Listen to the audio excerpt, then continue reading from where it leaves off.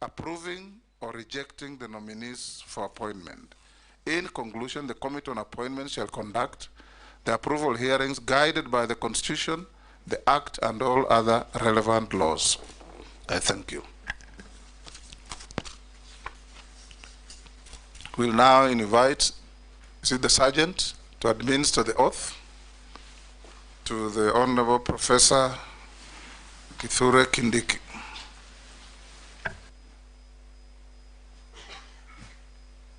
You can take the oath with the Bible, the Quran, or affirm, as the case may be.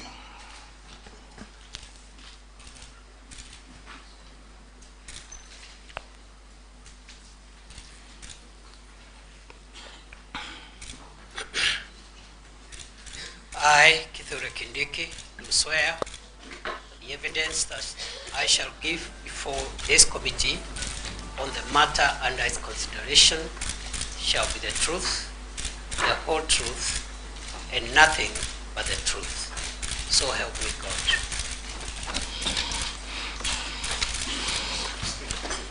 Yes, Owen? I'm wondering whether that is on record, because I don't know whether the mic was on or not. Was the mic on? So probably we need to redo the oath. It was on, I think. I thought it was on, but for avoidance of doubt, Professor, you may repeat the oath.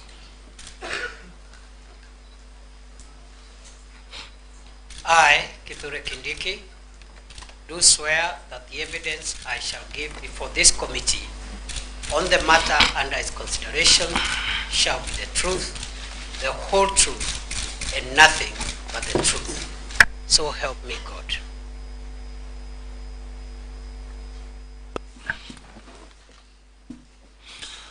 Welcome to the Committee of Parliament, Professor.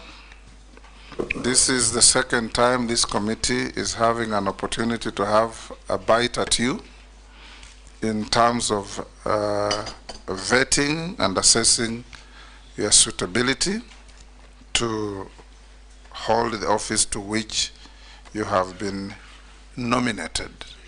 Before we start, we'll do some quick introduction of the team or the committee that's going to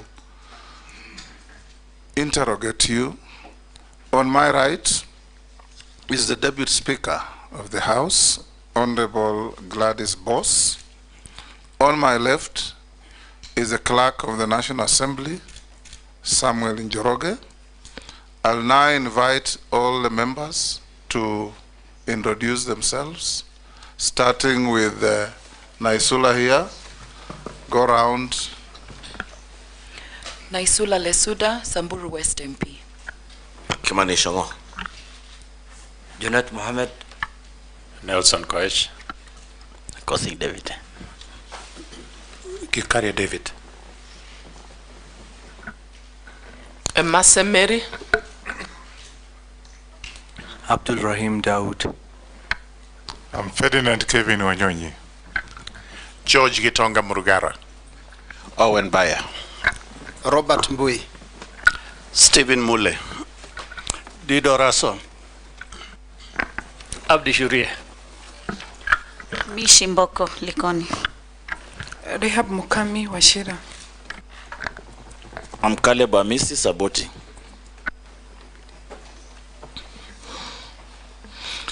We also have the Secretariat that is supporting this process, led by the Deputy Clerk, Sarah Kyoko, where is she? And all those good people sitting behind, who will be giving us some behind the curtain support. Professor Kindiki, welcome. Thank you, Mr. Speaker. We'll start by asking you the obvious questions. To introduce yourself briefly, stating your name, family background, education background, work and employment experience, your present engagement, and your status of compliance with all the relevant agencies of government that we passed on to you. You have 5 minutes for this exercise. Thank you, Mr. Speaker and honorable members of this committee. Mr. Speaker, my name is Kithure Kindiki. I am 52 years old.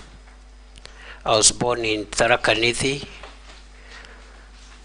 and grew up there, went to primary school there,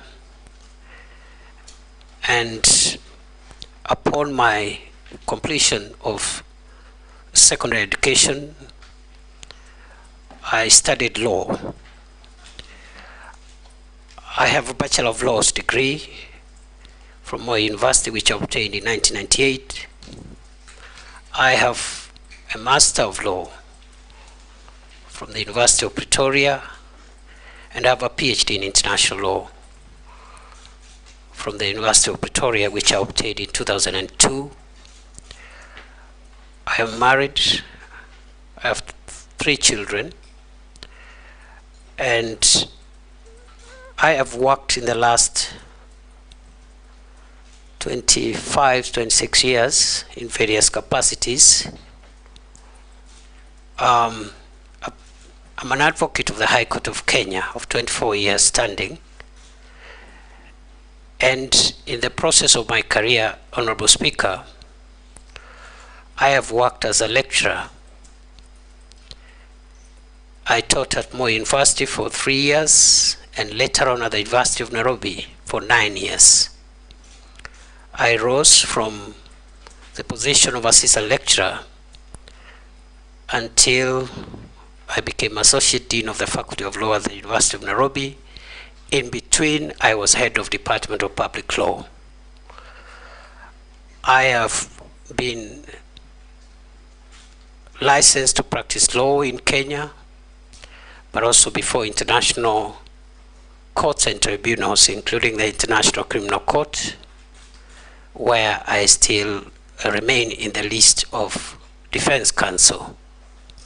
Mr. Speaker, sir, I've been consulted for many organizations, including UN agencies, regional organizations like IGAD, COMESA, African Union, East African Community, and also I am a member of a number of professional organizations, including the Academic Council for the United Nations System, the International Association on the Study of Forced Migration, the International Commission of Jurists, the East African Law Society, and the Law Society of Kenya.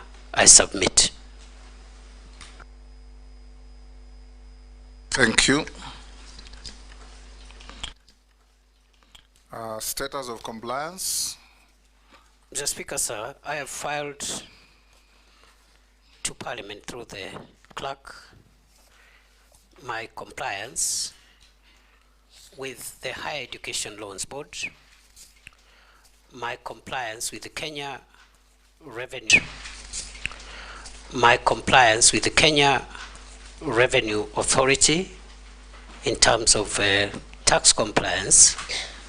I also have filed my compliance with all the other statutory bodies, including EACC, as well as the clearance from a recognized credit bureau, as was guided. And therefore, I want to submit, Mr. Speaker, that I've complied with all the statutory requirements as was guided by this House. And you have all the documents? Yes, I do. You'll pass them on to that sergeant next to you to give to Sarah Kyoko to have a look at. Does that include the certificates? Yes, yes. Okay, all right. She'll compare with the copies that you sent to Parliament.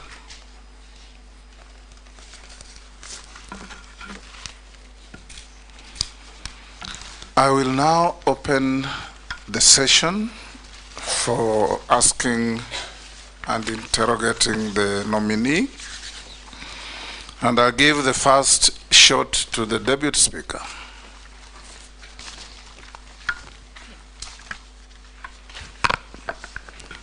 Professor Kindiki, I know this is within your knowledge that the Maraga Task Force on Police Reforms identified many challenges in the National Police Service, the Kenya Prison Service, and the National Youth Service as underfunding, endemic corruption, poor handling of human capital and development. So could you highlight for us some of the police reforms that you undertook during your just ended tenure as Cabinet Secretary for Interior Internal National Administration? And also, if approved, what are some of the measures that you will put in place to implement some of those recommendations? Thank you. Thank you very much, Mr. Speaker. I forgot to say between 2022 and 11th July 2024, I was the Cabinet Secretary for Interior and National Administration. Mr. Speaker, in response to the question by the Deputy Speaker, I respond as follows. That the task force that was established to recommend legal, policy, institutional, and other reforms in the National Police Service and the Kenya Prison Service made far-reaching recommendations on a number of issues, including welfare issues, leadership and accountability issues, career progression and succession management in the National Police Service, and also operational capabilities, equipment, and so forth. Mr. Speaker, sir, that task force recommended 221 recommendations that require administrative action. It also recommended a further 178 recommendations which require funding but do not require any changes in law or policy. The task force recommended another 177 recommendations which may not require funding but require legislative and policy changes. And finally, the task force recommended 23 recommendations in connection with the National Police Service, not the Kenya Prison Service. 23 of them that require consultations and concurrence with the National Security Council. We have, in the period when I have been the Cabinet Secretary for Interior, we have been able to take action on some of the recommendations that did not require legal or policy changes. For example, we've rolled out a massive police equipment modernization program, which will be rolled out in 5 years. And already under my leadership, we were able to convince the government and the National Treasury to allocate 7 billion shillings, which has already been spent to buy air and land assets to assist officers who have been exposed to great danger, those that are helping to keep the country safe in the front line, in the fight against terror, the fight against banditry and other sophisticated organized crimes. And therefore, this equipment is already up and running, especially mine resistance, ambush protected vehicles, armored personnel carriers, personal protection equipment, and also aerial unmanned vehicles, which are commonly known as drones. And we've been able to restore the police air wing, which had collapsed. And we have some of the aircrafts which are now operational and helping us with air surveillance. And we have also, hoping in the in the next financial year, if I am approved by this House, we'll be able to purchase additional gunship helicopters to help us finish the remaining work in terms of the fight against terror, the fight against banditry and other organized crimes. Mr. Speaker, I also need to point out that because of the grave issues around leadership and succession management and career progression in the National Police Service, during my 21 months as the Cabinet Secretary for Interior, we've been able to put in place, operationalize the National Police Leadership Academy, which we opened, His Excellency the President opened in Ngong.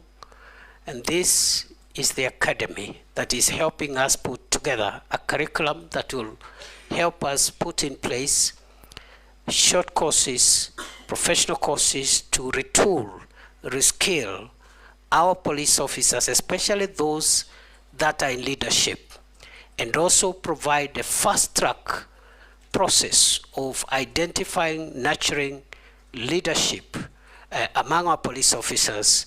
And therefore, going forward, with the academy now operational, we believe that in the next few years, we're going to inculcate not only fast succession management and career progression program, but also we're going to have a very motivated leadership within our police officers. We have also, of course, taken action around welfare issues.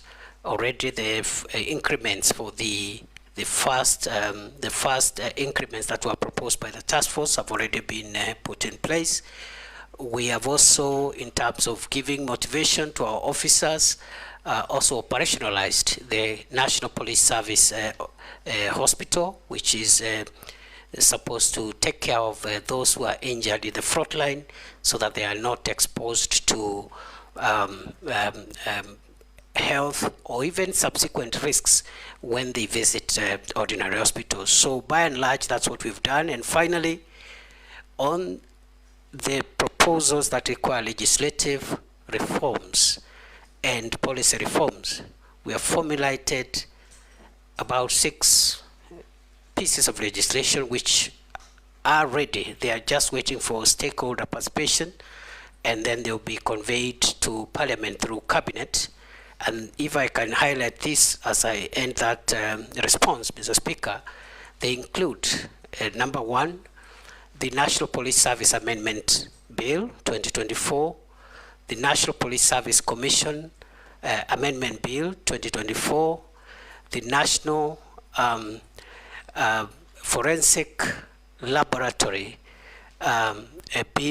Services Bill 2024. We have also formulated a bill which will also assist us in the leadership and the command oversight in the National Police Service. I submit. Thank you, Majority Leader.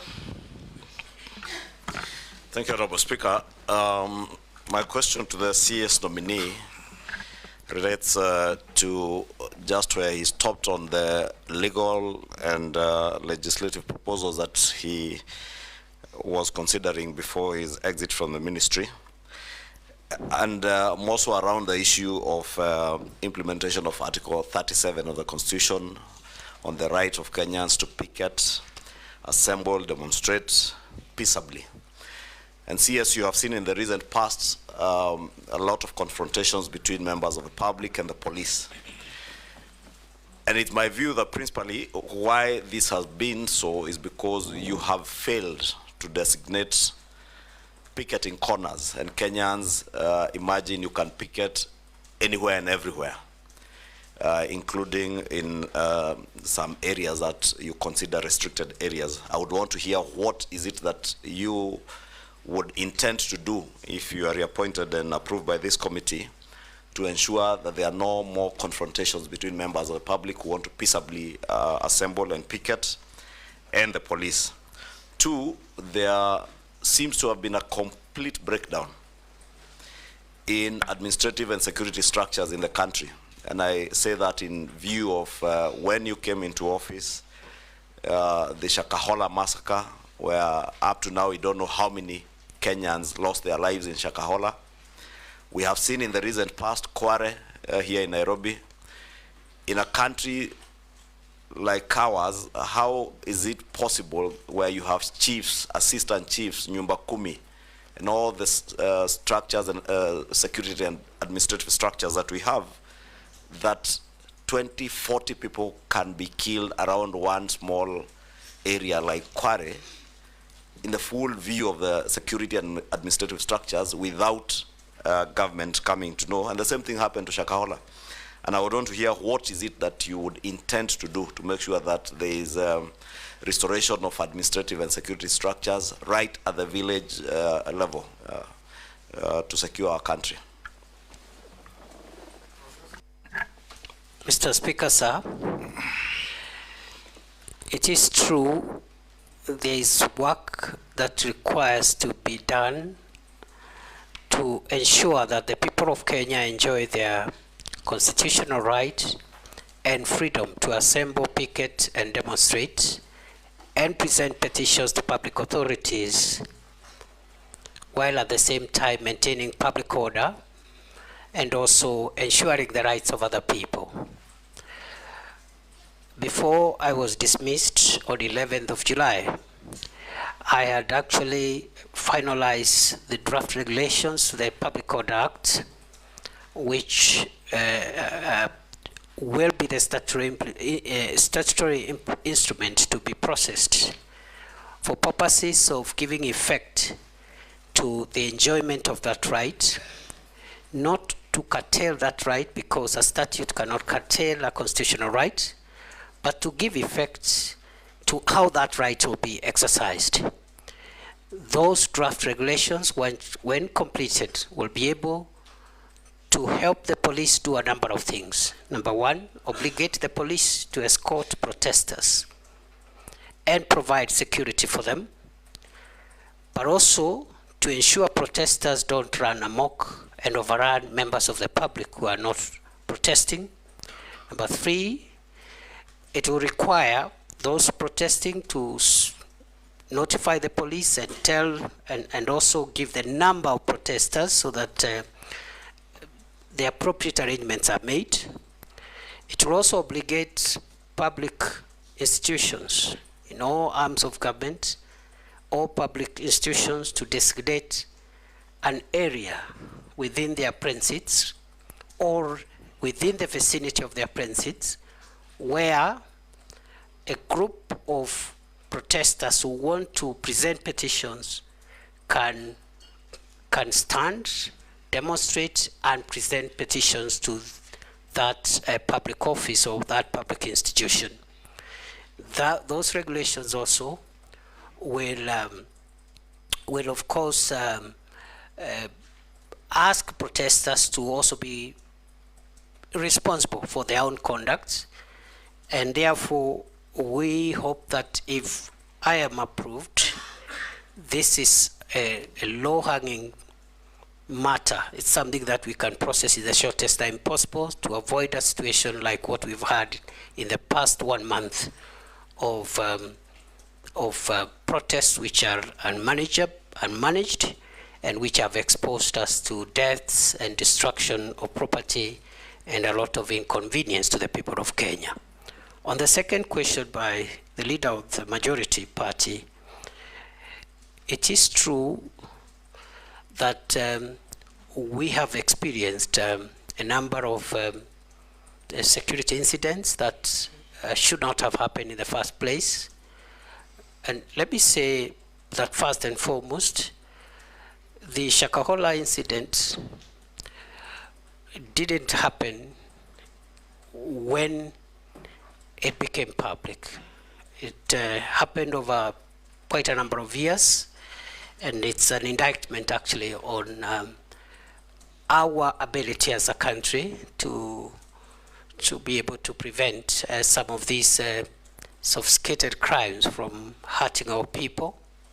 I am on record to having apologized on behalf of previous and the present administration for that breach, because the radicalization and the criminal activity around Shakahola began in 2019-2020.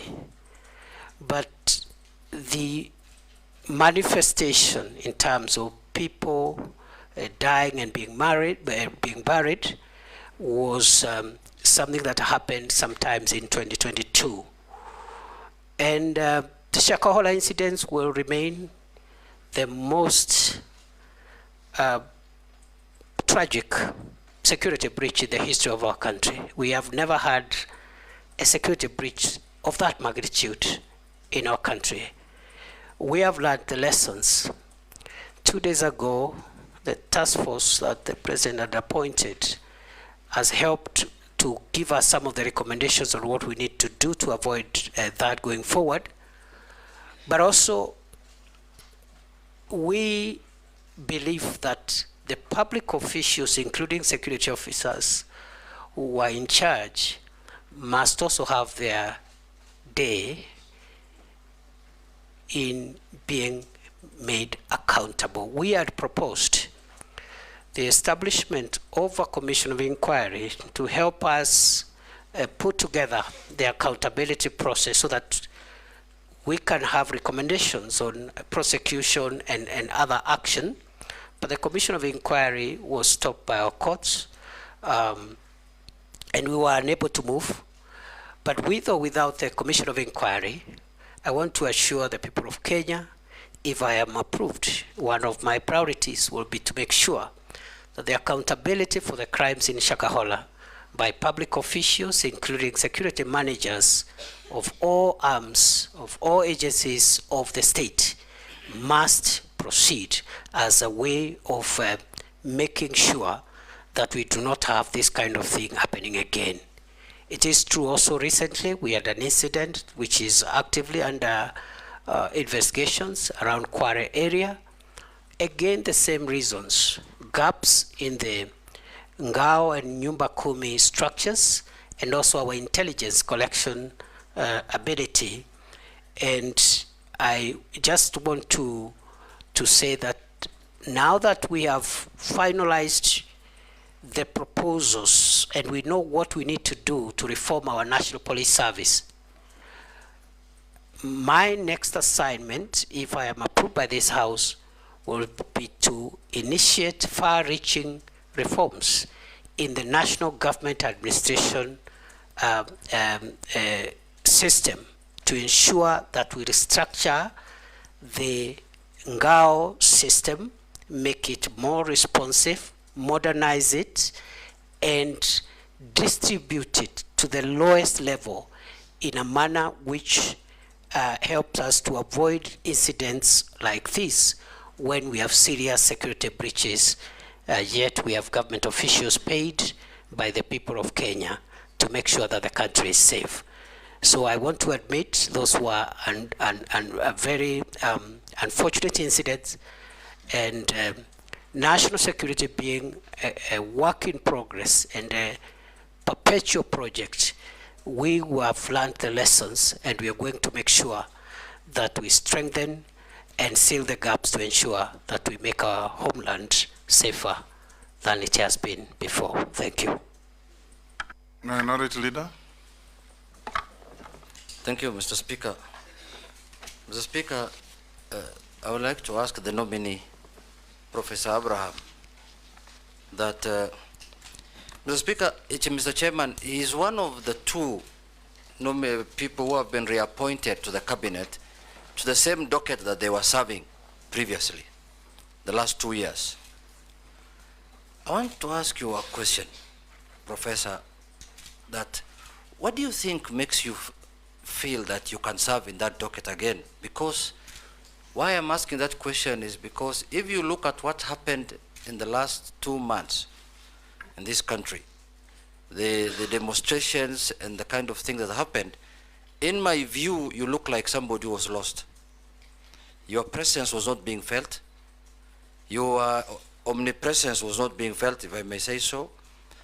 because you could see abductions were happening, human rights abuses were happening, but the minister's voice was not being heard in that situation. What do you think, what makes you think that you can serve again in the same docket? But the next question is that you have also seen widely, you have been widely accused the last 2 months or the last 1 year that you've presided over human rights abuses from time you've been appointed CS till last month. Particularly what happened, for example, on 25th of July 2024. And also during the Azimio demonstrations last year. More than 75 Kenyans lost their lives. And last month also, more than 50 Kenyans lost their lives. So there's a feeling that the national police response to protest is stuck in the old way of doing things. So the question is, to what extent do you think ministerial responsibility for the brutality meted on Kenyans by security organs? At what level do you think you can take responsibility for that? What new ways are you going now to do to stop that? So my question is, in spite of all these abuses that have happened, in spite of all the problems that Kenyans have encountered, what is this new idea that you will employ this time if you are approved by this House? Because one of the things we are looking at, Professor, Chairman, is the suitability of the person to hold that office. What makes you think you are suitable in spite of all those problems that you have encountered the last 2 months? Thank you, Chair. Professor, proceed. Thank you, Mr. Speaker, sir, and honorable members. I was in office for 21 months, 623 days. I can account for each and every day of my stay in office. I woke up every day, and my focus has been to ensure that our country is safe. I have risen before dawn every day, including Sundays, and gone to sleep very late, simply because of the demands of our homeland security. I believe that I am suitable for reappointment because during those 21 months, during those 623 days, I have been able to keep the country fairly safe, especially in the fight against terror. Previously, we had an escalation around 2021-2022 of terror attacks in northern Kenya and the Boni Enclave. And in the past 2 years, approximately, we've had stability in northern Kenya and Lamu. I believe I am suitable, Honorable Speaker, because the crime of banditry has been reduced significantly, in my estimation, by more than 75%, even if pockets of insecurity continue to be experienced.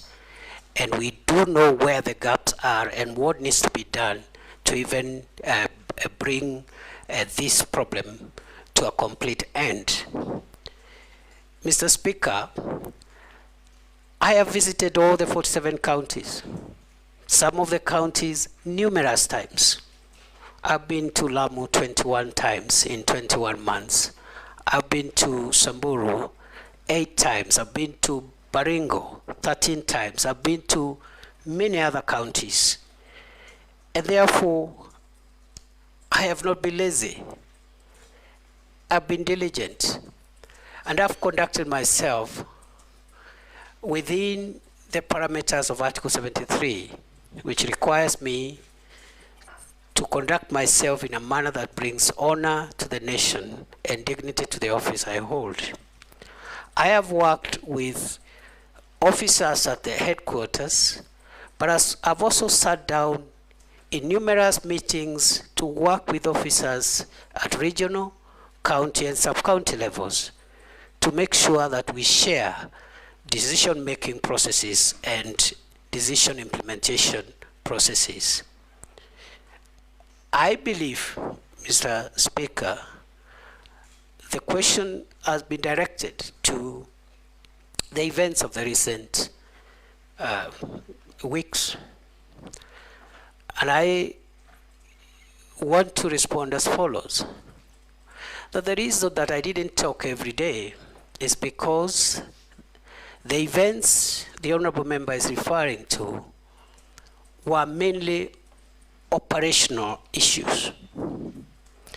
The work of the Minister, the Cabinet Secretary for Interior, as envisaged in Article 245 of the Constitution, is to give the organs of national security that fall under that ministry policy direction and policy guidance, and in particular because we are talking about the police.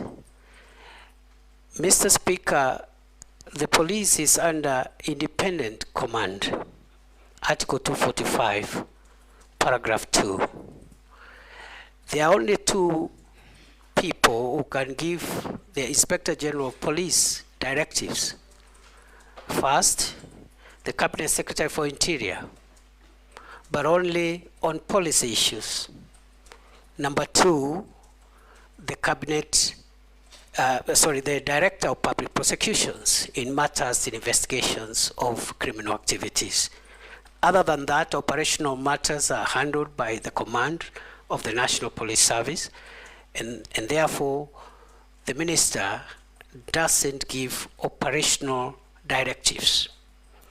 We have communicated the policy during my time in office, the policy of the Kenya Kwanza administration on policing, which includes zero tolerance on extrajudicial killings, zero tolerance on abuse of human rights, and restraints in the use of force. Limited only, the use of force being limited only to cases contemplated in the Constitution and the National Police Service Act and the schedule thereto in the defense of life of the officer or the life of the people of Kenya. Therefore, it is unfortunate that during a recent protests, we witnessed the death of 42 Kenyans. We also had injuries, 486 civilians and 385 police officers were injured. We had about 1,387 arrests. We had 54 police cars destroyed and 110 motor vehicles belonging to the people of Kenya also destroyed in those protests. And therefore, I want to submit as follows, that the operational responsibility of policing lies with the command of the National Police Service. It is my estimation that on a broader scale of things, generally, the police tried their best to protect the country against mobs of criminals, arsonists, and other dangerous people, including those who visited Parliament and wanted to kill parliamentarians and other people. The police did their best. And in the event, as it is possible, that any officer went beyond what is allowed in terms of the use of force, it is now the work of the Independent Police Oversight Authority and other accountability agencies to help the country to bring to closure the issue of justice for excess use of force. I want to submit as follows, Mr. Speaker, that even beyond the police having independent operational command, the issue of the use of firearms by a police officer is individual. If you read the National Police Service Act and the Schedule 6 to that Act, every police officer has individual responsibility on how they use firearms. You cannot, the Inspector General of Police will not be there to tell the police, the officer, shoot this one, don't shoot this one. There will be an operational order that will generally guide the police officer. So the accountability of the IG will be on the operational order, which is publicly available, whether that operational order met the constitutional threshold, but the use of force by individual officers is an individual responsibility issue. Other than that, I commend generally those officers who tried their best in very difficult circumstances to help the country come to terms with what happened, and hope and will see to it, if I am reappointed, that the accountability for those who violated the law is pursued conclusively. I submit.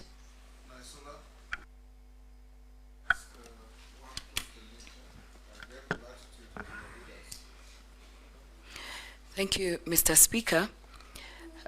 This question will just require yes or no. So then I'll be able to ask the next one. So Professor Kindiki, are you aware that for the last 2 years, we have internally displaced persons in parts of the North Rift, that is Samburu County, parts of Baringo, Elgeyo Marakwet, and other parts of the North Rift? It's a yes or no? Yes.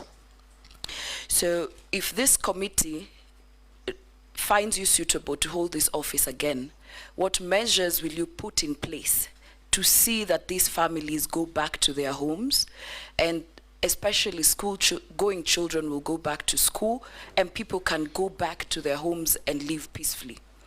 Mr. Speaker, allow me to ask the last question, which is also, are you aware that there are people in the North Rift who were killed in broad daylight, in marketplaces, in towns, for example, in Samburu West, in Suguta town? There have been abductions, and this current administration, which you served in, during its campaigns and has continuously said that you will not have issues of abductions, issues of extrajudicial killings, but I want to put it across to you that it has been happening. There are people in those counties who are missing to date. They have been abducted. I want to ask you whether you're aware, and we have sufficiently been informed that it is alleged that it is security officers who have abducted these people. Is that one of your measures of ensuring insecurity is settled in these areas? And do you think, as a professor of constitutionalism and ensuring we follow the Constitution, is that the right way in ensuring fair justice even to those who are accused? Professor? Mr. Speaker, now that the kinetic operations that we launched in February 2023 has yielded significant fruits,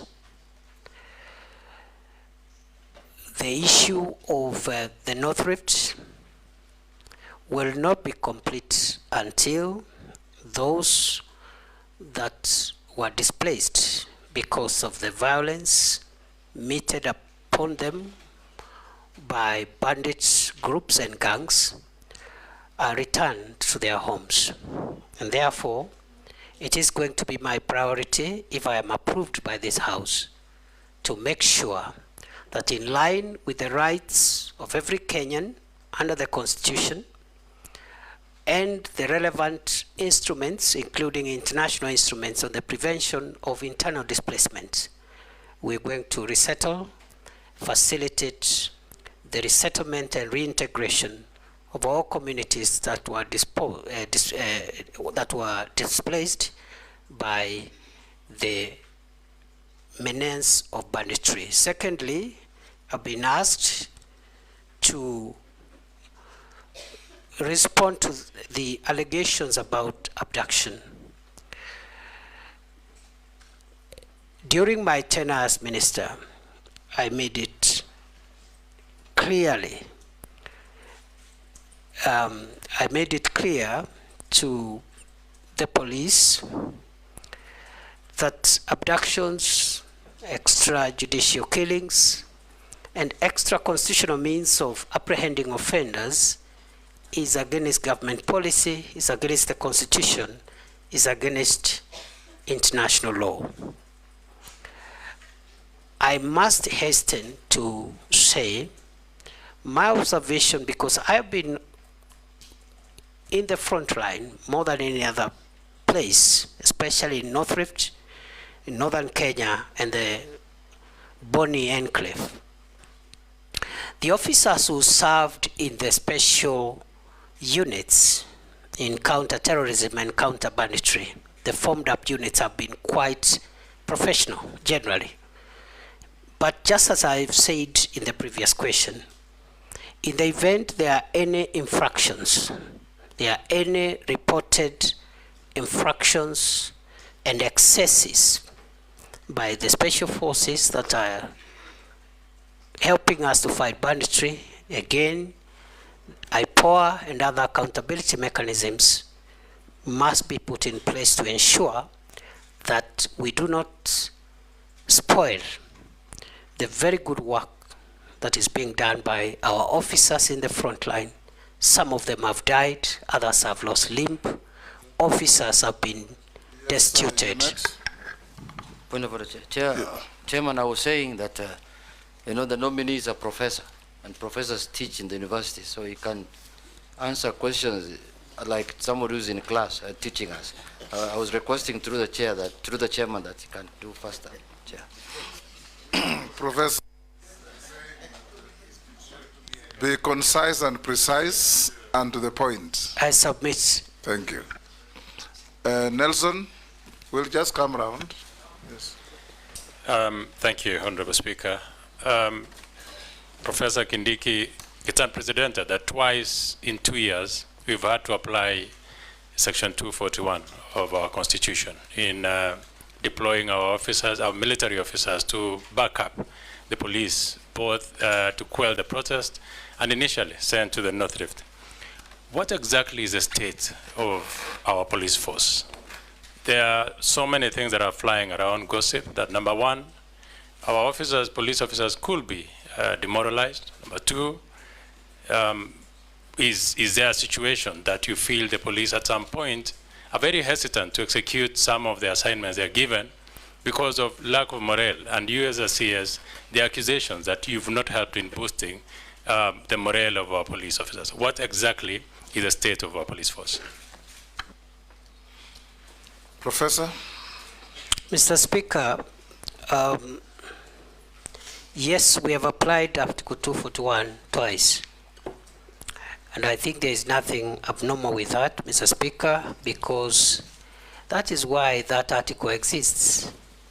So that whenever there is need, the National Police Service may request the support of the Kenya Defence Forces to handle either an emergency or a disastrous situation. On the case of the North Rift, it was important to get the support of the KDF because at that time the National Police Air Wing had collapsed. Right now it's operational. We didn't have air assets, we didn't have adequate long-range unmanned aerial vehicles, and therefore we needed the support of the military. But the effort in North Rift is police-led. In fact, the military has been supportive in the peripheries, police-led. Even in terms of numbers, we have 4,500 police officers against less than 1,000 KDF officers. With regard to the recent emergency we had, again, what we had on 25th of June was unprecedented. And our calling of the KDF was simply to put them on standby should they be needed. And you've seen they have not been needed. But it was a precaution because the criminals who wanted to ban Parliament were also threatening to ban State House and other critical installations. So if that was not reason enough to put KDF on standby legally, I don't think any other situation would have met threshold, because what we faced in the last month, in our view, was existential threat, not just to the arms of government, but to the state itself. And therefore, the police is in good shape. There are issues of welfare which we are handling. I've already mentioned about the salary increments which we have started implementing. There is issues around housing. There are also issues about the leave and so forth and so on. Medication, I've just talked about the hospital that we've established for them, fully fledged level 4 hospital. We have one for the border police again, which again we operationalized under my leadership in Kanyonyo for the formed up units. So yes, there is more to be done, but it is not true to say that the police force is demoralized. They have done a good job, and when it's necessary, we have called in the KDF in accordance with the law when we feel that the situation is an emergency. I submit. Posing. I thank you, Honorable Speaker, for giving me this opportunity. Professor, and Honorable the Chairman, I want to rely on section, I'm on this side, Professor. I want to rely on section 6 and section 7 of the Act in terms of suitability of the candidate to the position he has been nominated. And in this respect, Honorable Speaker, I want to take the Minister in terms of suitability on his credibility in terms of respecting what he says, in terms of implementing what he says. Because this is the second time he's been given a chance. And Speaker, I want also the nominee to know that absence of war is not necessarily peace. Whatever is happening in the North Rift, Honorable Speaker, there is relative peace. There's no war, but it might not necessarily mean peace. What am I saying, Honorable Speaker? The candidate, as an example, the candidate came to the North Rift.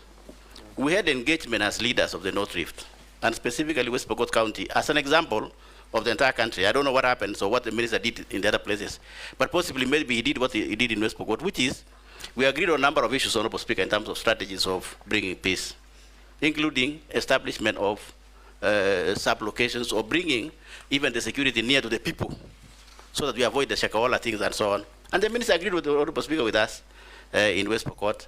And we also agreed to put security in strategic areas. It might happen in other parts of the country. The minister agreed. And Speaker, nothing happened. Nothing has happened so far.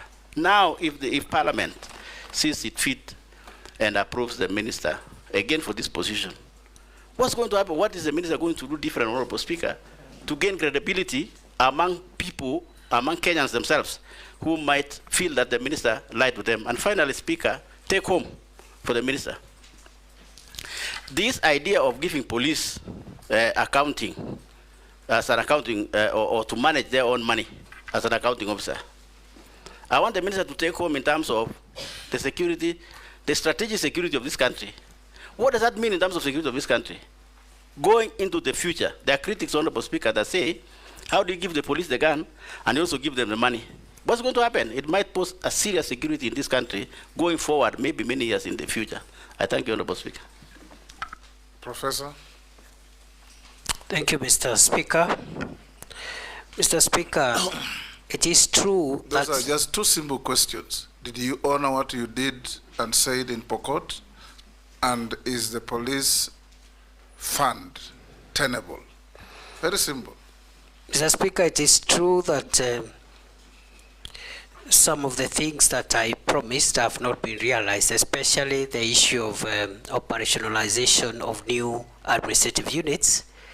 But it is also true that some of the things I promised have been realized, and I thought the honorable member would be kind enough to notify the House and the country that during the same consultations I had promised that we will provide, train and equip 200 National Police Reservists for West Pokot, which we did. Number 2, we had promised to set up a security camp at a place formerly called Lami Nyeusi, which is now called Lami Nyeupe, which we did, and so many other things we did. But the issue of the units is outstanding, and not just for West Pokot, but also for a few other counties, including some parts of Baringo, Samburu, and a few other counties that did not benefit from the operationalization of units, and that is work that we are going to complete if we are reappointed. On the second question, I do not think there is a problem with giving the National Police Service money and control over resources relating to their operations. The operational budgets of the police must be run by the National Police Service themselves, and not by the ministry, not by the office of the president. And in my view, if there are issues of lack of effectiveness, it is not because the police have their own budget. If anything, it should help them even work more efficiently. Therefore, the question should be, now that the police have their operational budget, what prevents them from serving the people of Kenya in a better manner? And those are issues that we'll be looking at if we are reappointed. In any case, Parliament oversights the use of that money. Gikaria? Thank you, Chair. Professor Kindiki, in the recent past in this demonstration, 2 young men, Michael Kihunga Nyagodhie and another young man called Kevin Maganga, were shot dead in Nakuru. The family has been trying to get some information from IPOA. It is alleged that the the IPOA is not receiving required information from the police service. This has posed a great challenge to IPOA executing its oversight mandate. If approved for this appointment, Honorable Kindiki, what steps will you take to ensure that the two institutions work seamlessly for the benefit of Kenyans? And secondly, how will you strengthen IPOA so as to execute its mandate? Second, the Honorable Chair, is about urban criminal gang activities.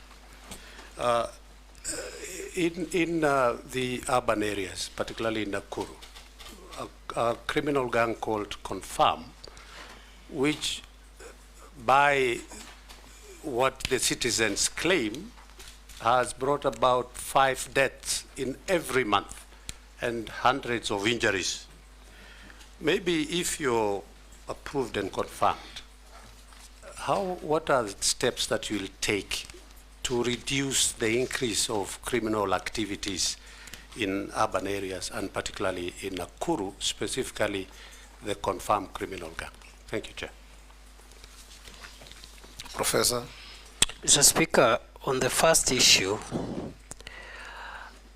the relationship between IPOA and the National Police Service is an ongoing conversation, and it's not unusual. It happens all over the world that the police and the bodies oversight them have normal institutional tensions.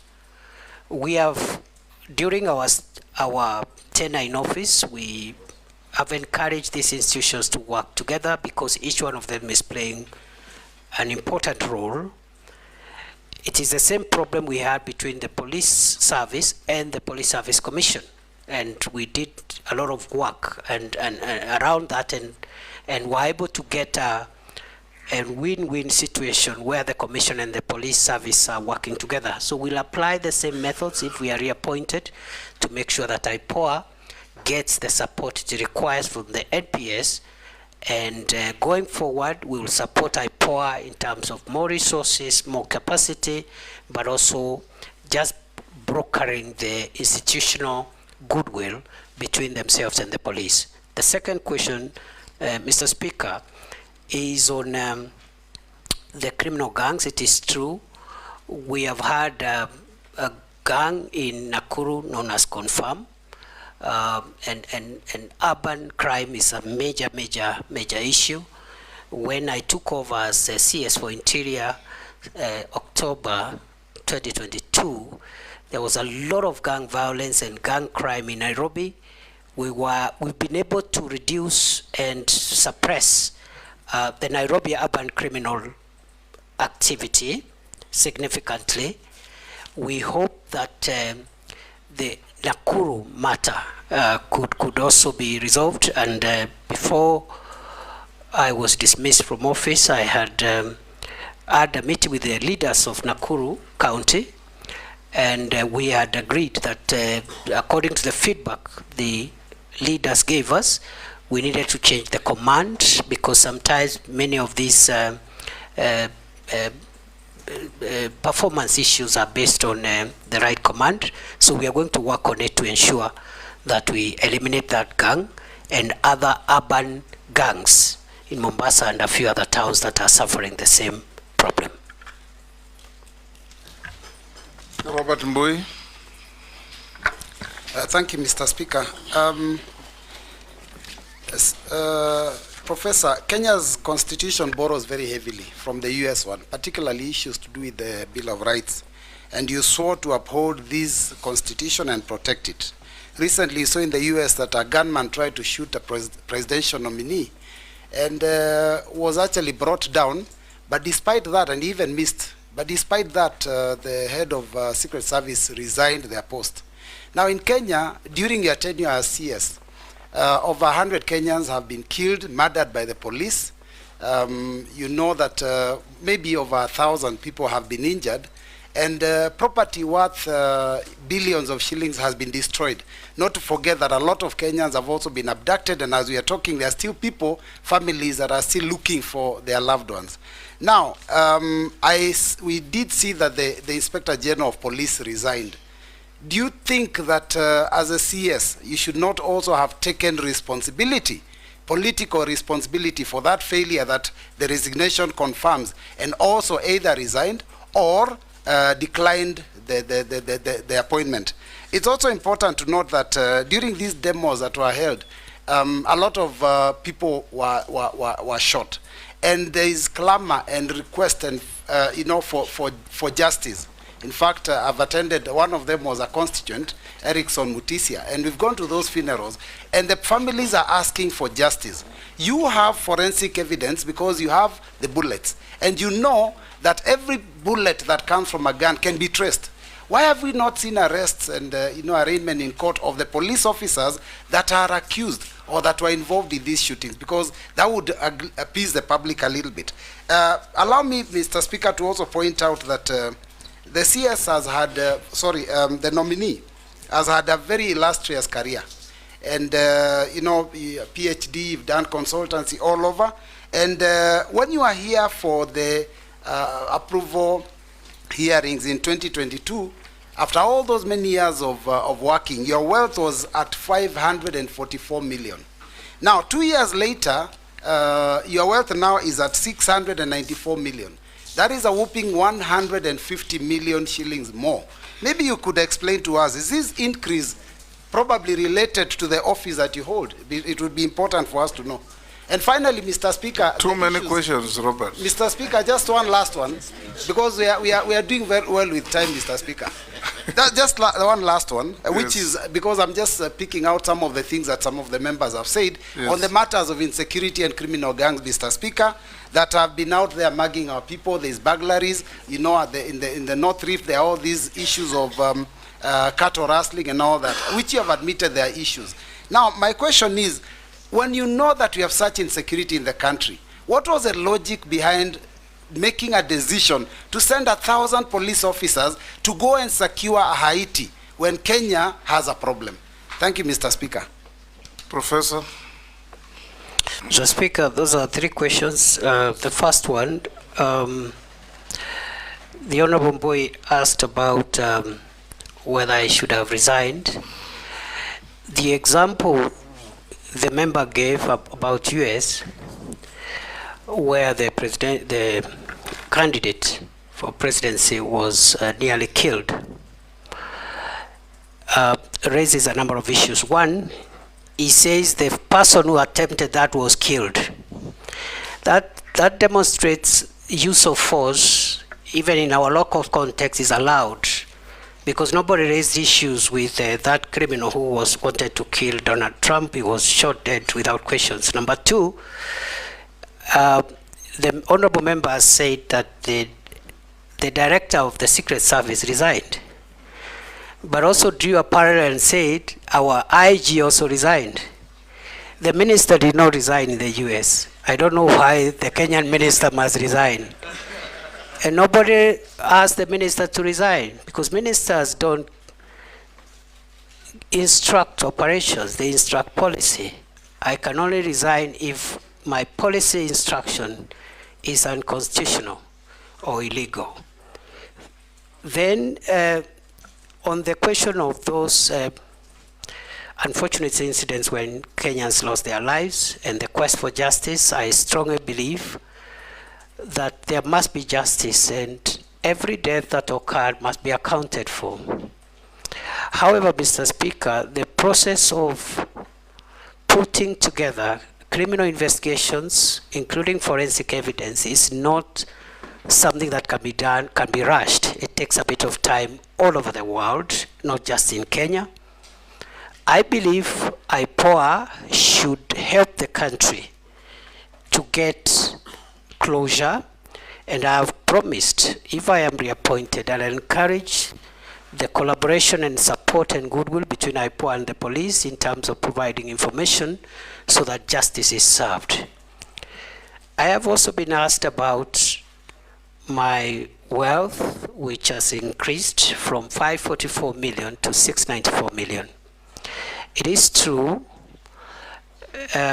because, first, let me start by saying that I have not benefited from any improper business.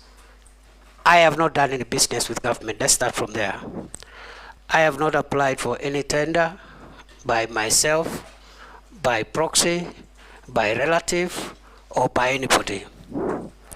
Mr. Speaker, before I was appointed, my wealth was at 544 million. I said at that time, which I still do now, that I have run a business, which today I do not participate in that business. I don't practice law, but my law firm is alive and working, and much of that revenue has actually come through the revenue from my law firm, which is still active but being managed by other people. I think all my salary and allowances have been spent in paying bills. Therefore, most of the increment in my net worth is because of three things. One, the legal fees, some of which was actually pending by the time I was being appointed, and I said it here, that there are some unpaid legal fees, which some of them were paid. In fact, I remember 2 months after I was appointed, one of the clients paid a significant amount of legal fees, which had been pending. Other than that, I do small businesses and so forth and so on. None of my money has come from the public except the salary and the allowances that I'm entitled to. Lastly, on Haiti, it is true that the government of Kenya, through the National Security Council, decided to deploy our officers in Haiti pursuant to a request by the UN Security Council and the UN General Assembly. These are international obligations. It has not affected our operations, and it is not true to say that since there are problems in Kenya, we cannot also do our international obligations, because the all countries in the world do have security issues. They have security matters. Even the country you consider safest has its own security matters. And therefore, it is a great honor for our officers to serve in Haiti. So far, they are doing a good job. I believe they will profile Kenya properly. They will bring honor to our country. And that deployment has not affected our operational capabilities. I submit. Thank you, Speaker. Thank you. Don't be like your neighbor. Ask one question. I'll ask only one question, Mr. Speaker. Professor Kithure Kindiki, in your first stint as CS Interior, you are associated with strong statements, such as "we will crush you," you'll be met with the full force of the law, "we will deal with you firmly and deadly," and many other words like that. Statements which seem to fuel police extrajudicial action. And Kenyans have taken notice of such statements that probably they fuel police extrajudicial action and the use of excessive force, because if you tell people we'll crush you, the police will crush you, that's what it will entail. As you see now, there's a new awakening in this country about what public officers are saying. How different will you be if we approve you? Secondly, you are also the civilian face among the police and the security organs that we have. But as you took up this job, probably Professor Kindiki, you became more of them, more of a police officer, not a civilian within. You are donning police uniform, you are all over police choppers, and you behaved like a police officer. Which probably took you away from the police direction that you're supposed to give the forces, and became more of an operational leader instead of a policy director in the force. How will you be different on this? And probably lastly, you are more in the sky than on earth. When you want to give policy direction, you want to give guiding, you need to be in office, have meetings, boardrooms, and give policy direction.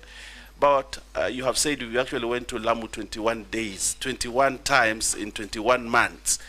And probably in the operation field more than where you are required to give operational or to give policy guidance and direction. And that's why the police force and the administration, national government administration, is not properly coordinated. How different will you be when we approve you as CS? I thank you. Professor?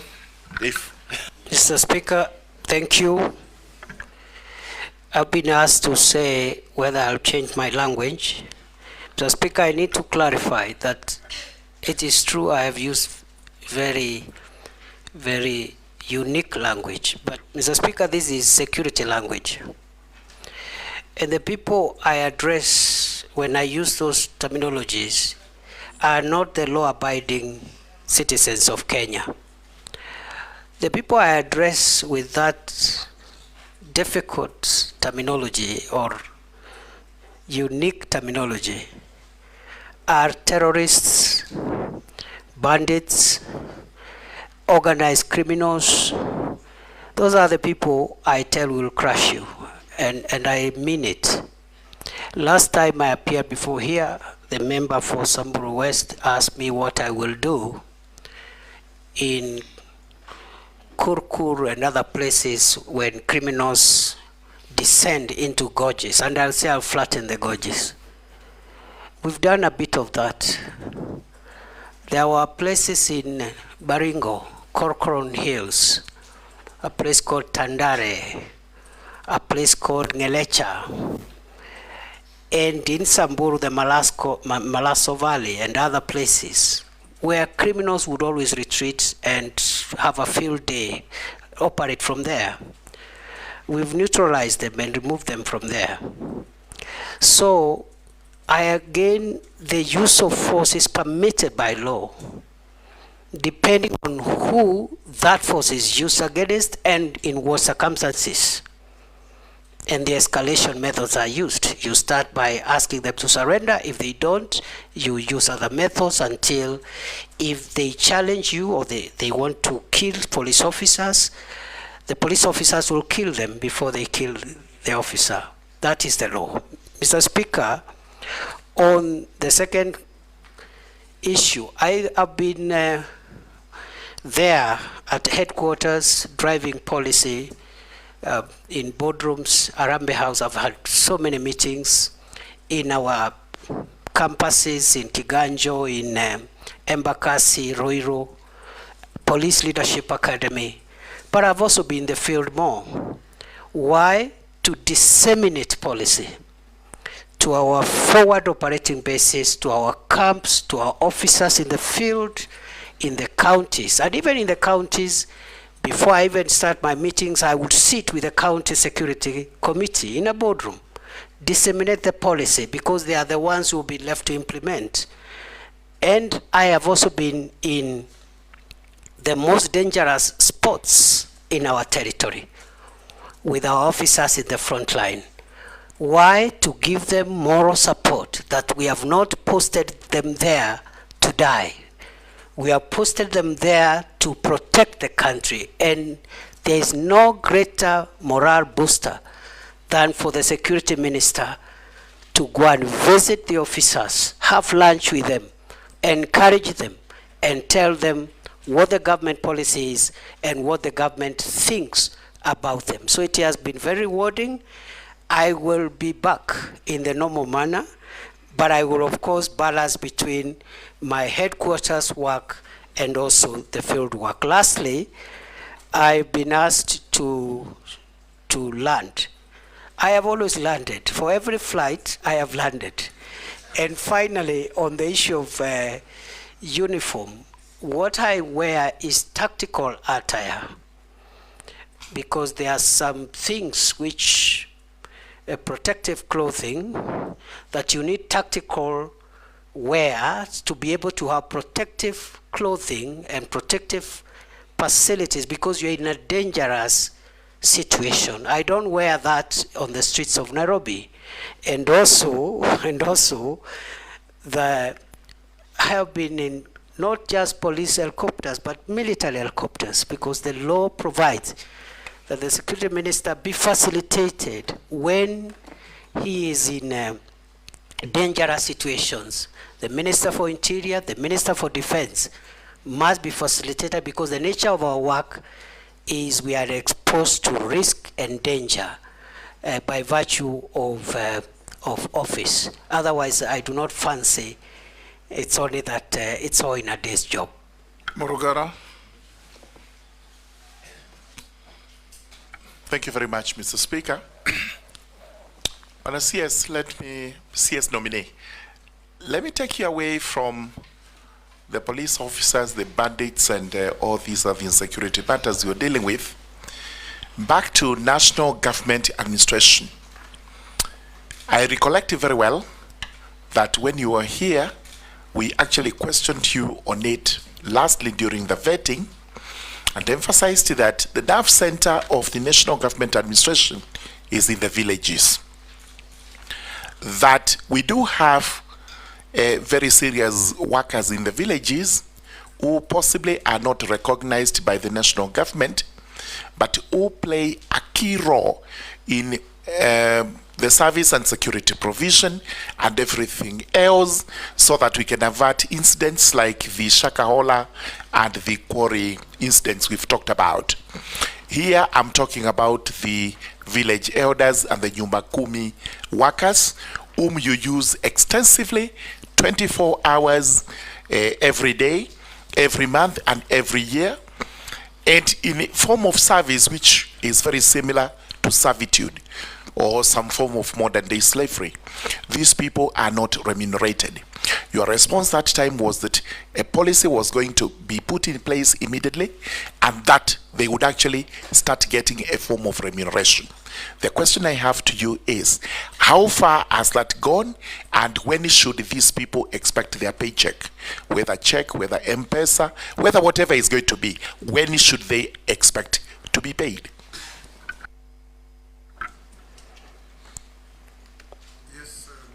Mr. Speaker, sir, we have finalized the Village Elders Bill 2024. It is one of the 12 pieces of legislation that are awaiting cabinet approval for transmission to Parliament, and therefore that matter will be sorted out in the shortest time possible. I submit.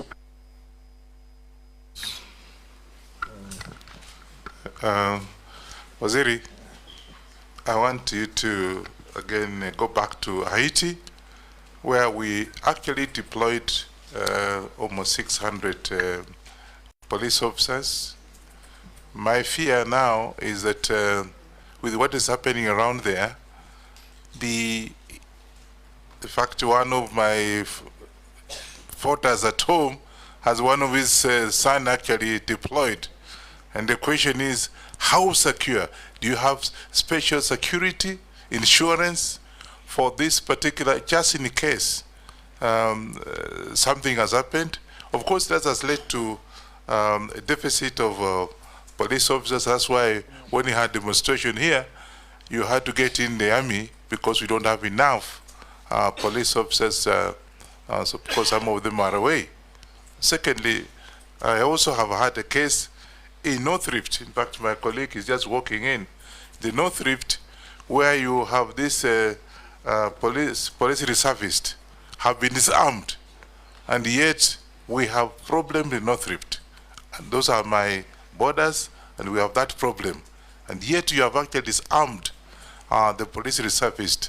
What are you doing about that? Professor, will take Dawood, note the questions. Thank you, Mr. Speaker. The CS nominee, you have promised regarding passports a couple of times, and you know passports are the most important. You initially said within a day, within a week, within 2 weeks, but apparently the passport issue has not been sorted out. The other issue is regarding the IDs. Your department has rolled out that IDs will be 10 years, whereas we have known all along IDs did not have an expiry date. What informed the decision for that one? Because now we've got Maisha number, which has been already declared unconstitutional. But what was the point of launching Maisha number when we had a Huduma number which did not work? So now, first was we've got the original ID, now Huduma number, now Maisha number. So aren't we confusing everything? Can't we have just one, the ID to be upgraded instead of all those, and data protection? Thank you, Mr. Speaker. Professor, you can answer those from Ferdinand and Rahim. Mr. Speaker, with regard to the question by the member for Kwanza, Haiti is a United Nations mission. Therefore, our officers are covered, insured, paid for by the United Nations, and therefore there is no cause of alarm. But it's also good to report good progress so far, because the officers, they have been able to get part of the critical infrastructure, the port, the airport, the main police station have been recovered, and the hospital have been recovered from the gangs.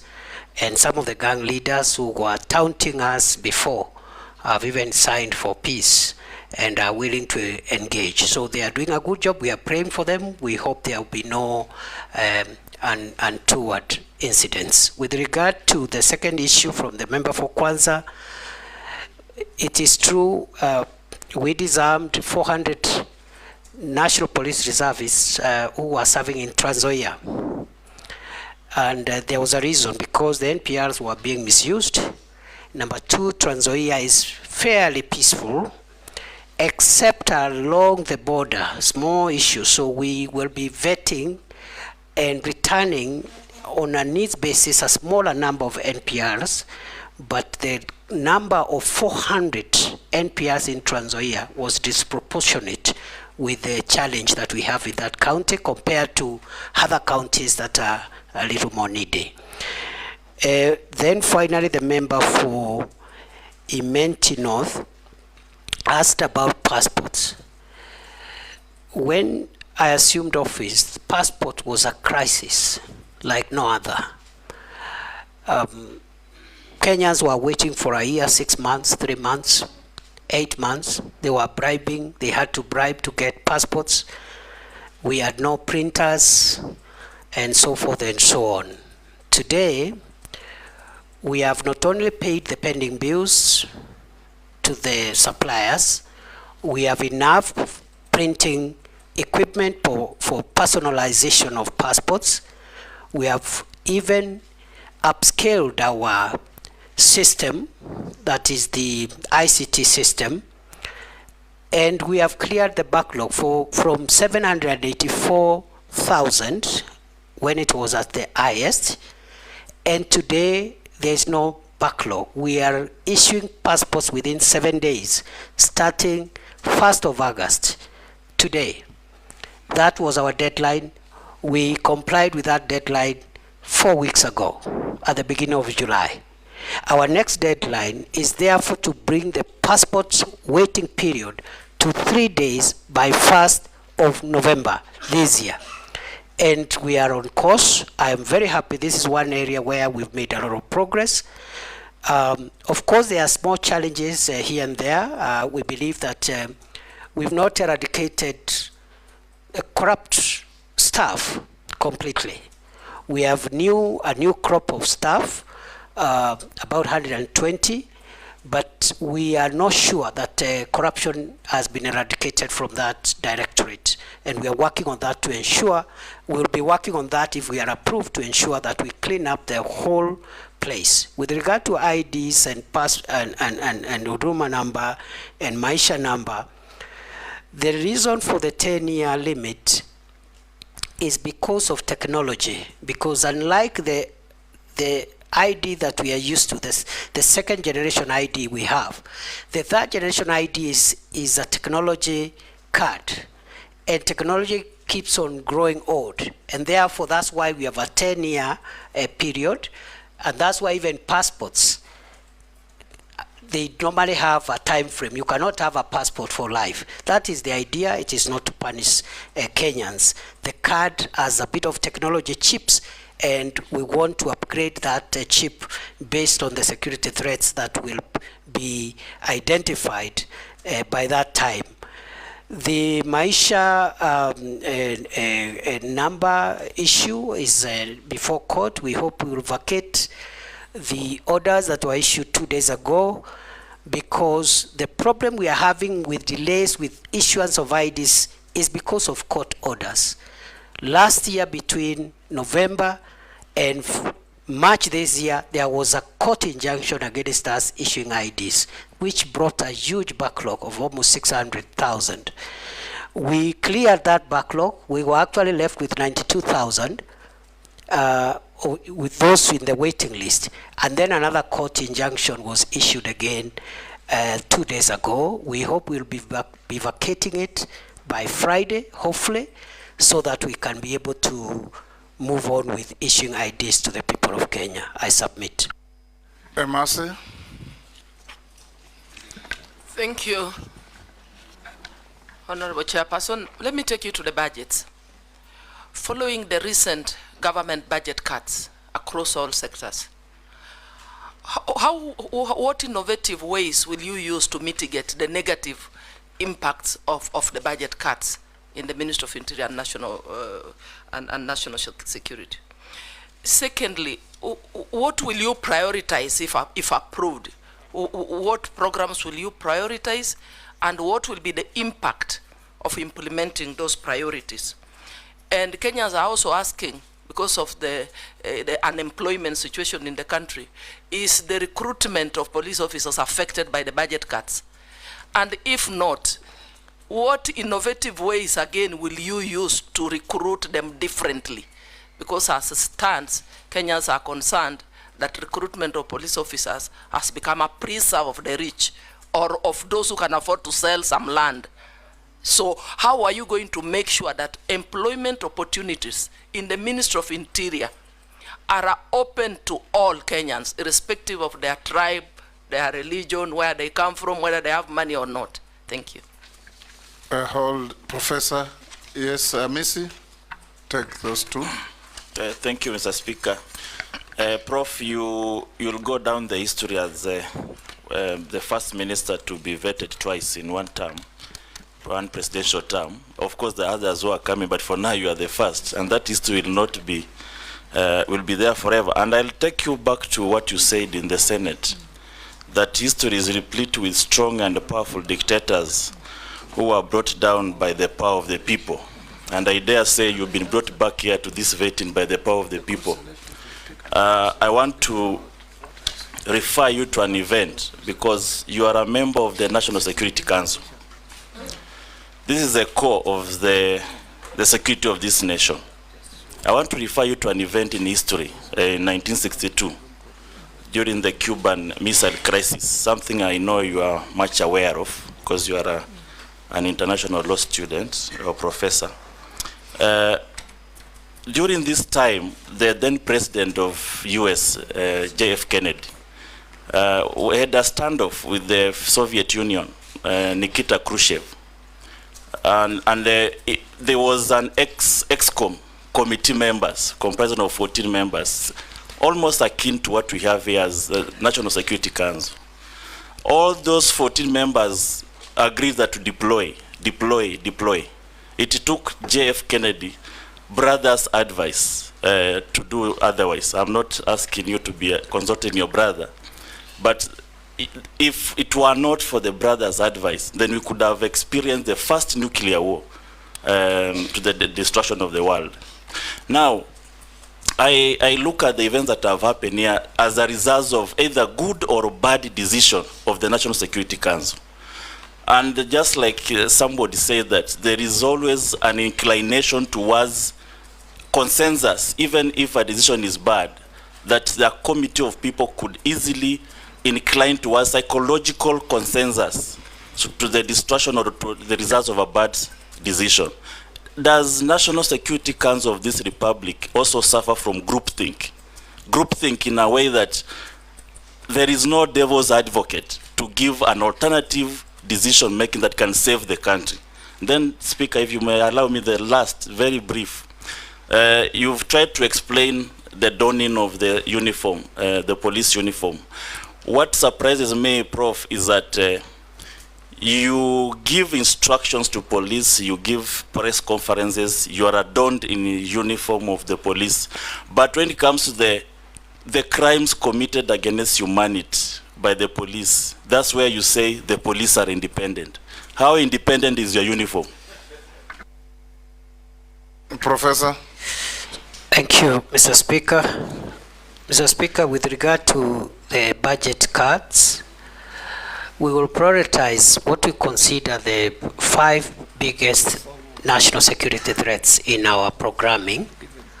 And those are the threats of terror, organized crime, drugs, the need for drug controlling narcotic drugs, the fight against climate change, and also extremism in its various forms, religious, political, or whatever extremism, because extreme behavior can annihilate the nation. With regard to recruitment, going forward, we will ensure that each and every Kenyan, boy or girl who is recruited, can be accounted for. Because in the past, we've had so many claims of corruption and so many claims of favoritism, and therefore going forward, it's going to be demanded from the police that they account for every recruitment slot that they fill. We have a big problem of corruption in the country, and we hope the National Police Leadership Academy and the programs we want to put there as we look for succession management and new managers of security will be able to fight corruption in the National Police Service. Mr. Speaker, the Honorable Amisi asked me, I think the first was just a comment. He said, I've been brought here by the power of people, and I want to say happily, yes. Happily, yes. With regard to the second, and I say happily because it's important for public officials to be put under scrutiny and be measured using the highest possible threshold. So I have no issues, I have no problem. Even if I'm brought here 20 times, I will happily come up and try and explain myself to the people of Kenya and to the representatives of the people of Kenya. I've been asked, the second one, the last one, from the Honorable Amisi, was on whether the National Security Council is suffering from groupthink, and the answer is no. I submit. Mukami? Honorable Mukami? Thank you, Honorable Speaker. Honorable Speaker, I want to ask our Waziri one question from a police officer who is concerned. I understand there is a court battle in the court since 2018 between the police constables. There are those who are earning higher salaries than the others. That means there are those who are in job group J, they are earning more salary, and that is why they had gone to the court, because they want to understand why there is a discrimination. The other question, it's about our police officers. Waziri, as you know, our officers really do a lot of work. What policy are you going to put into place to motivate our police officers? Because there are those officers who have stayed in one station for over 20 years.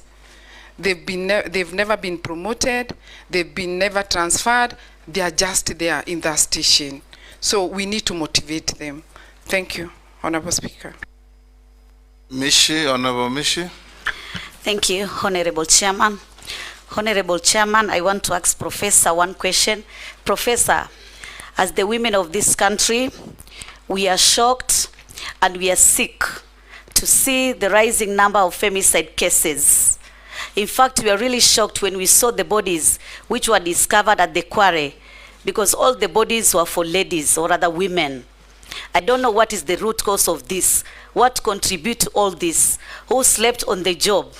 We need to know some answers on these issues. Second, Honorable Chairman, I know he has answered issues on the issue of officers using excessive force during protest, but I also wanted to hear from him, what future plans do you have to ensure that future protests are going to be managed in a way that there'll be no loss of lives? Thank you, Honorable Chairman. Professor? Mr. Speaker, sir, with regard... Hold, Professor Emasa, you have a point of order? I think the nominee forgot to respond to mine. Which one? It was on the budget and the issue of recruitment. He did. I think I can respond together. He did. Okay. He did, very clearly.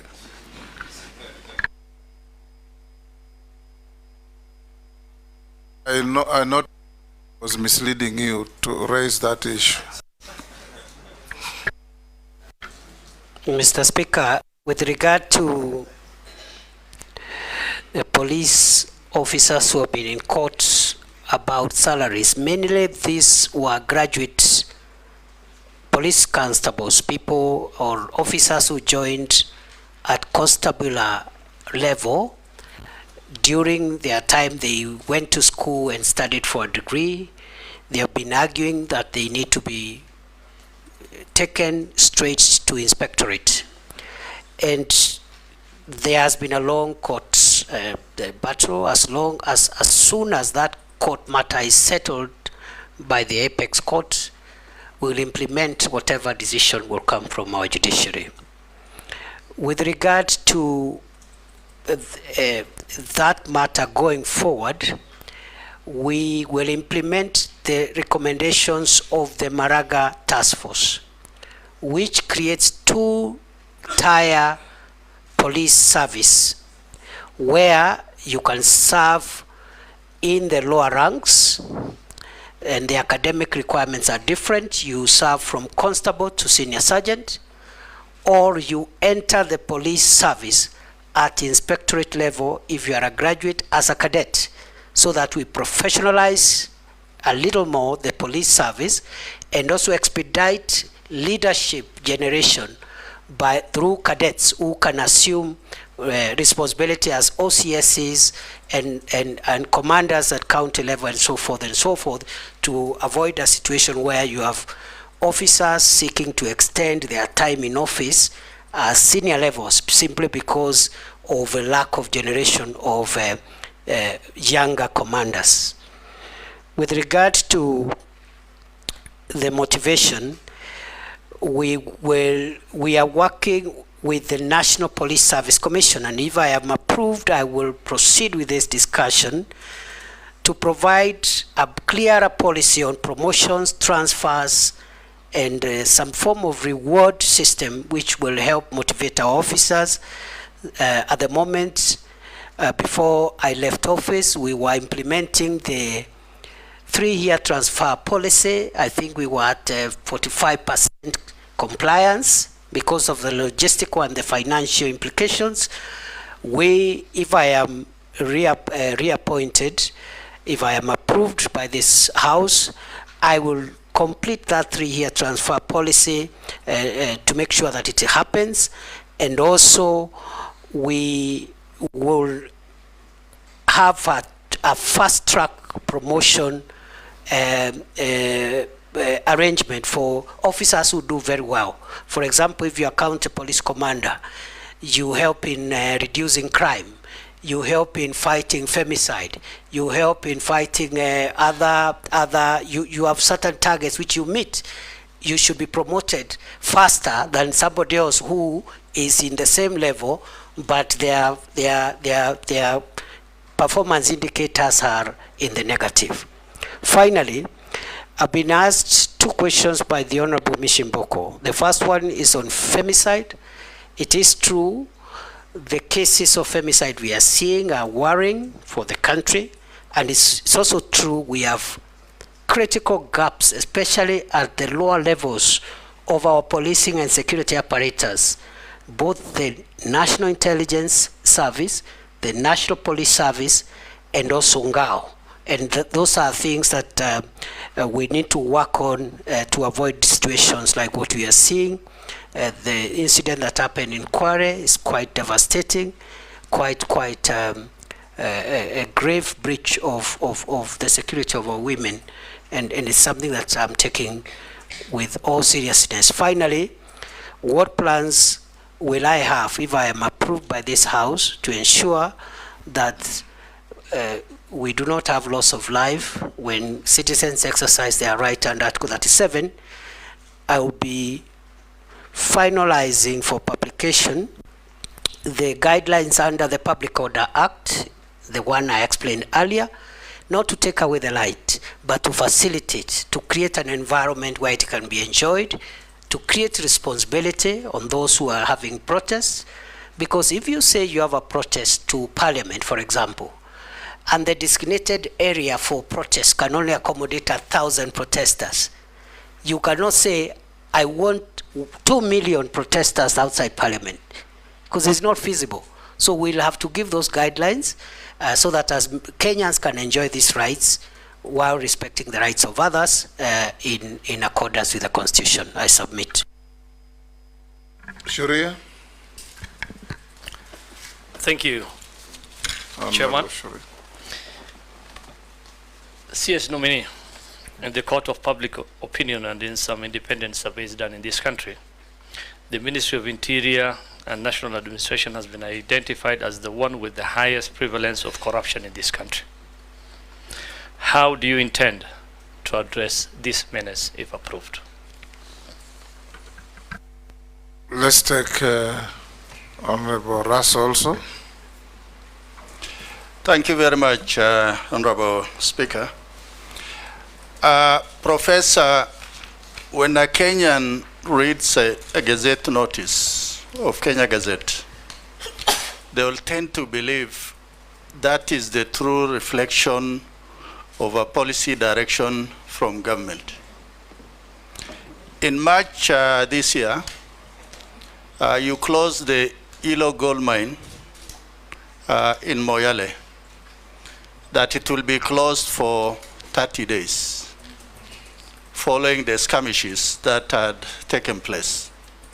But since then, over 30 lives have been lost, including that of security officers. That particular area has turned out to be a black market for mineral entrepreneurs, and the citizenry have generally lost faith in government and also in the security agency. My question to you,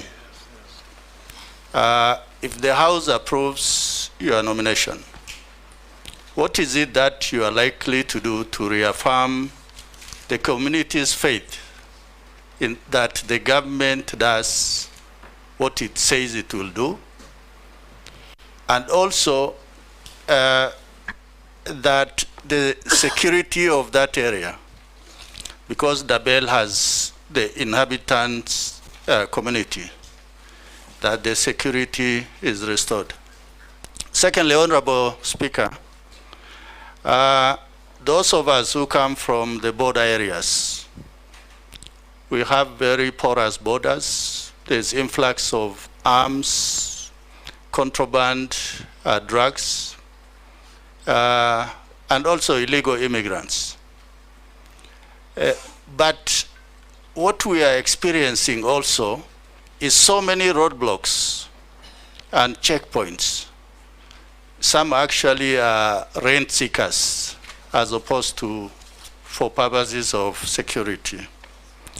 Professor, if the House approves your nomination, what is it that you are likely to do to ensure there is security for Kenya, but also the communities that are traversing or traveling on those roads are not, to an extent, inhumanly disadvantaged?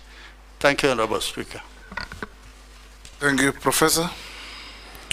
Mr. Speaker, with regard to the question by the Honorable Shurie, it is true corruption is a big cancer in the National Police Service, in the public sector of our country, the two levels of government and the three arms of government. In our assessment of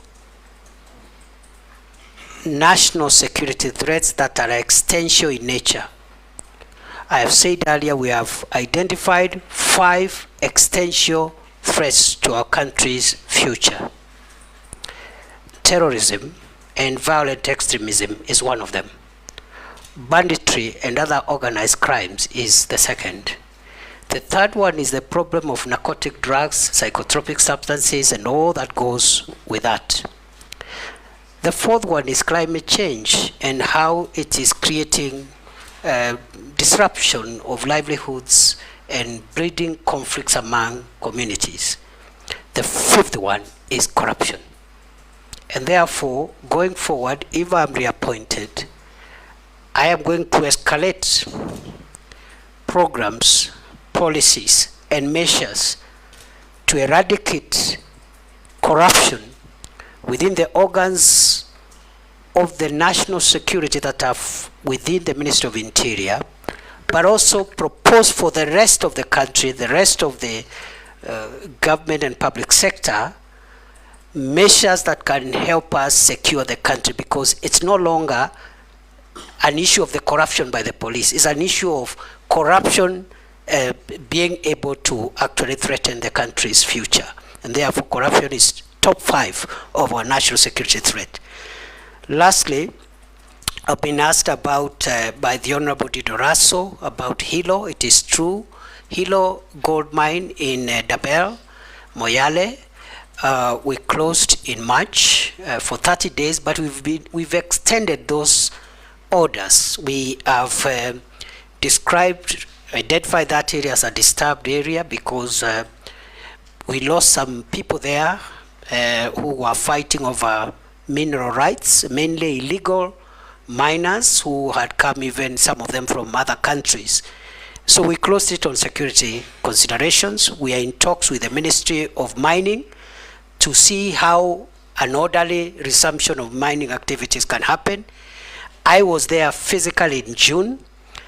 I was planning to go back in July before this happened. In the interim, we have lost a few people because of illegal activities around there, even as we speak, on a very low scale though. We even lost 2 police officers in the last 2 weeks. So as soon as if I am approved, as soon as I'm in office, I will prioritize the Dabel issue to ensure orderly resumption of lawful mining activities to the benefit of the communities that are there. With regard to borders, the multi-agency roadblocks we have, especially the one in Archer's Post, the one in Mombasa, the Garsen Malindi Highway, all the multi-agency roadblocks are working well, including the Kanyonyo one, the one on Garissa Mwingi, Nairobi Highway. What the criminals have done, those who smuggle arms and aliens and drugs, they are using alternative routes. What am I going to do? The same multi-agency approach that we have used on the main highways. We will increase our surveillance and put multi-agency effort, not necessarily roadblocks, but patrol teams by our special forces on the alternative routes that drug traffickers, human traffickers, and other criminals are using to harm our country. I submit. Honorable Mule. Thank you very much, Chair, and thank you very much, nominee. Honorable Speaker, I want to ask Professor that he came to be the Minister for Interior after the last election and be vetted by this committee and approved, and understanding very clearly the economic policy of the Kenya Kwanza policy of bottom-up economic transformation.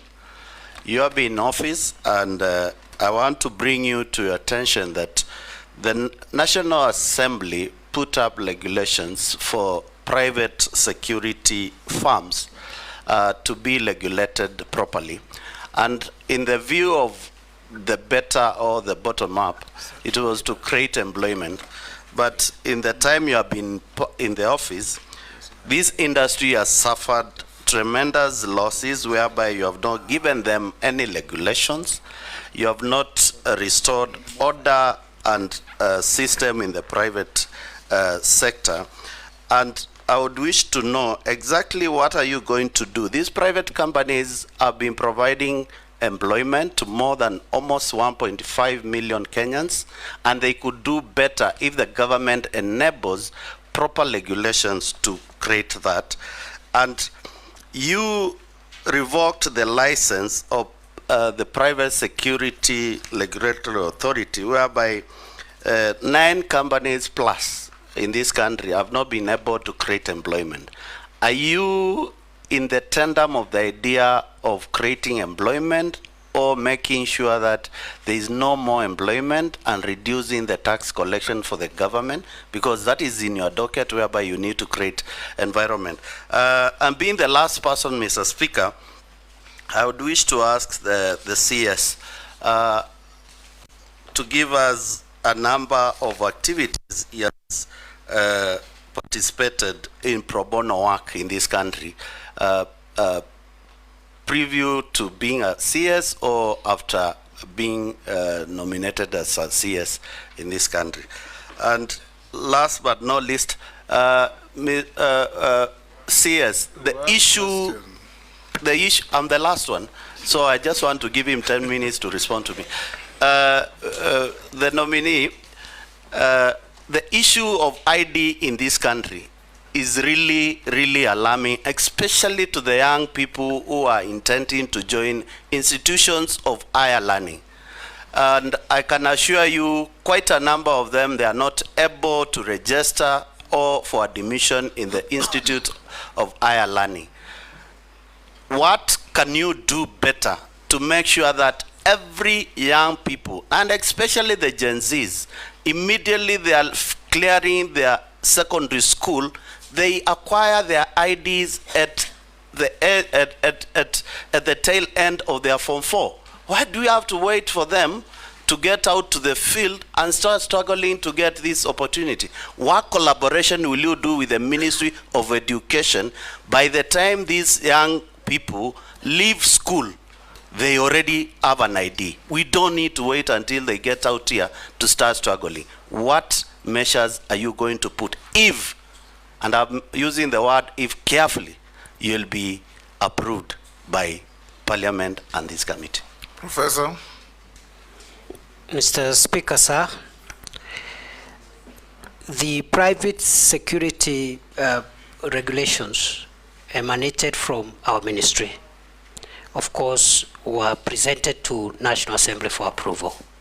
So those regulations themselves speak to the fact that we've been actively involved in generating policy, guidance, and framework for this very critical sector.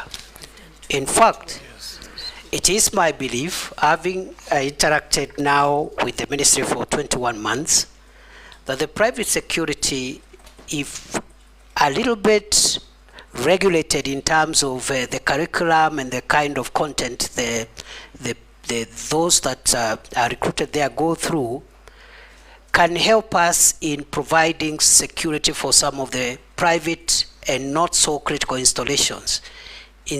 And we can vet some of the deserving cases to even be armed, so that instead of having a police officer manning a supermarket or even a bank, sometimes like it happens in Uganda and other countries, you can have very qualified private security people, vetted and armed to supplement the work of the police, so that we don't overstretch the national police officers. On the second issue from the Honorable Mule, it is true that the Private Security Regulatory Authority had revoked 9 licenses. The 9 companies appealed to the Cabinet Secretary, and I reversed that revocation in accordance with Section 43 of the Act. So those licenses that were revoked, they were reinstated on appeal. Then the issue of pro bono work. Pro bono work, I understand it to mean unpaid work. That's the understanding of pro bono work from my very limited legal background. I don't know, like which one now, maybe in church or at home or where. Because since I became minister, I have no free time to do anything. I have no time to do anything. I hardly sleep. I hardly have a weekend. Night and day are the same for me. But before then, I used to volunteer in many activities, some organized by Law Society of Kenya, some organized by church organizations, etc., etc. The last question by the Honorable Mule is on identity cards.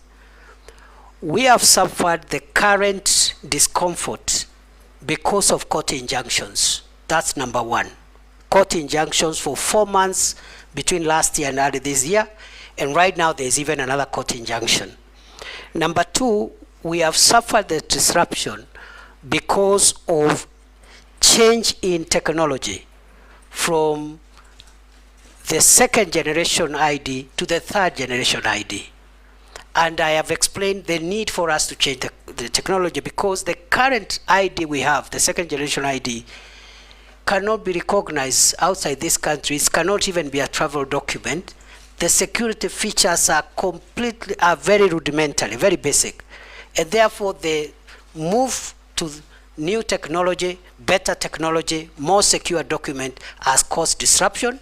Court injunctions have also caused destruction.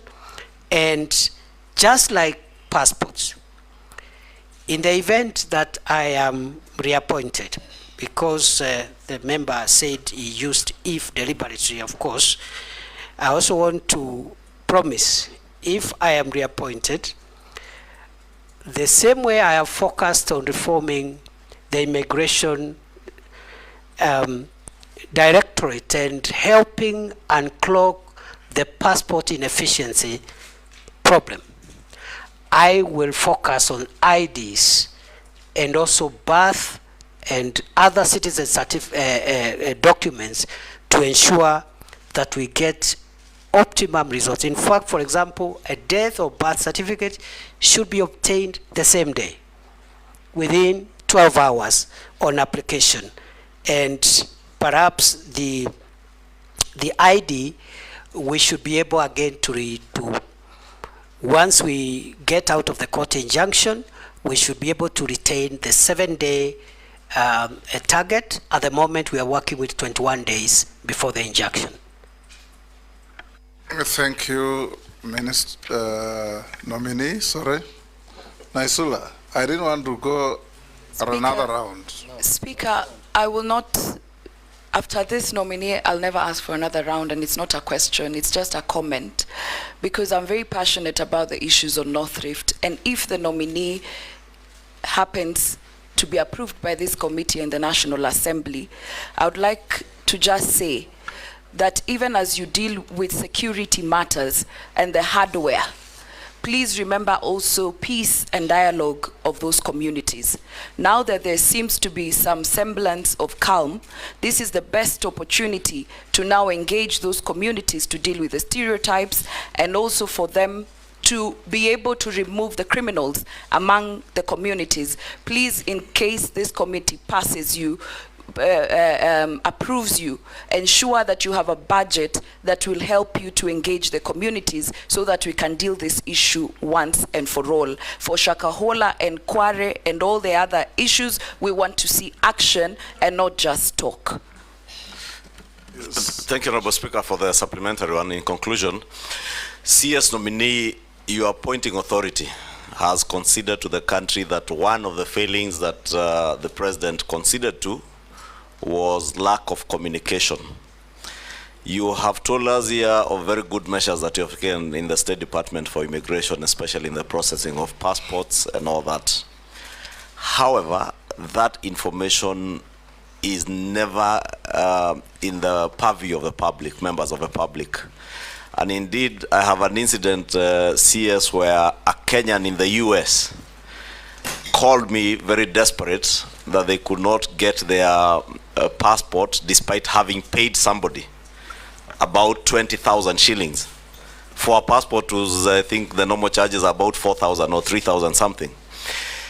And when I followed up the case, the person who was even paid this bribe was not an officer at the Immigration Department, and it took the intervention of the Director General of Immigration, Ms. Evelyn, to get the DCI to hunt for that person. Somebody extorting Kenyans money from Eastlands, pretending to be working in Nyayo House. And therefore, the lack of communication aspect in your ministry is what I want you to address.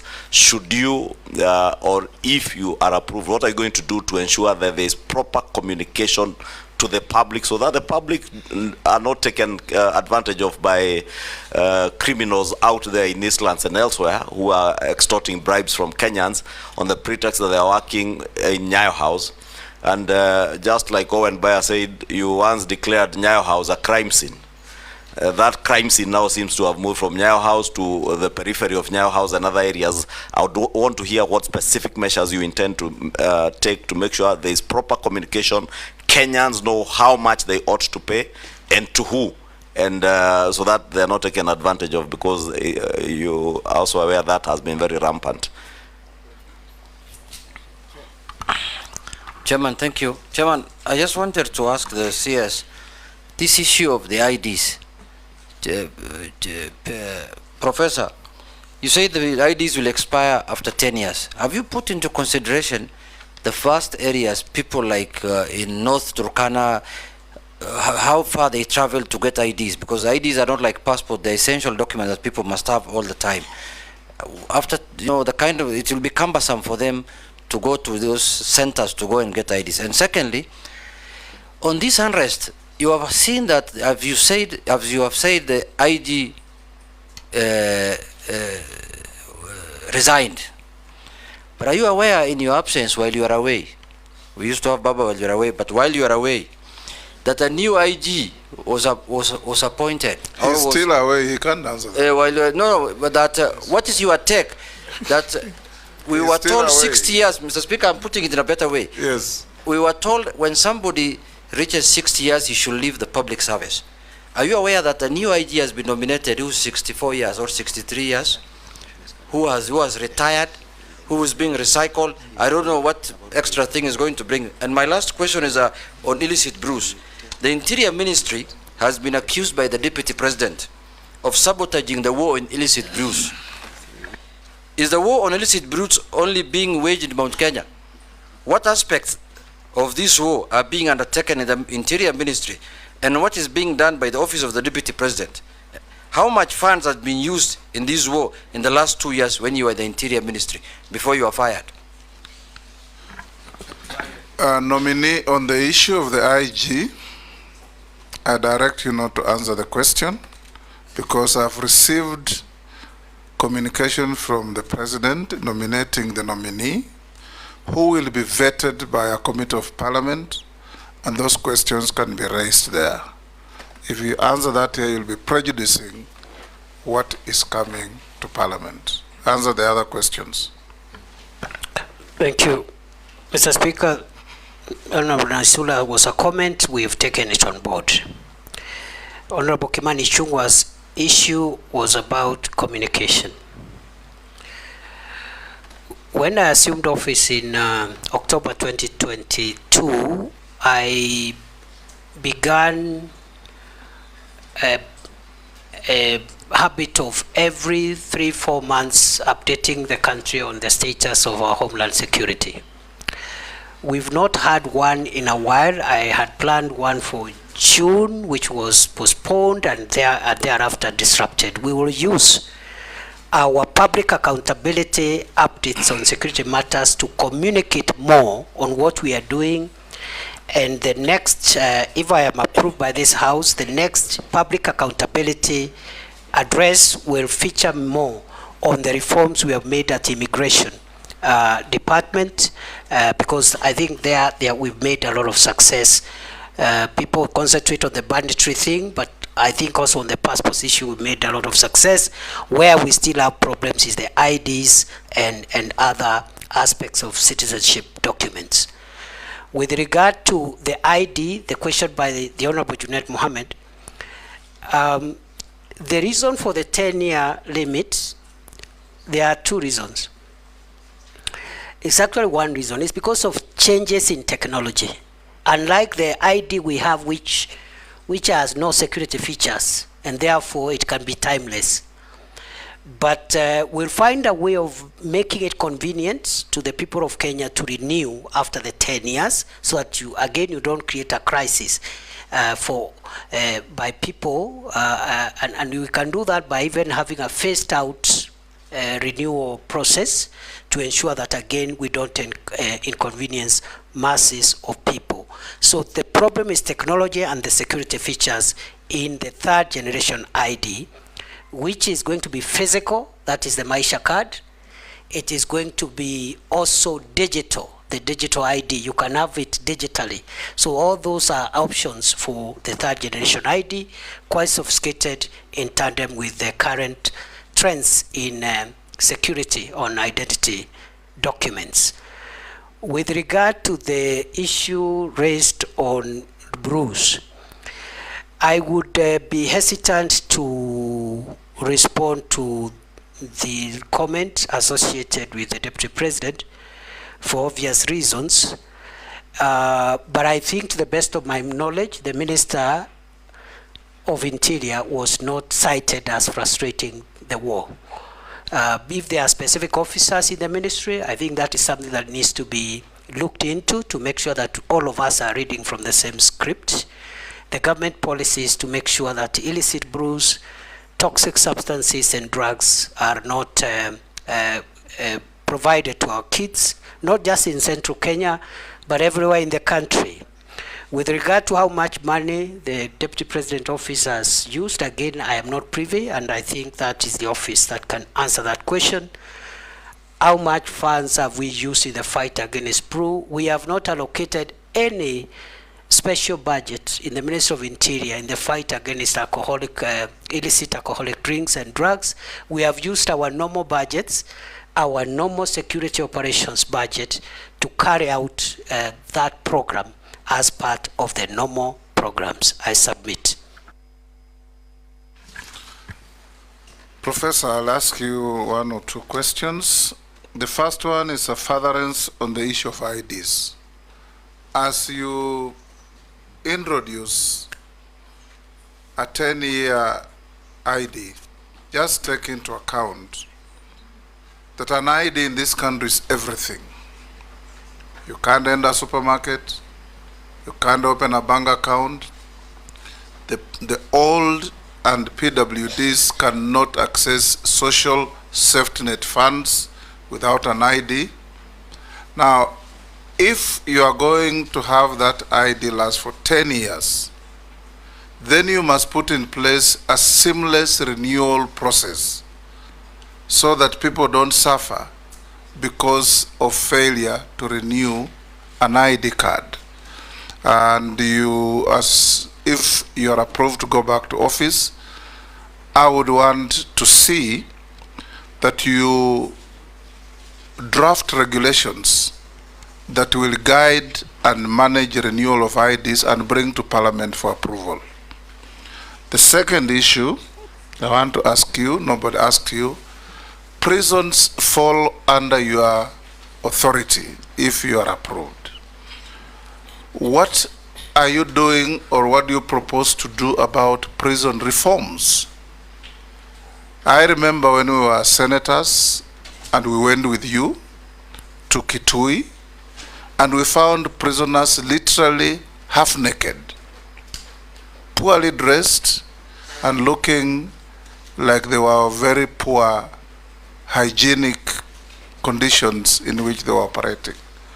What are you going to do, if approved, in prison reforms to make prisons more humane? And also, what are you going to do to reverse the continuing stealing and grabbing of public land occupied by prisons in the country, which is going on all over? Thirdly, the new constitution allows Kenyans who had left the country, taken greener pastures, and acquired citizenships of other countries to reacquire Kenyan citizenship on application. That's what the constitution says. But we get a lot of communication and phone calls from Kenyans out there who are struggling to reclaim their citizenship because they have either British or American or whatever citizenship. What are you doing to simplify? Because the constitution says you reclaim your citizenship on application. What are you going to do to simplify the process of reclaiming citizenship by Kenyans who lost their citizenship? If you can answer those, then I'll come to other simpler questions to you. Thank you, Mr. Speaker, sir. Mr. Speaker, on the first issue of IDs, I agree with your recommendation and guidance that we should consider a seamless transition from after the 10 years to avoid creating a crisis. I believe it will be possible because we had a similar situation with passports when we went into e-passports. So what you do, for example, is to say that the ID that has expired will continue operating until you get a new one, for example, because you cannot be faulted because of a government administrative measure. Number two, we will make sure that we anticipate and put in place a rapid response initiative where you deploy additional facilities, additional service points, additional personnel, even if it's on a temporary basis, at a time when many of these IDs will be expiring. But by and large, the old ID, the expired ID should work until when the state gives you a new one, because it's simply for technology purposes, safety features. It is not that we will give again another ID.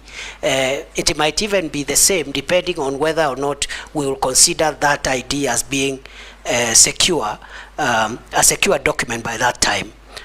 With regard to regulations as guided, we will prioritize that, Mr. Speaker. With regard to Kenya prisons, we have part of the Maraga Task Force report.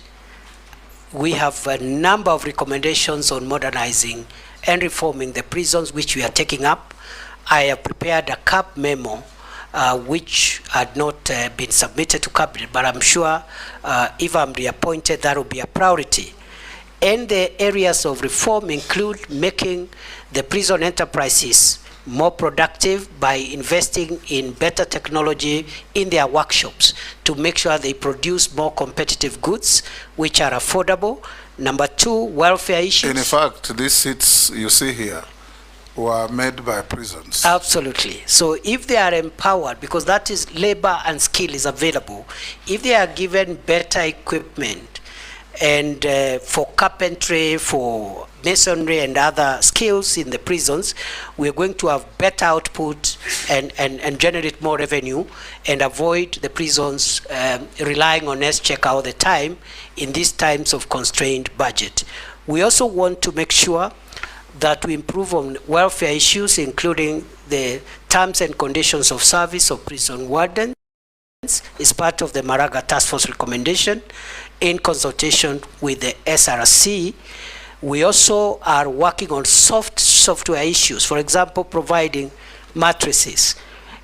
We have a program called One Prisoner, One Mattress program, where up to now we have provided 10,000 from our budget, but also with the support of other partners.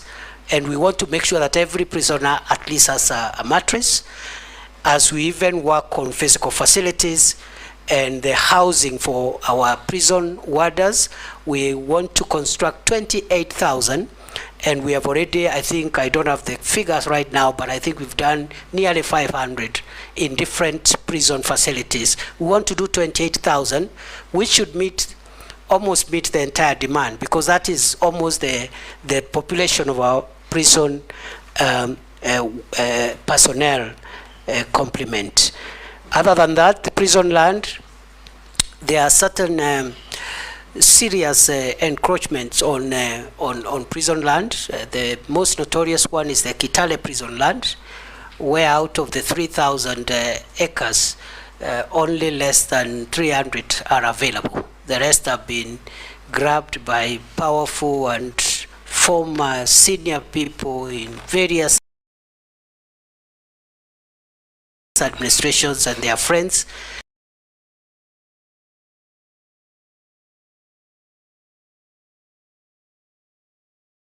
We will have to recover it. We have engaged the National Land Commission and other stakeholders. We will recover the land. They say that every prison land must have a title deed. Many of our prison lands are not titled, so we are working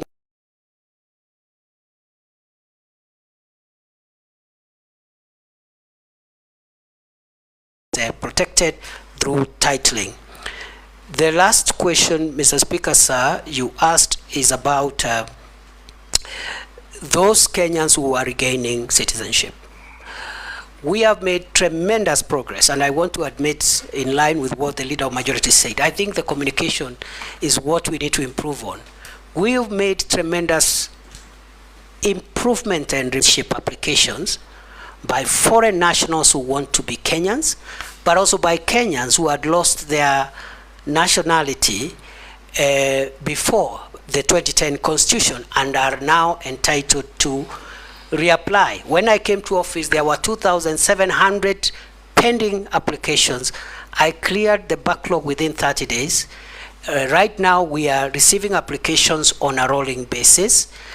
I had directed the directorate to ensure that from the time of application to the time the minister signs off that application for regaining citizenship, it should not be more than 21 days.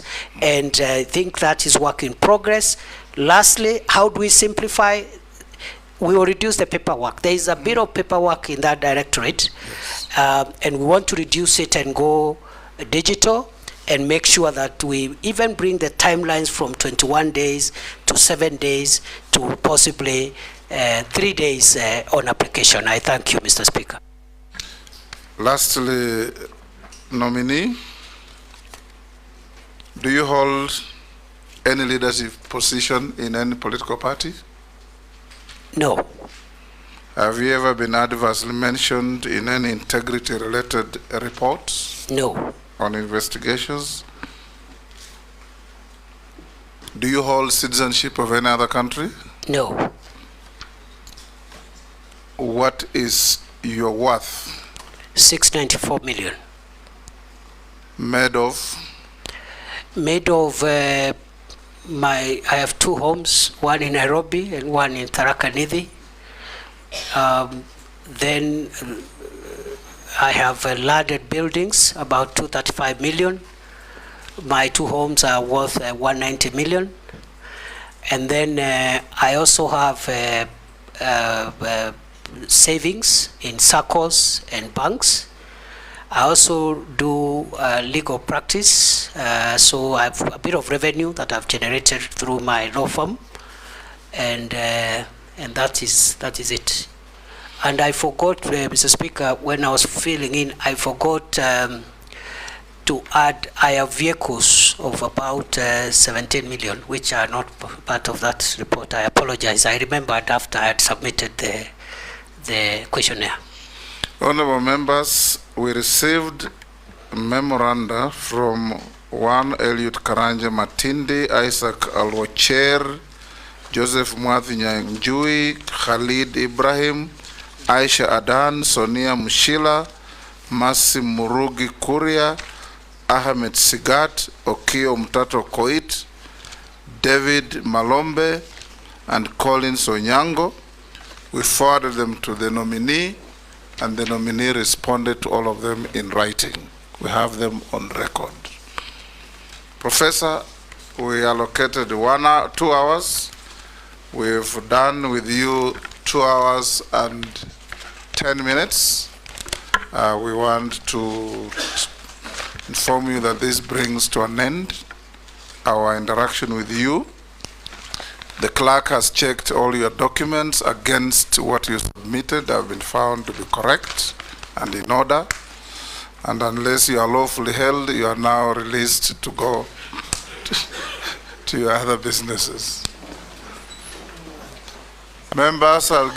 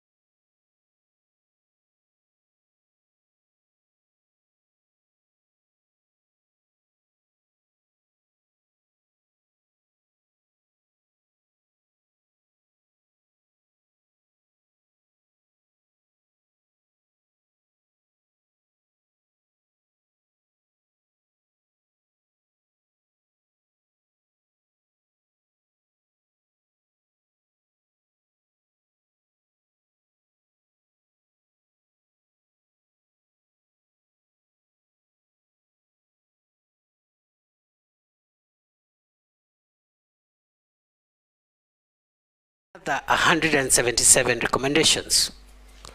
which may not require funding, but require legislative and policy changes. And finally, the task force recommended 23 recommendations in connection with the National Police Service, not the Kenya Prison Service. 23 of them that require consultations and concurrence with the National Security Council.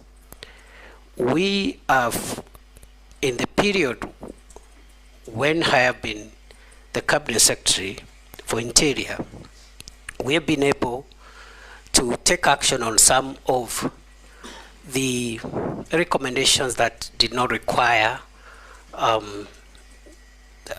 legal or policy changes. For example, we've rolled out a massive police equipment modernization program, which will be rolled out in 5 years. And already under my leadership, we were able to convince the government and the National Treasury to allocate 7 billion shillings, which has already been spent to buy air and land assets to assist officers who have been exposed to great danger, those that are helping to keep the country safe in the front line, in the fight against terror, the fight against banditry and other sophisticated organized crimes. And therefore, this equipment is already up and running, especially mine resistance, ambush protected vehicles, armored personnel carriers, personal protection equipment, and also aerial unmanned vehicles, which are commonly known as drones. And we've been able to restore the police air wing, which had collapsed. And we have some of the aircrafts which are now operational and helping us with air surveillance. And we have also hoping in the next financial year, if I am approved by this House, we'll be able to purchase additional gunship helicopters to help us finish the remaining work in terms of the fight against terror, the fight against banditry and other organized crimes.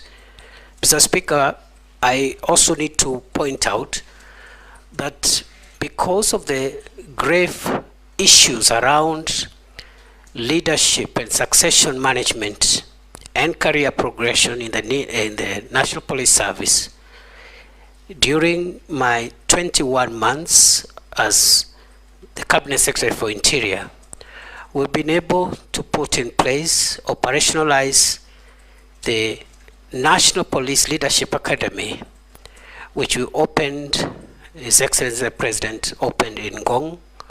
And this is the academy that is helping us put together a curriculum that will help us put in place short courses, professional courses to retool, reskill our police officers, especially those that are in leadership, and also provide a fast-track process of identifying, nurturing leadership among our police officers. And therefore, going forward, with the academy now operational, we believe that in the next few years, we're going to inculcate not only fast succession management and career progression program, but also we're going to have a very motivated leadership within our police officers. We have also, of course, taken action around welfare issues. Already the increments for the first increments that were proposed by the task force have already been put in place. We have also, in terms of giving motivation to our officers, also operationalized the National Police Service hospital, which is supposed to take care of those who are injured in the front line so that they are not exposed to health or even subsequent risks when they visit ordinary hospitals. So by and large, that's what we've done. And finally, on the proposals that require legislative reforms and policy reforms. We have formulated about 6 pieces of legislation which are ready. They are just waiting for stakeholder participation, and then they'll be conveyed to Parliament through Cabinet. And if I can highlight this as I end that response, Mr. Speaker, they include number 1, the National Police Service Amendment Bill 2024, the National Police Service Commission Amendment Bill 2024, the National Forensic Laboratory Services Bill 2024. We have also formulated a bill which will also assist us in the leadership and the command oversight in the National Police Service. I submit. Thank you, Majority Leader. Thank you, Honorable Speaker. My question to the CS nominee relates to just where he stopped on the legal and legislative proposals that he was considering before his exit from the ministry, and also around the issue of implementation of Article 37 of the Constitution on the right of Kenyans to picket, assemble, demonstrate peaceably. And CS, you have seen in the recent past a lot of confrontations between members of the public and the police. And it's my view that principally why this has been so is because you have failed to designate picketing corners. And Kenyans imagine you can picket anywhere and everywhere, restricted areas. I would want to hear what is it that you would intend to do if you are reappointed and approved by this committee to ensure that there are no more confrontations between members of the public who want to peaceably assemble and picket and the police. 2, there seems to have been a complete breakdown in administrative and security structures in the country. And I say that in view of when you came into office, the Shakahola massacre, where up to now we don't know how many Kenyans lost their lives in Shakahola. We have seen in the recent past Kware here in Nairobi. In a country like ours, how is it possible where you have chiefs, assistant chiefs, nyumba kumi, and all the structures and security and administrative structures that we have, that 20, 40 people can be killed around one small area like Kware in the full view of the security and administrative structures without government coming to know? And the same thing happened to Shakahola. And I would want to hear what is it that you would intend to do to make sure that there is restoration of administrative and security structures right at the village level to secure our country. Mr. Speaker, sir, it is true there is work that requires to be done to ensure that the people of Kenya enjoy their constitutional right and freedom to assemble, picket, and demonstrate, and present petitions to public authorities, while at the same time maintaining public order and also ensuring the rights of other people. Before I was dismissed on 11th of July, I had actually finalized the draft regulations to the Public Order Act, which will be the statutory instrument to be processed for purposes of giving effect to the enjoyment of that right, not to curtail that right, because a statute cannot curtail a constitutional right, but to give effect to how that right will be exercised.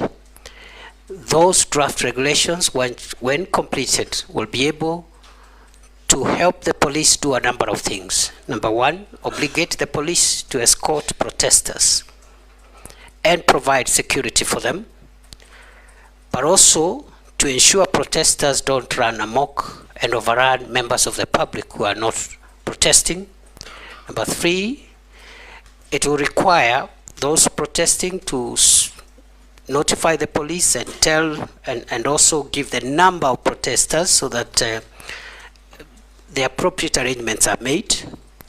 It will also obligate public institutions in all arms of government, all public institutions to designate an area within their premises or within the vicinity of their premises where a group of protesters who want to present petitions can stand, demonstrate, and present petitions to that public office or that public institution. Those regulations also will of course ask protesters to also be responsible for their own conduct, and therefore we hope that if I am approved, this is a low-hanging matter. It's something that we can process in the shortest time possible to avoid a situation like what we've had in the past 1 month of protests which are unmanaged and which have exposed us to deaths and destruction of property and a lot of inconvenience to the people of Kenya.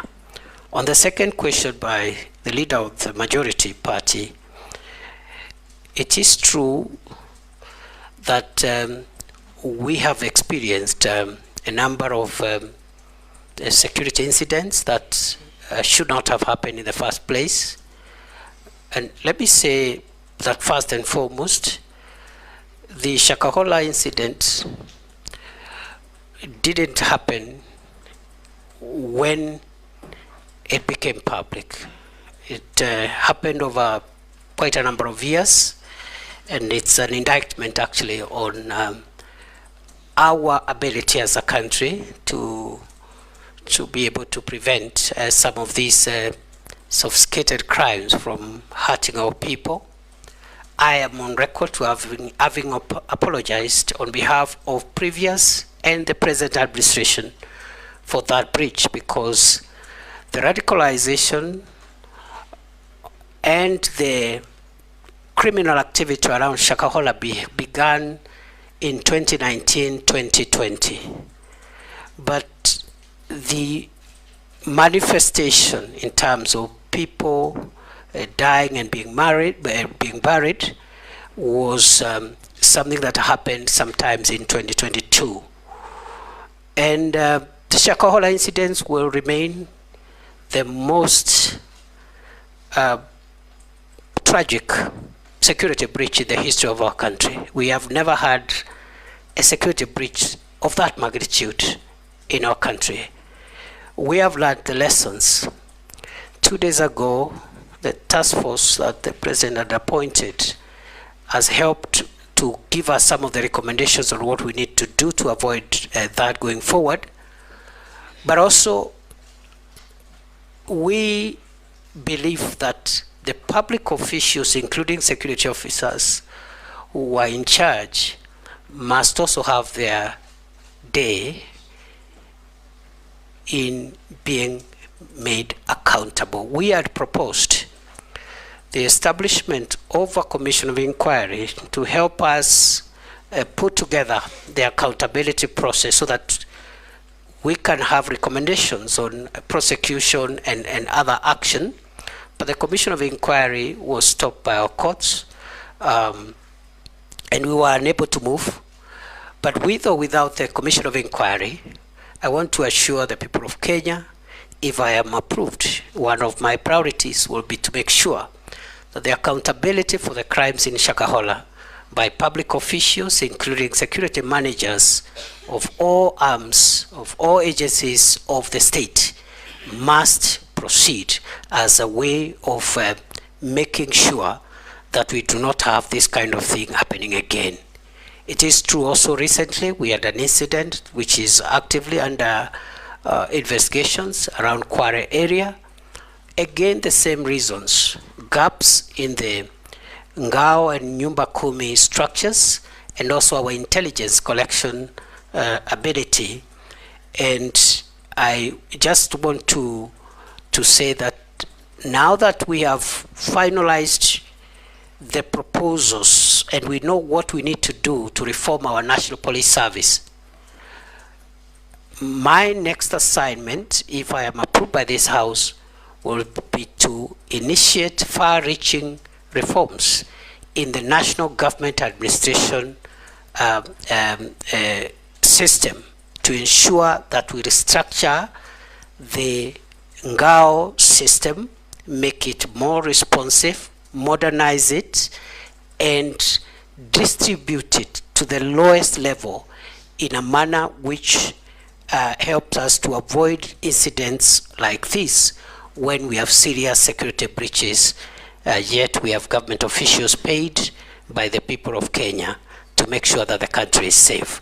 So I want to admit those were very unfortunate incidents, and national security being a work in progress and a perpetual project, we have learned the lessons, and we are going to make sure that we strengthen and seal the gaps to ensure that we make our homeland safer than it has been before. Thank you. Minority Leader. Thank you, Mr. Speaker. Mr. Speaker, I would like to ask the nominee, Professor Abraham, that, Mr. Speaker, Mr. Chairman, he is one of the two people who have been reappointed to the cabinet to the same docket that they were serving previously, the last 2 years. I want to ask you a question, Professor, that what do you think makes you feel that you can serve in that docket again? Because why I'm asking that question is because if you look at what happened in the last 2 months in this country, the demonstrations and the kind of things that happened, in my view, you look like somebody who was lost. Your presence was not being felt. Your omnipresence was not being felt, if I may say so, because you could see abductions were happening, human rights abuses were happening, but the minister's voice was not being heard in that situation. What do you think, what makes you think that you can serve again in the same docket? But the next question is that you have also seen widely, you have been widely accused the last 2 months or the last 1 year that you've presided over human rights abuses from time you've been appointed CS till last month. Particularly what happened, for example, on 25th of July 2024, and also during the Azimio demonstrations last year. More than 75 Kenyans lost their lives. And last month also, more than 50 Kenyans lost their lives. So there's a feeling that the national police response to protest is stuck in the old way of doing things. So the question is, to what extent do you think ministerial responsibility for the brutality meted on Kenyans by security organs? At what level do you think you can take responsibility for that? What new ways are you going now to do to stop that? So my question is, in spite of all these abuses that have happened, in spite of all the problems that Kenyans have encountered, what is this new idea that you will employ this time if you are approved by this House? Because one of the things we are looking at, Professor, Chairman, is the suitability of the person to hold that office. What makes you think you are suitable in spite of all those problems that you have encountered the last 2 months? Thank you, Chair. Professor, proceed. Thank you, Mr. Speaker, sir, and honorable members. I was in office for 21 months. 623 days. I can account for each and every day of my stay in office.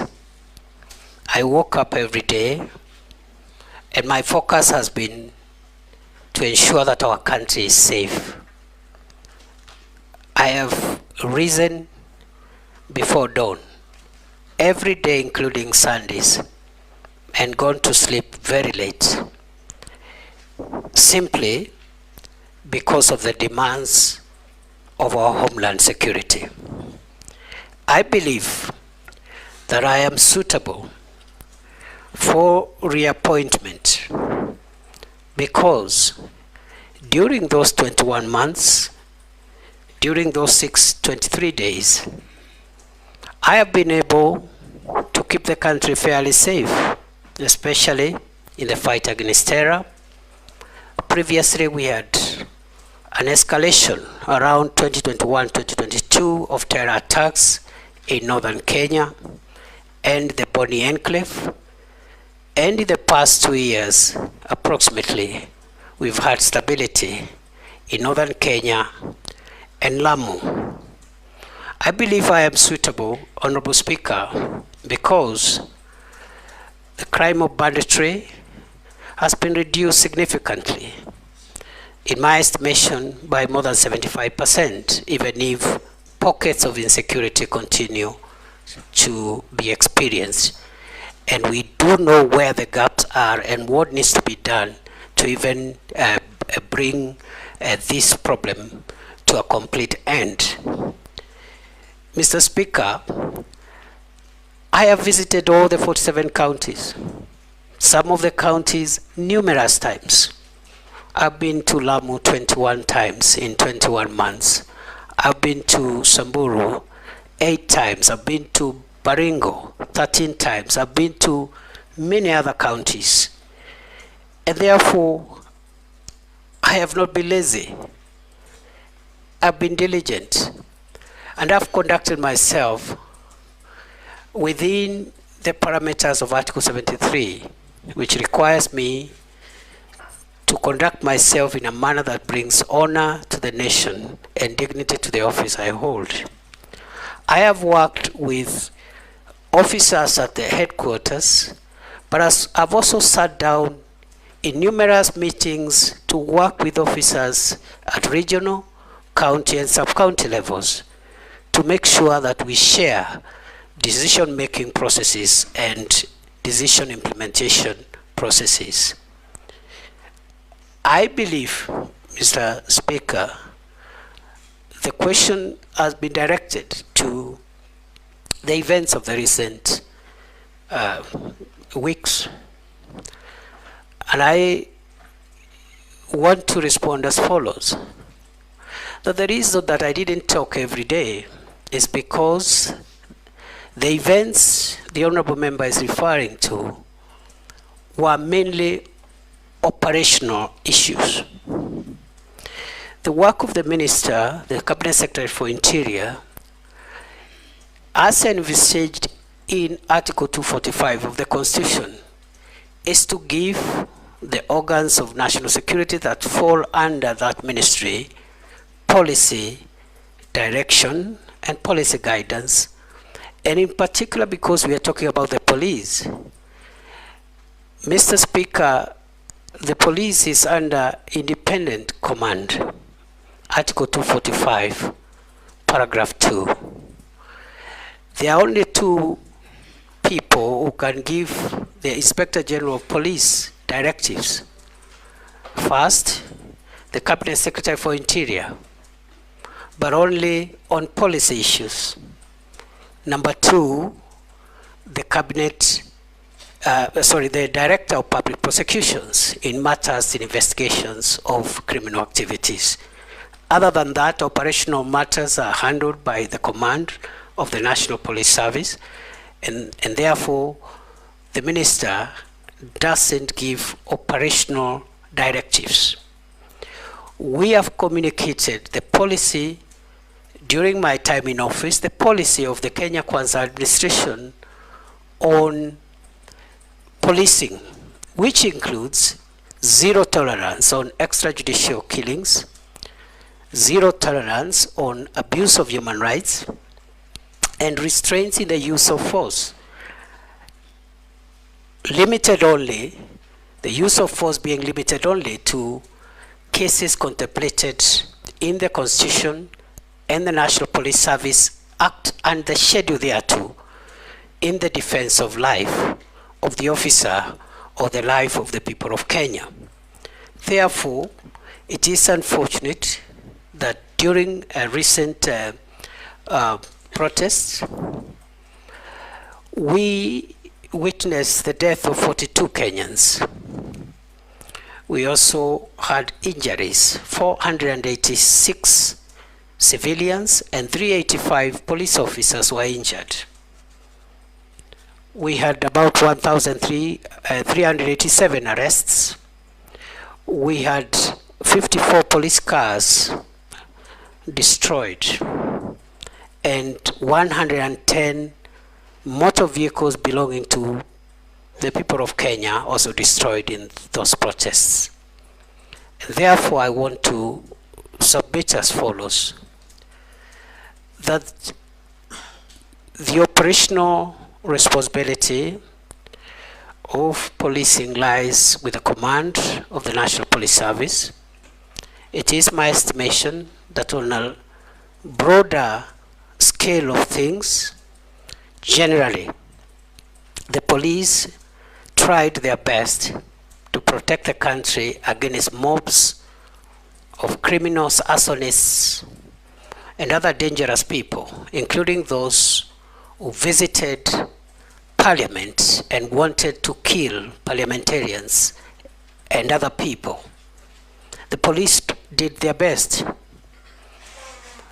And in the event, as it is possible, that any officer went beyond what is allowed in terms of the use of force, it is now the work of the Independent Police Oversight Authority and other accountability agencies to help the country to bring to closure the issue of justice for excess use of force. I want to submit as follows, Mr. Speaker, that even beyond the police having independent operational command, the issue of the use of firearms by a police officer is individual. If you read the National Police Service Act and the Schedule 6 to that Act, every police officer has individual responsibility on how they use firearms. You cannot, the Inspector General of Police will not be there to tell the police, the officer, shoot this one, don't shoot this one. There will be an operational order that will generally guide the police officer. So the accountability of the IG will be on the operational order, which is publicly available, whether that operational order met the constitutional threshold, but the use of force by individual officers is an individual responsibility issue. Other than that, I commend generally those officers who tried their best in very difficult circumstances to help the country come to terms with what happened, and hope and will see to it, if I am reappointed, that the accountability for those who violated the law is pursued conclusively. I submit.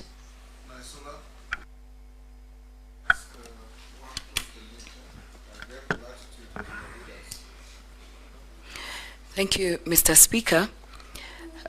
This question will just require yes or no. So then I'll be able to ask the next one. So Professor Kindiki, are you aware that for the last 2 years we have internally displaced persons in parts of the North Rift, that is Samburu County, parts of Baringo, Elgeyo Marakwet, and other parts of the North Rift? It's a yes or no? Yes. So if this committee finds you suitable to hold this office again, what measures will you put in place to see that these families go back to their homes, and especially going children will go back to school and people can go back to their homes and live peacefully?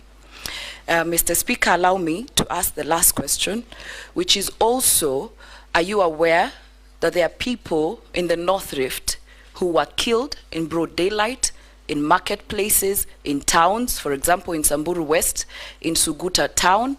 There have been abductions, and this current administration, which you served in, during its campaigns and has continuously said that you will not have issues of abductions, issues of extrajudicial killings, but I want to put it across to you that it has been happening. There are people in those counties who are missing to date. They have been abducted. I want to ask you whether you're aware, and we have sufficiently been informed that it is alleged that it is security officers who have abducted these people. Is that one of your measures of ensuring insecurity is settled in these areas? And do you think, as a professor of constitutionalism and ensuring we follow the Constitution, is that the right way in ensuring fair justice even to those who are accused? Professor? Mr. Speaker, now that the kinetic operations that we launched in February 2023 has yielded significant fruits, the issue of the North Rift will not be complete until those that were displaced because of the violence meted upon them by bandits, groups and gangs are returned to their homes. And therefore, it is going to be my priority if I am approved by this House. And before coming even before you, honorable members, it was raised to me. And I believe that it is critical that we have a transition plan or a transition guideline to ensure that our mothers and our children can access care even during the transition process. Thank you. Majority Leader. Thank you, Honorable Speaker. CS nominee Deborah, I see you have a very good experience from your professional background and having worked in the private sector in healthcare. And one of the issues that probably might have come to attention is the ills that bedeviled the defunct NHIF. And the move by government, and I'm certain you may have taken keen interest on the Social Health Insurance Fund and the challenges that are there now with the Social Health Insurance Fund. One of the problems that we've had with NHIF is collusion between staff at NHIF and private medical care providers, unfortunately including faith-based ones. And we have seen exposés in the media of very small private hospitals raking in millions, hundreds of millions from NHIF. I would want to hear what, having looked at SHIF, which I'm certain you must have looked into, what are the measures you intend to put in place should you be approved? One, to curb the theft that has been witnessed in NHIF by both public and private medical practitioners, especially owners of private hospitals. Two, how do you intend to leverage on technology to ensure, one, that you bring down the cost of healthcare in this country? There are hospitals that will charge NHIF 200 shillings for paracetamol. There are others within the same vicinity that will charge the same fund 30 to 50 shillings. How do you intend to utilize technology to curb some of those things? You may proceed to answer.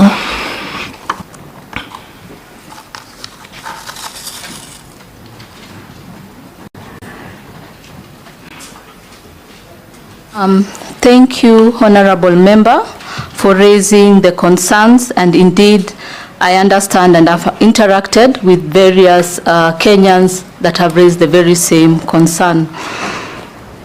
First of all, my approach is a consultative approach involving the multiple stakeholders, from the PSS Director General, the National Technical Working Groups, the NHIF, among others, including the community who are receiving the services. And with this, we need to conduct a situational analysis to understand the challenges, and from there come up with interventions and action plans. But from an outside view and working in various organizations, I have seen the strength of having processes and procedures, of which I believe the government has, and we need to strengthen this. One of the ways is using a digital platform that will reduce the human-to-human interaction and will be able to monitor challenges. And this needs to be implemented first on a phased approach, but ultimately at a national level. And that way, we'll be able to monitor various services that have been given. We'll be able to monitor the quality. We'll also monitor the prices, the stockouts, etc. So I believe it's critical that we embrace the digital platform as Kenyans. Again, transparency and accountability frameworks are critical, so we need to look into this. And I believe that the National Technical Working Group is really competent, having interacted with them in the WHO environment, and I think we can work together with the multi-sectoral approach to ensure that we have transparency and accountability, open tenders, among others. We may also consider using external bodies to monitor and ensure that we have no challenges in that. And leveraging on technologies, I believe it's time that Kenyans embrace telemedicine and also embrace the digital platform as discussed earlier. Junet? Thank you, Chairman. Chairman, my question to Dr. Deborah is, Madam Nominee, as you are aware, health is majorly a devolved function. Health matters happen at the county level. But the problem this country has encountered for the last 10 years or so, since the new constitution and that devolved health functions, is because there is no seamless working system between the national government and the county governments. It is devolved, but you'll see a lot of things are happening at the national level. All the complaints are at the national level, and these things are supposed to be at the devolved, because the dispensary at the village there is what matters. So how do you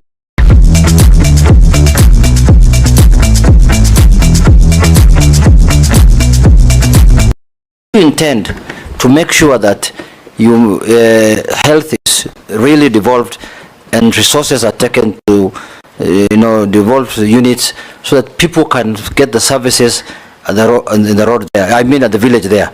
And my last question is, you can see health, the number of medical students also are increasing, and the number is becoming big. There are more health workers that are being trained, even as doctors.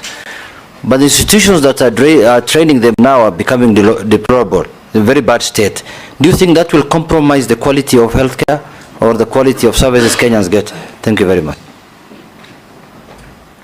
You may proceed to answer. Through you, Honorable Chair, I would like to respond to the Honorable Member regarding the health, the devolved government. So again, a consultative approach.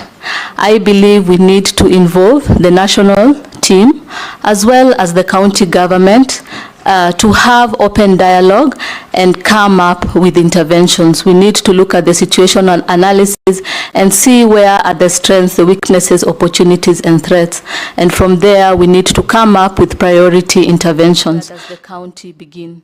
Another thing that will ensure seamless flow of information and also to ensure monitoring from national level down to facility level is the health information system, a digital platform, so that the reporting system is picked up and goes to the national level and also trickles down to the facility, as well as tracking and monitoring of infectious diseases, quality of services, and also addressing the matters of corruption. So again, it will be critical for us to embrace the digital platform in this case. Regarding the medical students, what I would say is the health workforce is a critical pillar in health systems. All our health workers are important. the doctors, the nurses, lab technicians, physiotherapists, nutritionists, among other cadres. And let's not forget the morticians and the cleaners who are frequently forgotten. And I think it's critical to say that during COVID-19, we saw that these cadres were actually disproportionately affected by COVID-19 and even other infections like tuberculosis and Ebola. And so we need to strengthen our health workforce. With the numbers increasing, I believe, again, it's a consultative effort. We need to bring unions on board. We need to bring professionals on board, the doctors on board, and come up with strategies and areas of improvement. We also need to strengthen our regulatory system to ensure that we are bringing out doctors and other health workers or professions who are qualified, because we are also thinking of these doctors or nurses and other professions working outside Kenya. So we need to ensure that we are providing quality, top-notch quality and highly experienced health workers that are able or capable to work in in other international spaces. Thank you, Chairman. Dr. Deborah, my question is that the instances where doctors have been going on strike have risen, with the recent one being the interns in July 2024. And we know what that means, especially to the Kenyan populace. I'd just like to know how, moving forward, you'd like to resolve this issue, looking at the root causes so that it doesn't recur. And also we have the community health promoters, where they're also saying that there's stipend delays, it is low. How do we just ensure that people who work in the health sector, because it's a very important sector, are taken care of in terms of their remuneration and also their welfare? The last question to you is that whether you understand the magnitude of the ministry that you will be leading. You have very critical departments and areas. We have KEMSA, you have the malaria control, you have the AIDS Council, you have the ministry itself, you have a chief, you have all that. How will you ensure, or what leadership skills will you use to ensure that the policies that you put in place, you implement, cascades to all those departments, and not, because we see in health department and also some of the big departments in this country where a CS just wakes up one morning and start issuing different directives, right, left, and center. I would like to know what leadership skills you will use to ensure that does not happen. Go ahead and answer. Through you, Honorable Chair. And thank you, Honorable Member, for the questions. So indeed, the doctors' strike has been a challenge over time in immemorial, and every cabinet secretary has dealt with that challenge. And so there's need to look for long-term solutions. I believe that the long-term solutions are with us. So we need to work together with the unions, the doctors themselves, the interns. We need to work with the bodies, the Ministry of Education, among other stakeholders, to come up with a solution. I don't have a solution, but what I am seeing is we need to have a situational analysis and be able to develop action plans following that. There is a Doctors Interns Act that I believe is ongoing, and I think that is one of the areas we can start with and strengthen. Equally, there are the return to work formulas that were given to the doctors, of which we can implement with support from Treasury and other sectors. Regarding the multiple departments, I would want to run the office with high integrity. I have seen that we have wonderful national technical leads in the office. We have DG, we have the PSS. I believe by having weekly meetings and sharing reports, conducting monitoring and evaluation routinely, we can be able to strengthen this. But we need to align it with the national strategy and the MTP plan identify the priority activities, the timeline, and the budget. And if the Treasury is able to provide the budget, then we can implement. And also based on outbreaks that are at hand. As you are aware, there is a monkeypox outbreak, and also we need to ensure that we are prepared and ready to respond to such outbreaks. Nelson. Thank you, Honorable Speaker. Daktari, universal healthcare was a key pillar of our Kenya Kwanza manifesto. Given the recent High Court suspension of the Social Health Insurance Act 2023 and the Digital Act 2023 due to what they call insufficient public participation, what will be your strategy to ensure that the public is adequately informed and engaged in key decisions that pertain to their health welfare?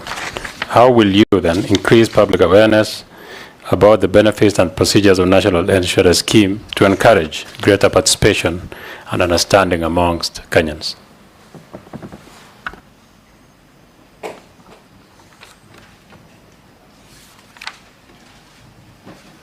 Through you, Honorable Chair. Thank you, Honorable Member, for the question. Indeed, I'm a believer of accessible, affordable, quality of care to all Kenyans, including the orphaned, the vulnerable, the needy in our community, the widows, among others. So I believe that we need to embrace a universal health coverage. Right from the community level, with the community health promoters, I have worked in the Eastlands, and I have seen the critical role they play in terms of bringing health back to the community. I have seen the importance of the primary care level. There is an article we published in WHO. I was part of the team that looked, and we realized that the primary care networks are weak and they need to be strengthened, because that is the primary or the first interaction with the patient, and equally the other levels of care. And so the challenge is that Kenyans have highlighted the 2.75% taxation, and they have not embraced the universal health coverage. They have not seen its importance in terms of accessible, affordable, quality of care for all, including the vulnerable, the disabled, the widows, among others. And I believe that it is critical for us to ensure that we have robust communication with the community. I think it is important that they own this initiative, and they are part of it even during implementation. That way, the uptake will be great, and we will see many Kenyans achieving this. And from our side, I think it's critical that once we have promised our fellow Kenyans, we need to deliver and ensure that every Kenyan has access to affordable, quality care. Posing. Thank you, Speaker. Thank you, Speaker. Dr. Barasa, having been nominated for this position, you know that health is generally or greatly devolved. And there have been a clamor or a debate outside there that we should have a national commission for doctors or practitioners, health practitioners and so on, and for good reason. And one of the reasons is to balance health practitioners at the county level. Because that is where the biggest problem is, Madam Dr. Barasa. Because of lack of balance of medical or specialized medical people, you find that actually some of these hospitals are running like maybe, I would say, Panadol hospitals. All county hospitals actually run like Panadol hospitals. Because Panadol is just something small to make you at least live till tomorrow. Take an example of North Rift. Turkana County, West Pokot County, Elgeyo Marakwet County, Trans Nzoia County, even Bungoma County. Almost everybody is going to Eldoret for medical services. Why? Because they don't find those services. Maybe because of lack of specialized practitioners.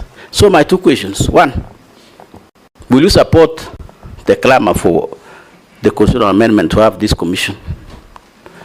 to be able to work out on that balancing of medical practitioners so that our people can get medical services at the right places at the county level? Or if that's a long term, what will you do if Parliament approves you, you're working together with governors to be able to increase or help that health specialist at the county level so that at least we can have our people at local level receiving medical services? Thank you, Speaker. Sir?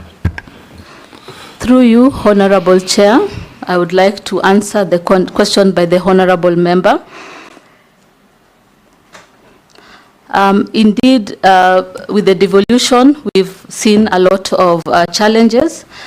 My approach, again, would be a consultative approach involving the counties, involving the National Technical Working Group, the DG, the PS, and all the stakeholders involved, including partners. And in this case, we need to have these consultations in routine basis to discuss the HR capacity. Additionally, we need to come with strategies, action plans, including regulations to ensure that all the counties have the appropriate specialists. And we can monitor the presence and the activities of the specialists using a digital platform, of which I strongly advocate for. I can also say that I am a member of the Eastern Central Southern African College of Physicians. And in this program, I was the initial group of trainers that was trained in Mutembei, and this program was rolled out in Kenya. And we are almost having the first lot graduating, and they're 41 in number. Additionally, there are other specialist training going on for gynecology and obstetrics as well as surgery. And these are areas that we can engage with the programs and see how to support the various counties so that they can have specialists trained within the facility. Vicaria. Thank you, Chair. Sorry.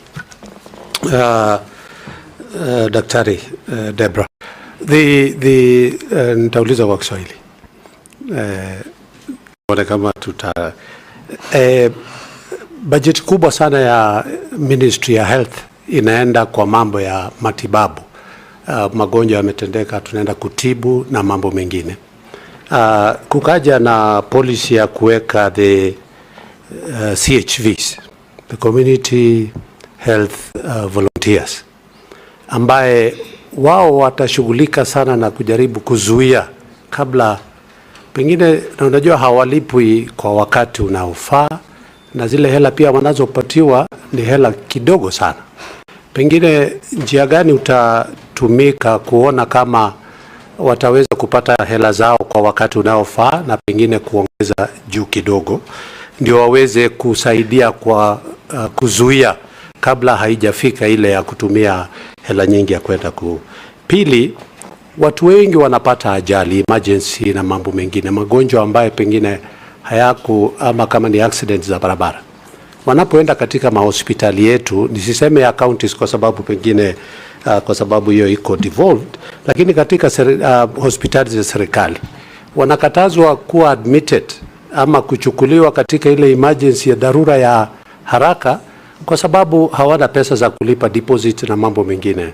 Pengine ni njia gani utachukua kuweza kufanya hali hii isiwe ni kitu cha kurudiwa vile tunavyoona kila wakati? Asante. Answer. Through you, Honorable Chair, I would like to answer the question by the Honorable Member. Indeed, the community health program is critical because it brings health back to the community. And community health workers are a strong pillar in health system strengthening. And so we need to embrace them and support them. Working in Fikiria Jamii, which is which are 17 clinics in the eastern Isili region, the eastern side of Nairobi. It covered Shauri Moyo, Huruma, Madare, Kariobangi, part of Korogosho up to Kayole, we were able to strengthen the community health program. And what we did is ensure that they were bringing mothers for antenatal care, bringing children for immunization, distributing disinfectants, providing preventive promotion care and rehabilitation, because they were part of the community. And the work was marvelous, and I'm happy that the country is embracing the community health program. And so we need to support them, and again, a consultative effort involving the multiple stakeholders, so that as a team we can come up with action plans and interventions. Equally, we need to involve other sectors like the Treasury and see if we can have funds to allocate for their support. Additionally, partners are critical, as well as the CSOs. So we need to involve partners to collaborate and synergize our efforts in order for us to have the fruitful implementation of community health programs and universal health coverage in general. For the emergencies, again, even as we transition, we need to ensure that they are covered, and we need, even in the UHC program, part of what is covered is emergency conditions. And so I believe that by incorporating this, all Kenyans will be able to access care even in emergent situations. Honorable Robert Mbui. Yeah, thank you, Mr. Speaker. Nominee, corruption cases have been a major problem in the health sector. Some time back, there were those clinics that were bought, containers that were being charged at about 10 million a piece, which was highly exorbitant. And recently also, you've seen when we had COVID, there were scandals at KEMSA, and there was even a recent scandal under this regime, which led to the dismissal of the PS then of health. What will you do to minimize, or if possible, completely eradicate this menace of corruption in that health sector?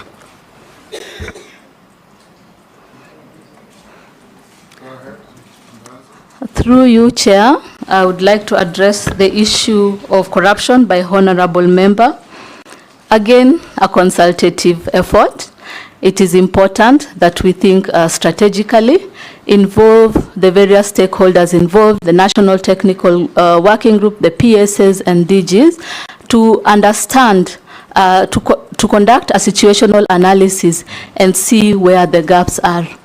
But from my opinion, I think that we need to strengthen the processes and procedures that exist. And one of the ways is through a digital platform. That way, we reduce the human-to-human interface. We can be able to track, say, for instance, how a Panadol from batch 001 gets from the national up to the patient's hand. Yeah, and so we'll be able to ensure that there is a seamless flow. So I am an advocate for the digital platform. Equally, we can involve external bodies to monitor also the challenges that are involved therein, and we can have routine meetings and feedback. Additionally, we need to have accountability and visibility frameworks, and also work together with the various commissions to address the issue of corruption. Thank you very much, Mr. Speaker. Mr. Speaker, I've listened to the nominees so far, Deborah. My name is Owen Bayer. I'm not the honorable member. I hear you talk about situational analysis. I hear you talk, I've counted them, there are 10 now. Digital platform, there are 8 consultations, there are around 7 there.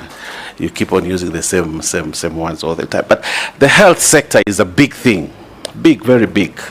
And I think it carries one of the biggest budgets in this country. And it has been a Tower of Babel. Okay, there are a lot of conflicting people striking, court cases, a lot of issues. It requires a very high level of leadership. And that high level of leadership is policy. But as I listen to you, I'm not hearing you enunciate or really bring out policy issues apart from consultation. I think the health sector suffers from real strong policies that can drive the sector, so that we have all these issues, these strikes and everything else really not in place. There's been the question that has been asked on, will you support a health service commission, which everybody else has been talking about? Probably that's the panacea for the problems that we have in health. So Dr. Deborah, my question is, what skills do you bring? Are you able to work with people much easier? There has been a lot of, the PS is saying this, the minister is saying this, the DG is saying this, the CECs in the counties are saying something else, the governors, council of governors is saying something else. How will you amalgamate all these things and bring real leadership in the health sector so that we do not have the problems that have devolved the health sector over the years? I thank you, Honorable Speaker.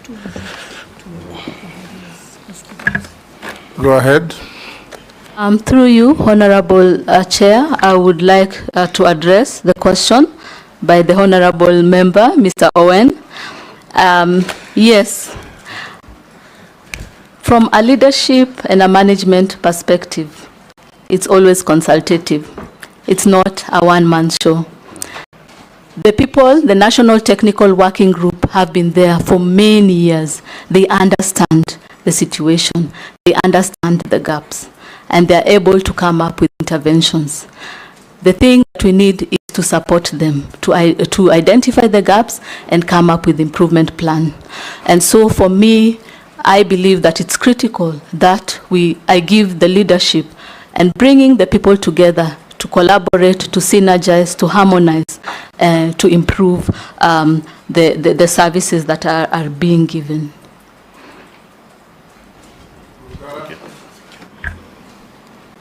Thank you very much, Mr. Speaker. Dr. Deborah, two very quick ones. Ministry of Health is one of the most important ministries in the country. It's for the rich and the very poor, it's for everybody. And what is bedeviling people living in the villages is we have small dispensaries which have no drugs because county governments are not able to stock them. And Kenyans are crying over whether really we should have this under county governments or we should actually revert the entire ministry to the national government. If a law ever came to revert the ministry to the national government, would you, if approved as the CS for health, support it? Number one. Number two, again from the same scenario, everybody goes to a hospital. As soon as God helps you recover, you have no money to settle your bill, and even through Arambes you have all these problems, and eventually hospitals, including public hospitals, start detaining patients. And the converse of that, sometimes you may die and the hospital detains the dead body. What policy would you put in place to ensure there is a balance, that you cannot be detained in hospital forever when you've recovered, or you can't have your body, if you're there, your relatives cannot have your body detained forever? At one point there must be a stop to that. What sort of a policy would you put in place? And answer. Through you, Honorable Chair, I would like to address the question by the Honorable Member.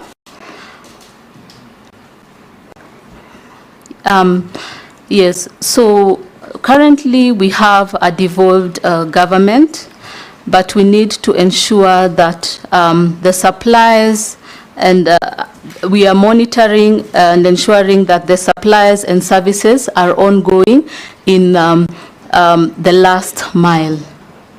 And that's why I'm encouraging the digital platform. I have seen it work. I have seen it work in Fikiria Jamii. I've seen it work in Mata Hospital. I have seen it work in the World Health Organization. I have seen us track medicines coming into the port and distributing it across Africa. We can monitor. We can also ensure quality. we can monitor and ensure that the health workers are in the facilities and they are conducting activities as needed. So a digital platform is the way to go. There are many challenges that we face. There are many teething problems that will come. But when we have that, then even the counties can sit in their offices and be rest assured, looking at the quality, tracking on the medications, what is out of stock, etc. So a digital platform is critical. And again, about moving from county to national level, a consultative approach. We need to be strategic, yeah? It's not one man making decision or one woman in this case. I believe that we need to involve the county governments, we need to involve the national team and come up with the best interventions to address this. Deborah, before you go to the next question, please do hand over your documents to the clerk's team so that they can do verification while we are going on. The Honorable Ferdinand. Oh, you have one more question? The retention of dead bodies and recovered patients until money is paid to various hospitals. What will you do? That's what the Honorable Member has asked. Yes. So strategically thinking, we need to consult and see what are the gaps, what is causing this, and then involve Treasury. It's money. Yeah. So I'm coming out of government.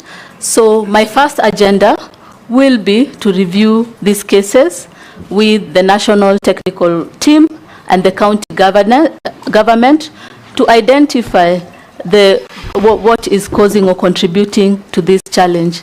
And from there, I believe we'll be able to get interventions. Ferdinand. I think it's more or less the same thing, but all I'm saying,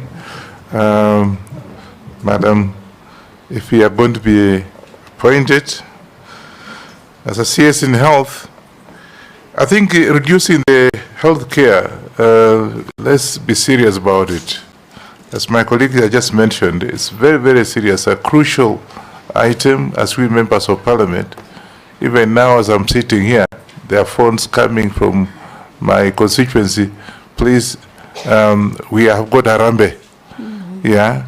But then of course you as a PS, you are coming in, should be able to have very strategic plans so that the expensive treatments like cancer, which is again coming up every time, should be able to come up with something very, very strategic for us to reduce the cost of treatment and of course affordable access to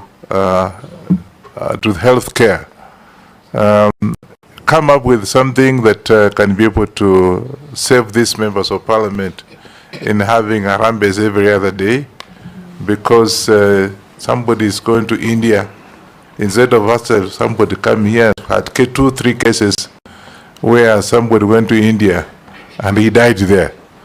So, and everybody now comes to me, how do you get the body here? But more so, this so-called cancer drugs, which is actually is an issue in this country. So come up with a plan. So I see your experience is very wide. So let's hope that you're going to have that kind of plans to be able to assist us in this. Can you say something? Statement, Daud. Thank you. Let's take into account the positive statement made by the Honorable Ferdinand. Thank you, Mr. Chairman. To Dr. Deborah, first, NHIF, will you change the system, or whichever it comes, that a patient can only go to one hospital, nominated hospital, and if somebody gets sick anywhere in the country or anywhere, they cannot go to any other hospital but just one? Secondly, I don't know if you answered the same question by my colleague. would you consider that all health workers be moved to a health service commission, just like the TSC? And thirdly, the National Assembly passed my bill of cancer prevention in April. And with that bill, it talks about getting more oncologists trained, and because we've got 40,000 people dying of cancer, it's even higher than even COVID. COVID did not kill as many people as cancer does every year. And what do you think you would have interventions to train more people and have more cancer treatment centers in the country? And the last one is level 4 and level 5s. I'm not talking about dispensaries. Would you think that level 4 and level 5s should come back, like the referral Kenyatta Hospital, to the national government? Because 70% of the funds in the health ministry are held by by your ministry, if you are confirmed. So do you think level 4 and level 5 should be taken over by the national government from the counties? Thank you. 3 questions. 1, he says, will level 4, 5s be transferred from the counties to the national government? The second one about the cancer treatment.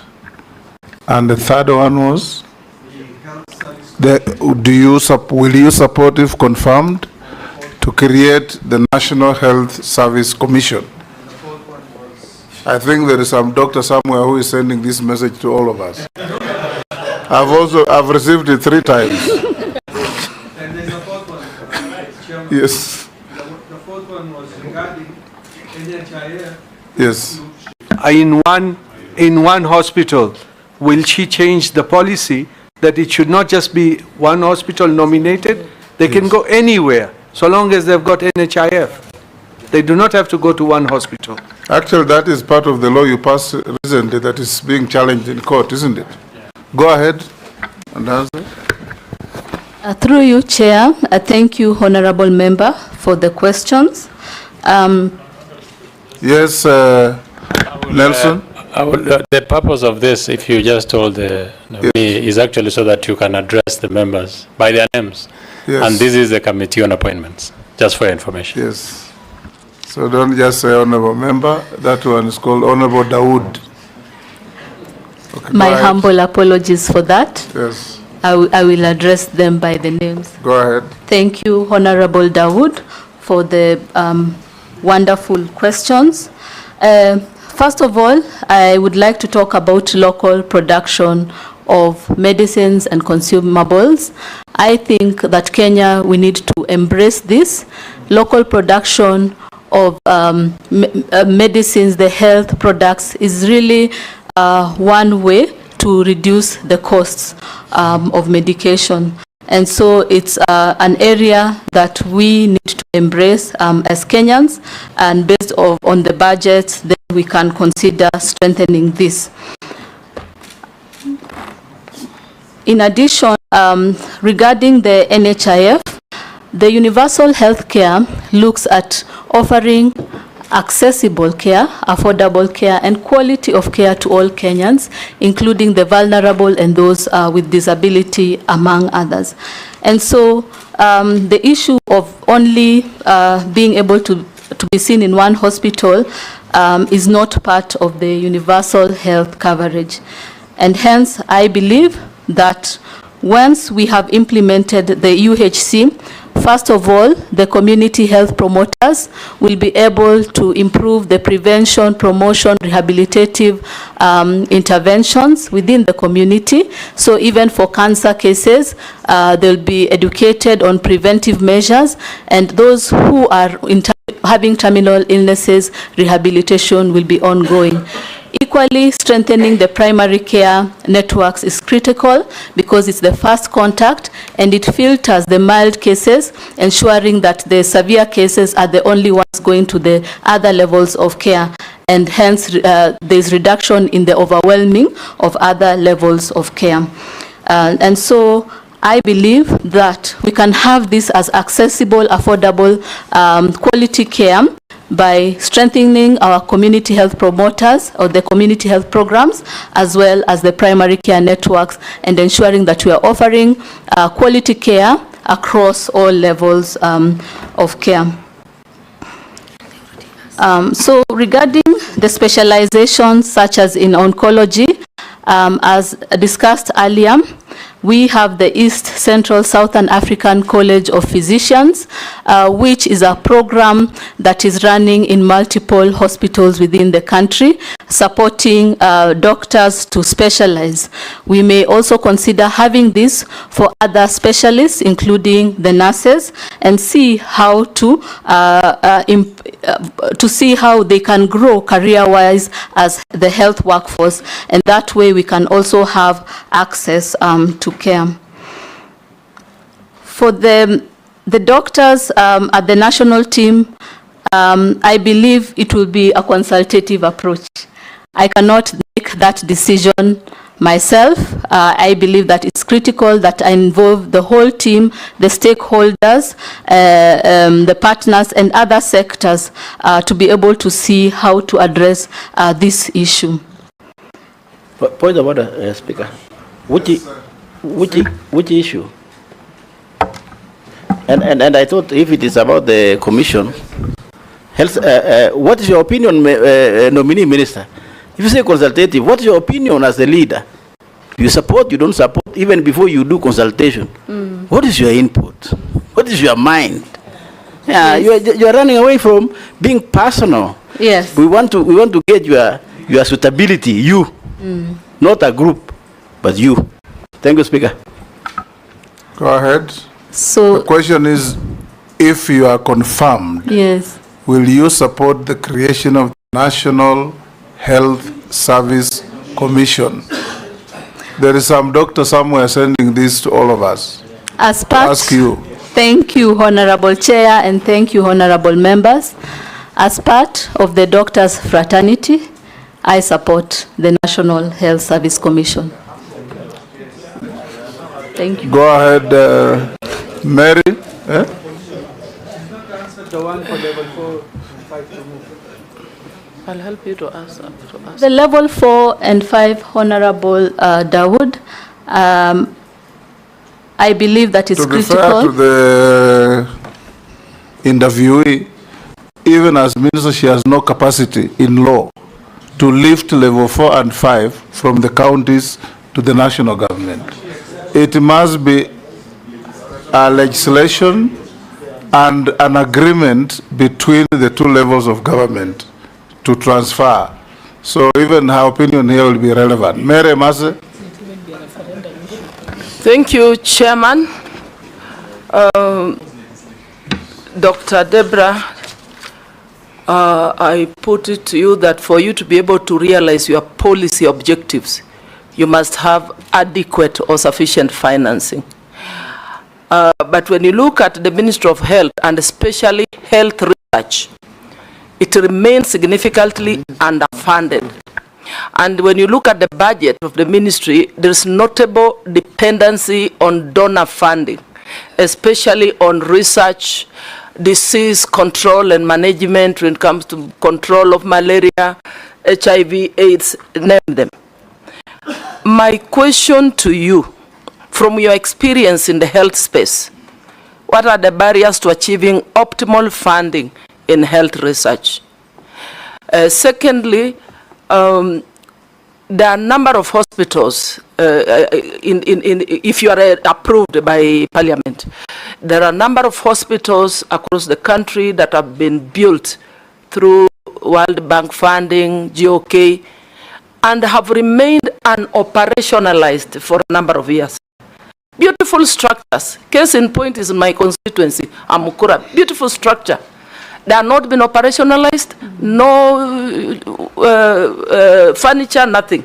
So if you are successful, please do an audit of all such hospitals across the country, ensure they have been operationalized so that there's value for money, and before you start building others or advise for others to be put up. I think that the last one, just a comment. Thank you.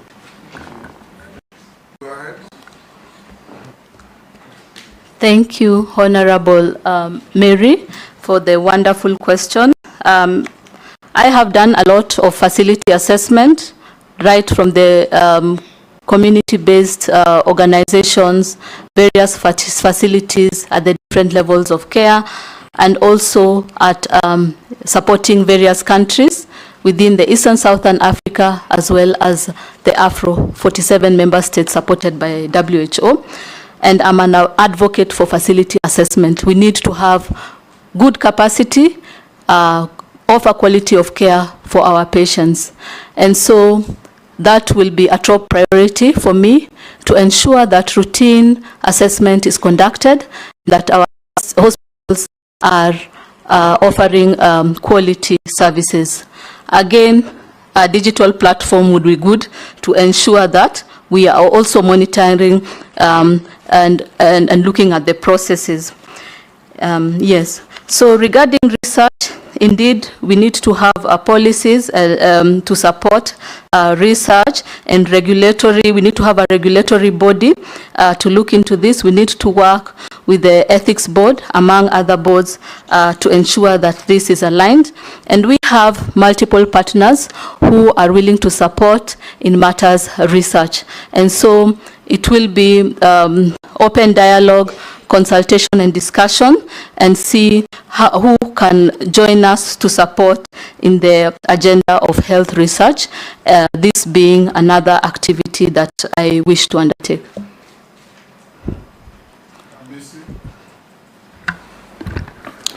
Thank you, Mr. Speaker. Mr. Speaker, first and foremost, I wish to state that the nominee comes from my county, and especially Saboti. But that will not conflict my assessment of her capacity to serve in that ministry. And I am comfortable from where I sit of her competence, but what I'm worried is that the ministries, especially the Ministry of Health, is a theater of politics. And, you know, the previous minister also hailed from my Saboti constituency. I don't want a brain drain of my sisters coming to Nairobi and being swallowed by the politics of the town. How are we kept in terms of interpersonal relations and the politics that goes around and the cabal of corrupt individuals around the ministries? How will you deal with it? Then secondly, the shift, NHIF transiting to SHA. I think a segment of it is called shift. Is it prudent? Why not revitalize the NHIF in terms of digitalization, prudent utilization of resources, instead of transiting, which means you could also transit corruption? Lastly, Speaker, it is my view that Kenya is ripe to be a medical tourist destination, just like Turkey, just like Malaysia is a policy on tourism. The biggest is India. Yes, thank you. And now being a regional hegemony, you know, we can start with the region, not even beyond Africa, but just as a region. Do you believe that we are ripe to be a medical destination? If so, how? And if not, why?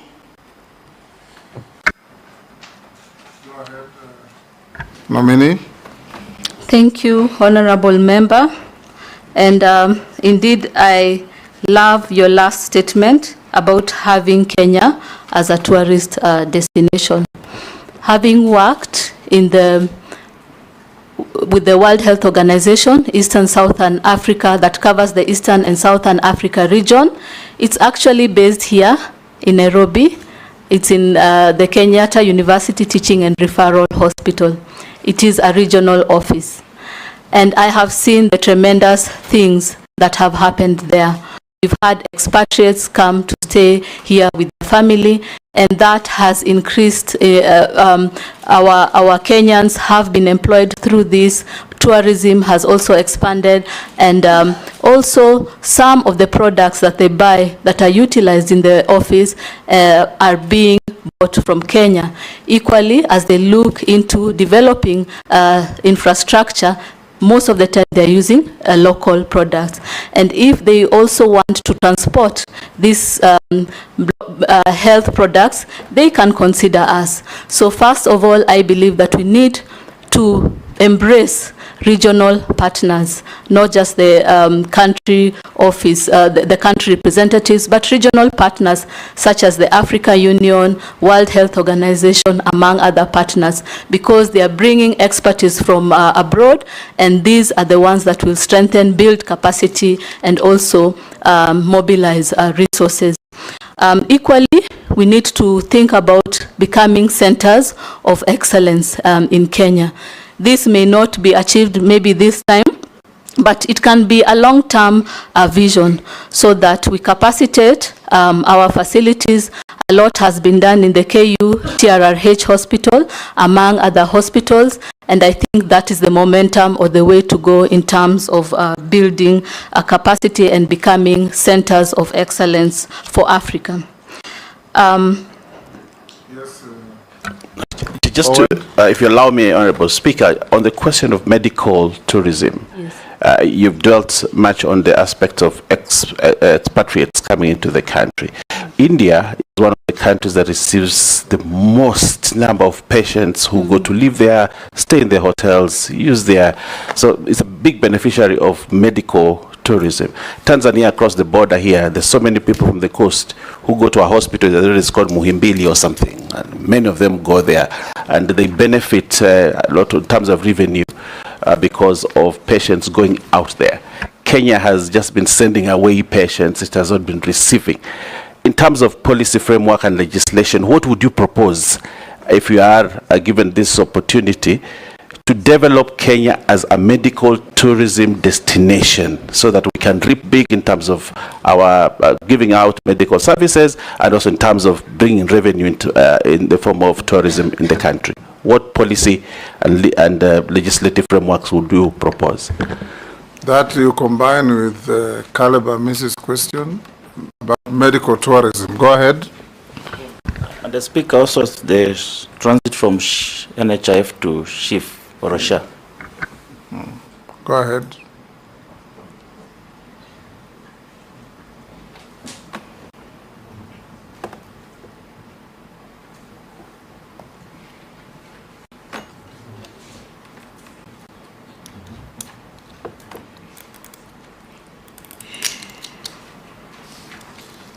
Yes, Deborah, go ahead.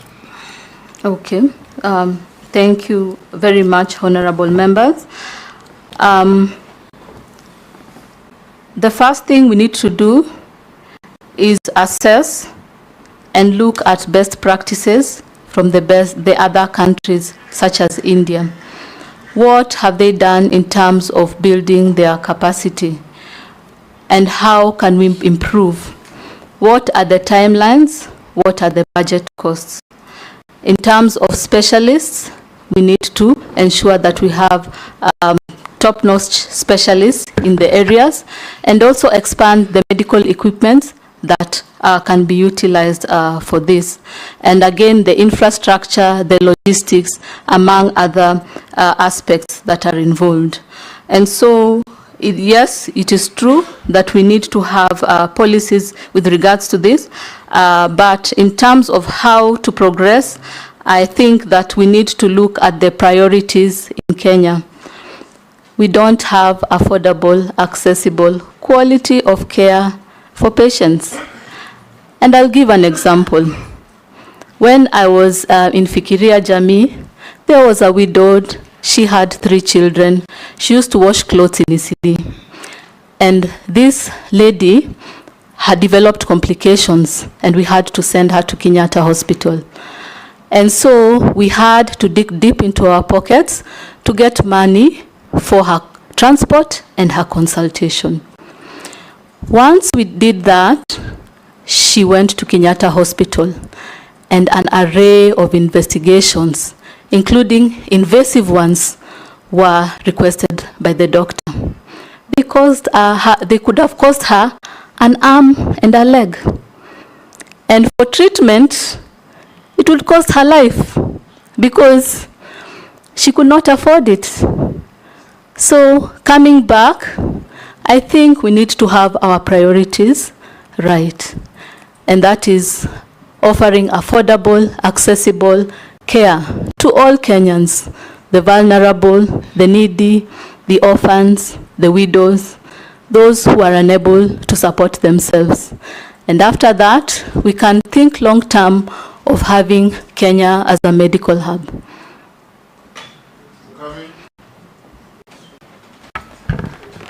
Thank you, Honorable Speaker. Dr. Baraza, considering the recent reports of vaccine stockouts and the shift in policy regarding donor-funded programs like those provided through Gavi, the Vaccine Alliance, what are your plans for ensuring sustainable financing and reliable procurement of vaccine and essential health products during your tenure as a Cabinet Secretary for Health? Another thing is about, and I think Honorable Kareb has asked you, it's regarding the transfer from NHIF to SHIF. To tell you the truth, majority of our people, they are not getting it, and they are not even registering. So I would like to know, to hear from you, if you happen to get this chance, what are you going to do about it? Thank you. Go ahead, nominee. Thank you for those wonderful questions. And I will start with the last one, transfer from NHIF to SHIF. The service is to the people of Kenya. And so we need to engage them. They need to own it. They need to understand it. We need to embrace and have community feedback, and then work on it to see how we can intervene. And I believe that that was one of the challenges, that the community was not involved. We did not have robust communication with the community. I think it is critical for us to engage the community so that they understand the vision of SHIF, and they also contribute to see how this vision can come to fruition. Equally, it's important for us to involve the stakeholders, the counties, the county government, partners, among others, to make this come into fruition. So the dialogue is really critical when we are looking to transfer patients. And then we can come up with appropriate interventions. Regarding vaccine stockout, pooled procurement can be done amongst various countries, say for instance in Eastern African region. And then we can also consider talking to the Treasury and see if resources can be allocated, as well as discussing with partners in terms of supporting in the area of vaccine. Mishimbogo. Honorable Mishimbogo. Thank you, Honorable Chairman. Honorable Chairman, my first question, it is on the issue of the program dubbed as Linda Mama. This program used to facilitate free delivery by our expectant mother in this country. But right now it has been faced with quite a number of challenges, making women suffer, especially those who are expectant.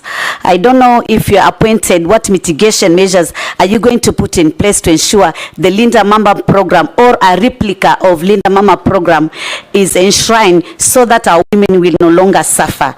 My second question, it is about the rising mental health burden in this country, where some studies have shown that in every five people, one is suffering from health disorder.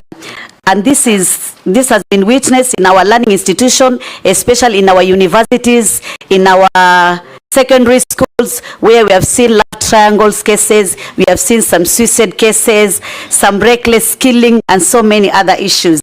And this issue is compounded by a fragile mental health system, socio-economic challenges, and cultural attitudes.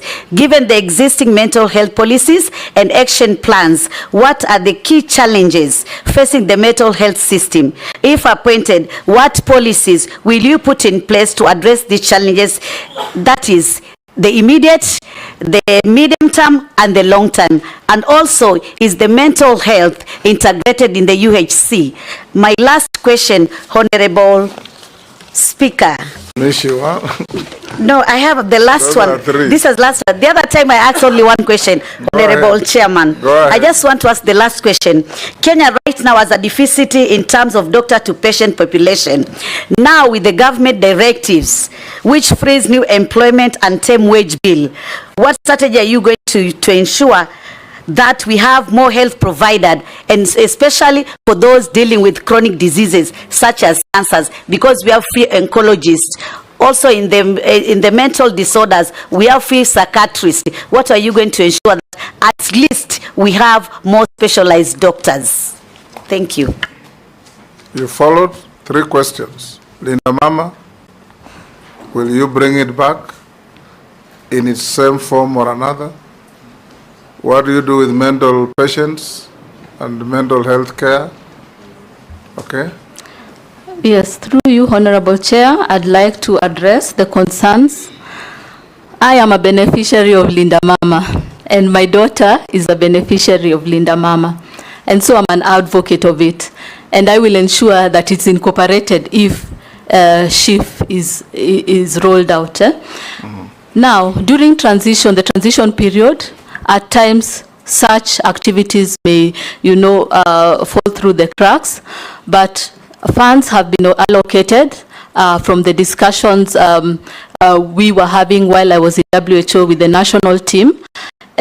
So we need to have a transition plan and or guidelines to ensure that some of these critical covers like the Linda Mama are always there when we are transitioning. So this is an area that we look to and ensure that all mothers and the children are covered. I will combine the mental health and doctors to patient population. Indeed, this is not just the doctors, but the health workforce in general.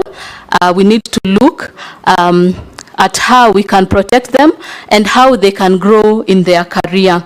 And so I will engage the universities and other training programs such as the Eastern Southern College of Physicians, the surgical programs, the obstetrics and gynecology programs, and have deliberations on other programs that we can have in the country for our health workers to progress in their career, because we can have even clinical officers, nurses specializing in mental health, in matters oncology, among others.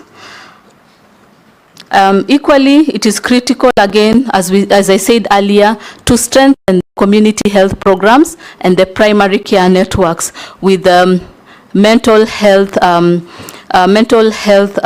specialization or professionals that have been trained in mental health. And so these are areas that we can look into addressing. Sharia. Thank you, Chairman. Dr. Deborah.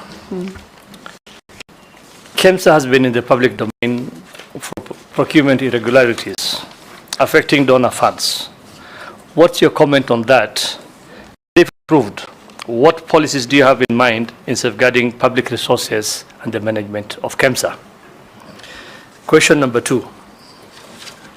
Chapter 6 of the Constitution and the Leadership and Integrity Act 2011 imposes the highest standards of trust and integrity for state and public officers. And this is in relation to what my colleague was saying. How do you intend to address the public perception of the Ministry of Health as a mafia house associated with corruption and lack of accountability? What specific strategies will you employ to enhance transparency restore public trust, and ensure that the ministry operates with the highest level of integrity.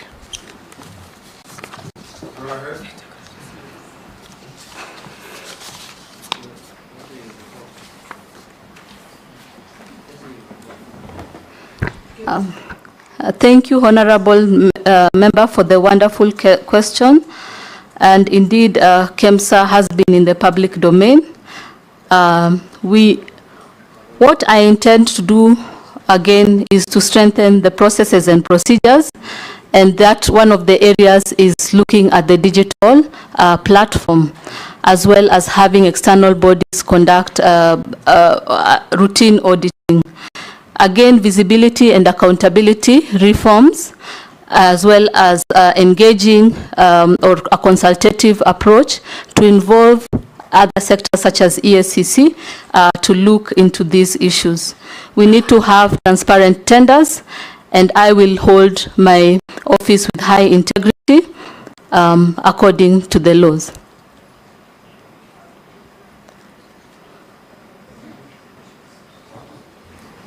Yes, Leader. Thank you very much, Honorable Speaker. Dr. Debra, a healthy nation is a wealthy nation. And I want to echo my colleagues what they have said. The health docket is a big docket. It's a very serious docket.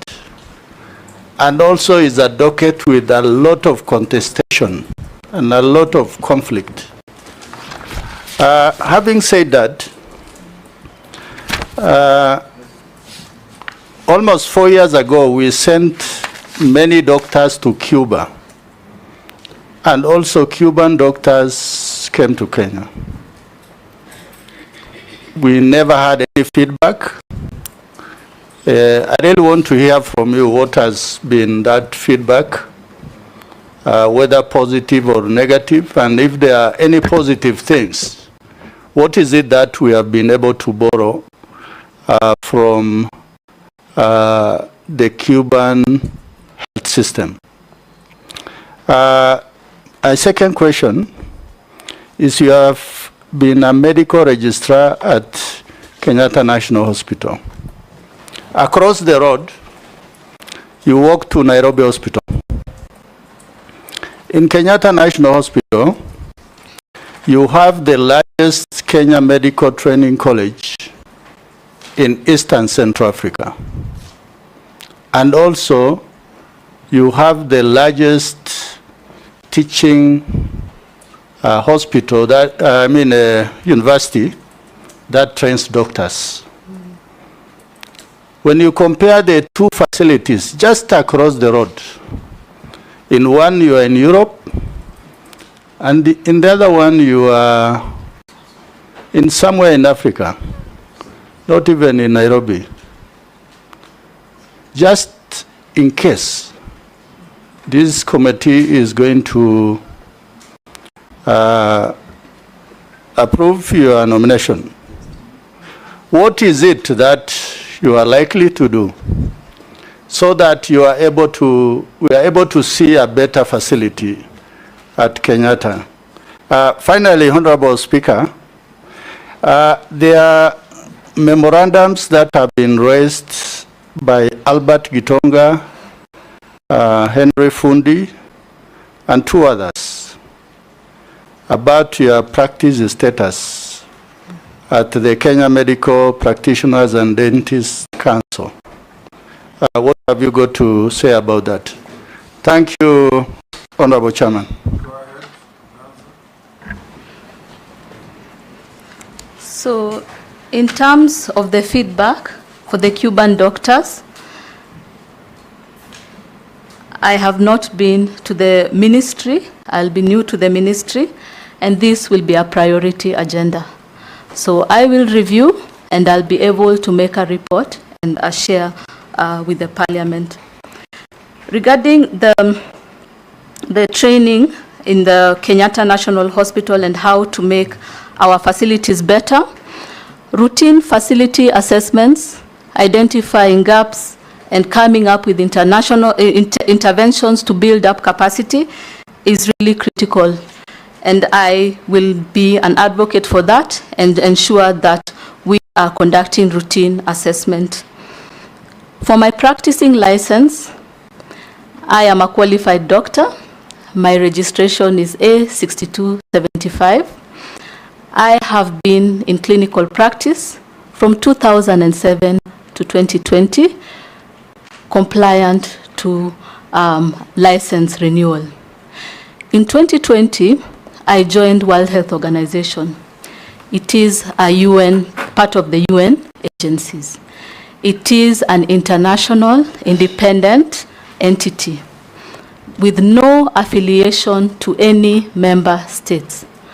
I was an international civil servant, offering services to 22 countries in Eastern Southern Africa, and the 47 member states also supported in the Afro region. So my work and my capacity was at an international level as a policy advisor, giving strategic direction and technical advice to various countries in the Afro region. Once the president nominated me as cabinet secretary, because of the courtesy and respect and coming back into the Kenyan medical environment, as well as the office of the cabinet secretary, I renewed my clinical practice. Mule. Thank you very much, Chair, and welcome Dr. Baraza to this committee. Chair, I've pursued and I've looked at the CV of the Dr. Baraza. Having worked at Kenyatta Hospital as a registrar, Mata Hospital as a promotion, worked at Eastern Deanery as a physician and promoter, and then straight to WHO. I have no doubt on your experience, but I have a serious concern of where you are coming from and where you are getting into. And I think Kosin alluded to that. We want to hear you, how you will transit. Having been in the medical fraternity for the last 20 years, where you are coming from is where things are done as the policy of the institution. You are joining government whereby complex law, interest, politics carries the day.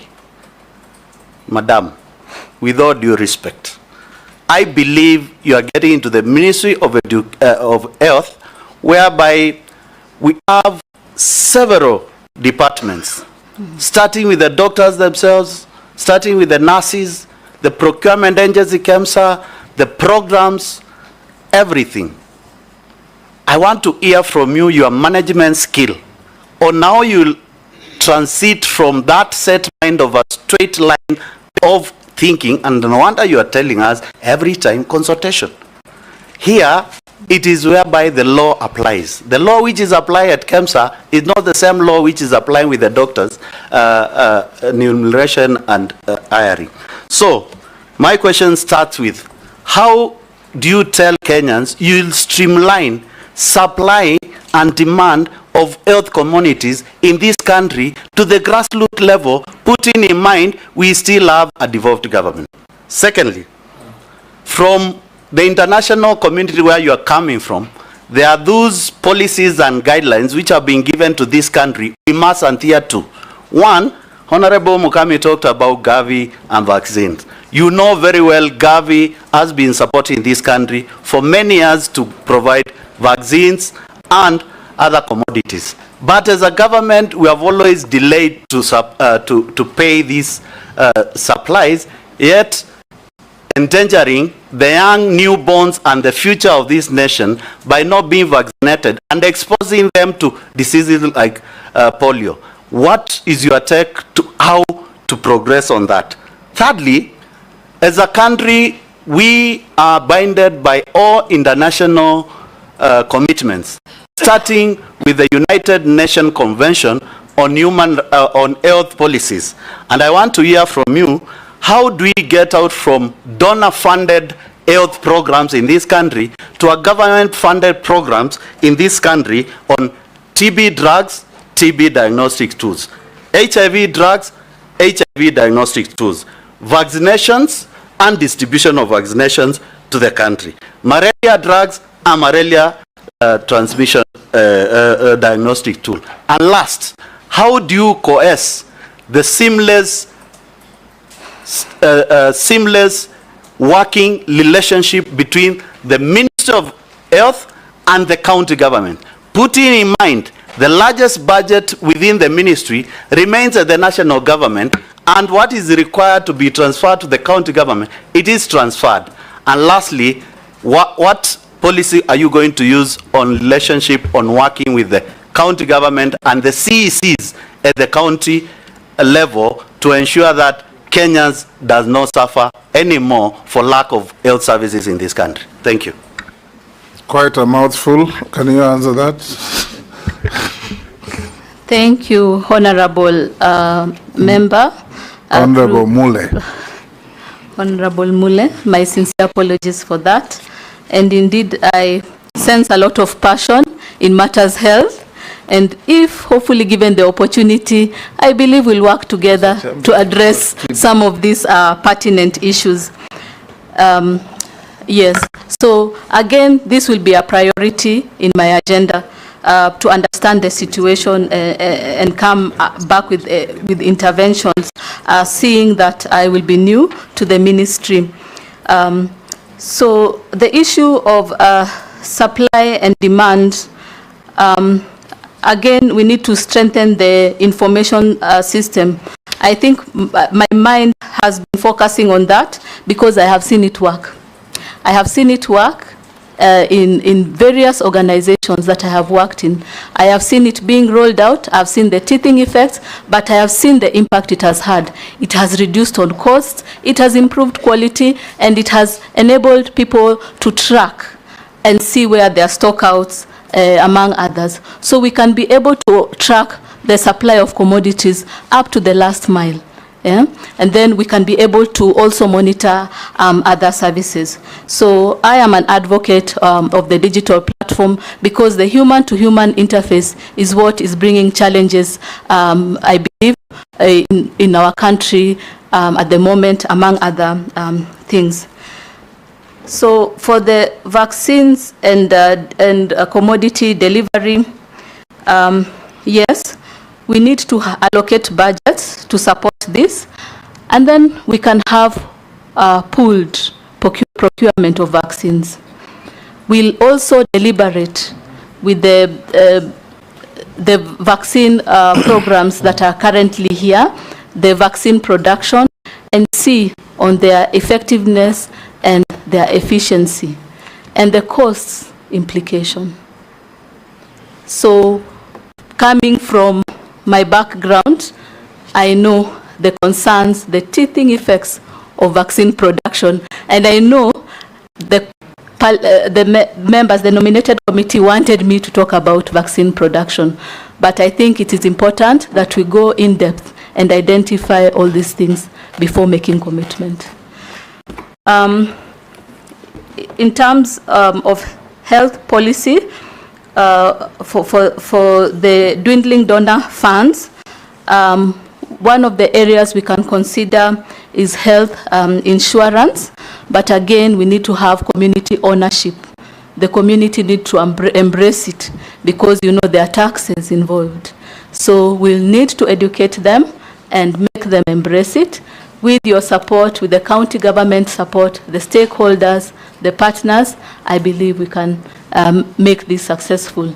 And equally, there are some programs which are again feeding into the universal health coverage, including maternal to child health programs, the TB programs, and so on. So we can see how to work as a team and synergize our efforts for improvement of services in Kenya.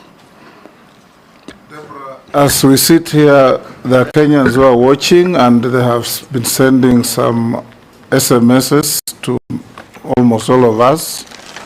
a few of them, they say, in case you are approved, embrace biotechnology and diagnosis, harmonize salaries of health workers.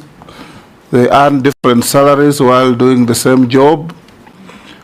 Somebody else says there's a program called Edu Afia for students. It was suspended because of fraud instead of punishing the fraud. Another one says advise her to solve UHC staff menace. They get only half salary for full work. Another one says Linda Mama must come back. That's what Mishi was saying.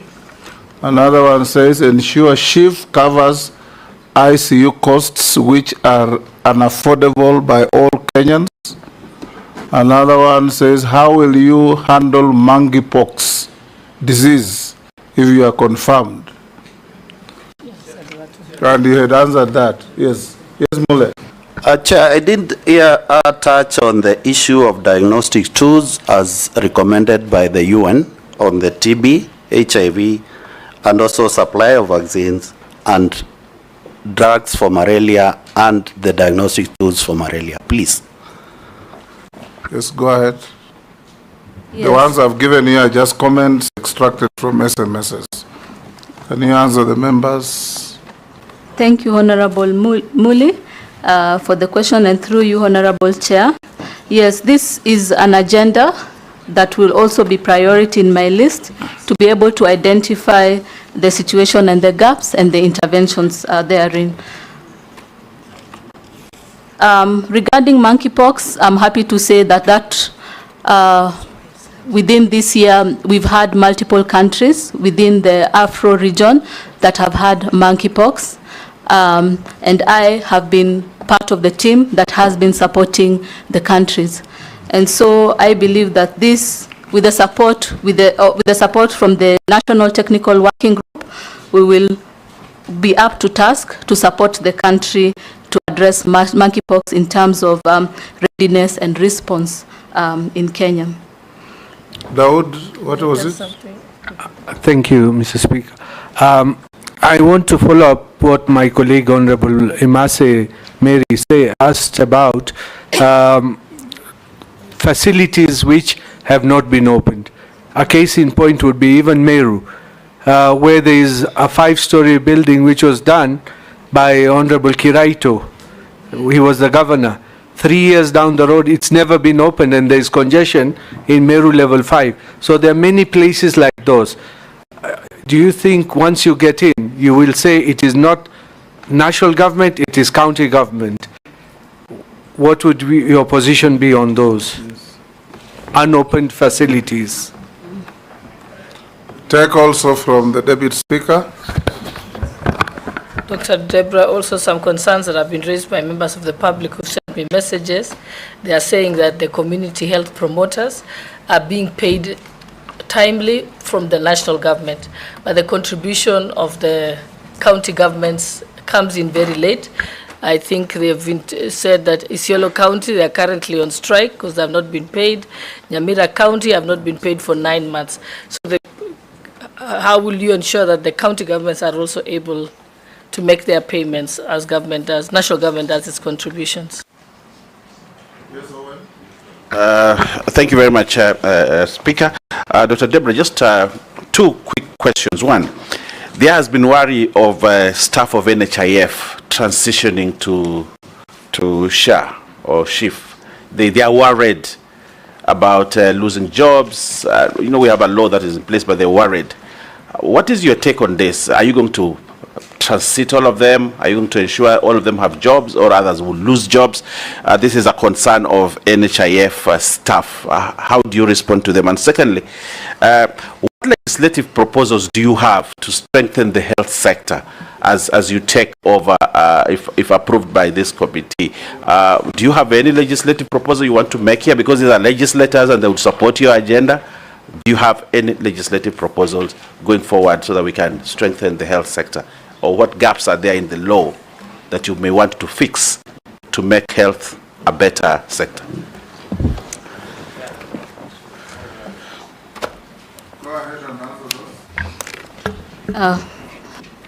Thank you very much, Honorable Owen, and for the questions that have been raised.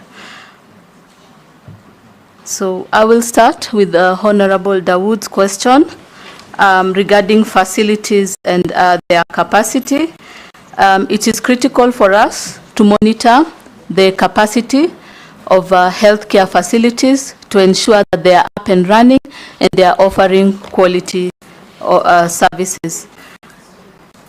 And so it is critical that we conduct routine assessment to identify gaps and come up with intervention. I hope to work together with the county government in terms of identifying the gaps and supporting, because healthcare, the health system is not just the infrastructure itself. It is the commodities, it is the services, it's the human resource. So we need to look at all those things and ensure that our healthcare facilities are up and running, and that is a task that I would wish to take up and in consultation with the counties. Again, the community health promoters, indeed, they are a critical component and a pillar for health service delivery. They are the ones who go to the community, supporting preventive, promotive, and rehabilitative activities. And so, discussions with the county government on the gaps as to why they are not, the community health promoters are not receiving their money is really important, and it will again be part of my agenda. Regarding the NHIF, I'm still new to the ministry. I will need to review the HR capacity, the number of human resource that is required for the new insurance, but an intervention can be to match and move the HR, depending on their roles and responsibility, to the new area. So again, this is an agenda that we can have with the technocrats to see where the gaps are and how we can move the NHIF, because it is very sad when, you know, the sole provider of a family loses their job. And so this is something that we need to support our NHIF staff.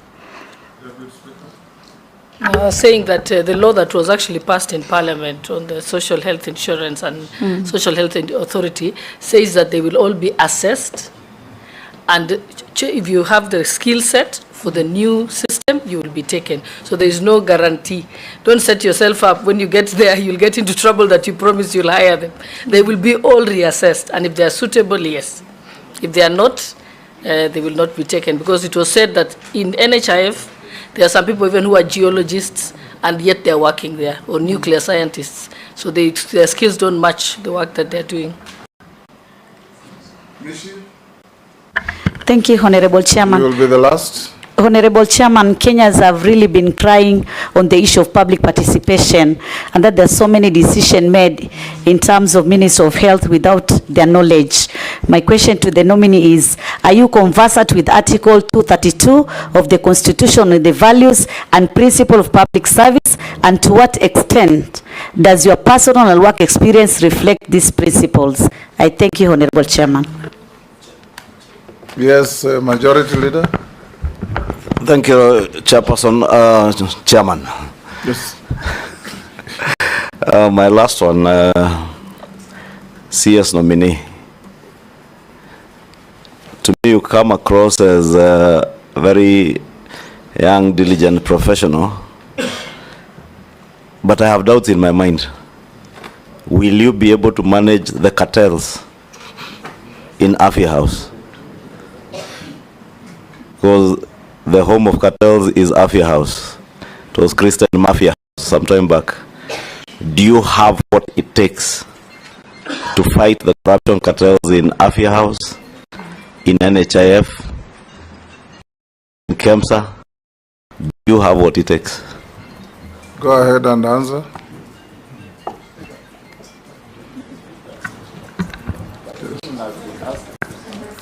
Mr. Speaker. Yes. I think we also need to be fair to our time and the nominee. That question has been asked several times, So we can't keep on repeating the same. So I think honorable members must be attentive. Yeah, it was asked actually. Speaker? Yes. Speaker? Yes. The question of the mafias and corruption was asked, but I think to be fair to the majority leader, he's asked about what he thinks in terms of demeanor. I think it is just more in her direct strategy. And even as you respond to that, I would tell you that the mafias always also say, we have seen many come and go, including the most recent one. So I think as much as that question has been asked, she can respond to it. Isula is taking over my job. Women power. Let's take Raso. Let's not do another round. Raso, just you'll be the last. And the question being asked is very pertinent. It was asked before, as Amisi said, in fact, 2-3 times. Do you have the capacity, the ability, the will, and the strength to fight and resist the mafia at Mafia House? That is the question. To have thick skin. Thank you very much, Honorable Chairman. Daktari, maybe mine is just one quick question. You have worked at the WHO, and there's prescribed number of doctors per patient within a population. What is the standard, and how far are we as Kenyans? Because the UN says 1 policeman to 400 Kenyans. What do they say in terms of doctors, both at the national and the county level per population? Thank you, Honorable Chairman.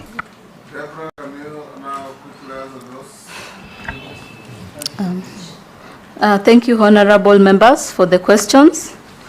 With regards to public participation, yes, this is a very pertinent issue of which I am passionate about.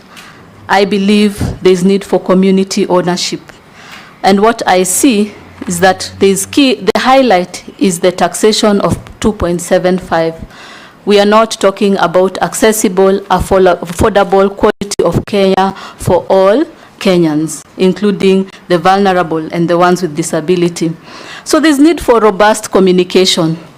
We need to strengthen communication to the community so that they embrace and they own this initiative. We need to gather feedback and see how we can address the challenges. We need to look at the misinformation and counter it. We need to engage the community.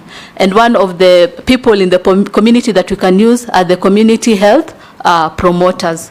And so I think that, or I believe that the risk communication, community engagement, addressing all these things is really a critical highlight before embarking on this journey. Regarding being able to manage the mafias. You can't manage them, you confront them. That is what you have been asked. You eliminate them. So, Honorable Chair. Your colleague who came earlier said you neutralize them. First of all, we can look at prevention than treatment. And one of the areas is the early warning indicators. We can use a digital platform, yeah? We can use, open tenders or transparent tenders. And we can use independent bodies to monitor this. And engaging the EACC and other bodies in this. Go ahead. Go ahead. In the discussion. So I think we need to strengthen. You have the courage and the will, that is the question, yes, to confront the mafia, yes, and defeat them. I will hold my office with high professionalism, yes, and high integrity. Good. But here she can't manage and treat mafia. She has to deal with them head on. She has said that she's going to manage and treat. We can't deal with mafia like that. I think she's understood. You can't treat the mafia, you fight them. They are a criminal enterprise. And exactly. I think the Honorable Mukami did not get the nominee right. She said there can be preventative treatment, and my understanding was that preventative in terms of preventing corruption, if I got her right.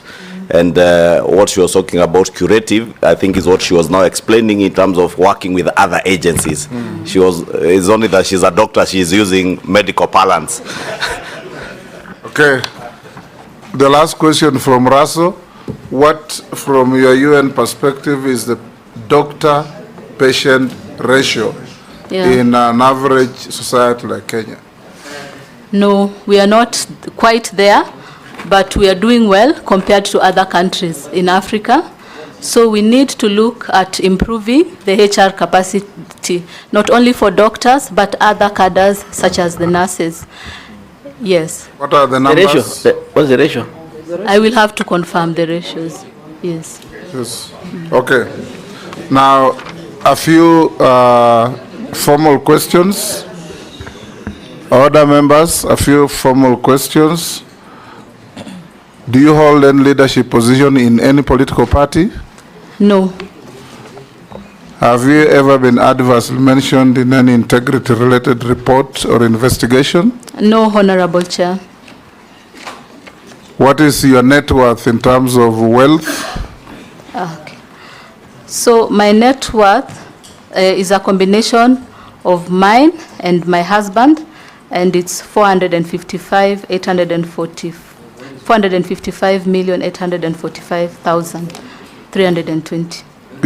You and your husband? Yes.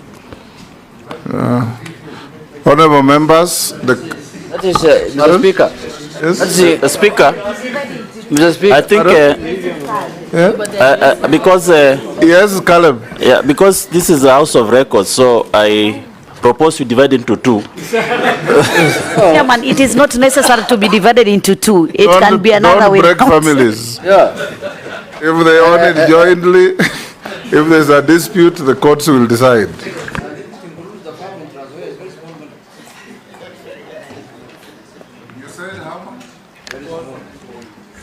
455,845,320. Yes. 320. Okay. Millions. Yeah. Yes. Honorable members, the nominee, according to the clerk, has submitted her papers and are all in order. 7 memoranda were received from various people, and in her written response, she answered all of them. You are now released. Yes? Yes. Yes. You are now released to go back with your original documents, which will be given to you by the sergeant behind you. And have a good day. Thank you. I'd like to again thank His Excellency the President for nominating me as Cabinet Secretary, Ministry of Health, and also for the nominated committee for giving me the opportunity. Appointments committee. The Appointments committee. Appointment committee for giving me this opportunity to also present myself, and I am happy to bring my expertise and serve the people of Kenya. Good. Bring the next nominee. Members, do you want to break and resume at 2? How many minutes? 5. 10 minutes. Lunch is served in the boardroom of the commission. Those of you who are hungry. We've just eaten a snack. Yes. 5, yeah. 10 minutes.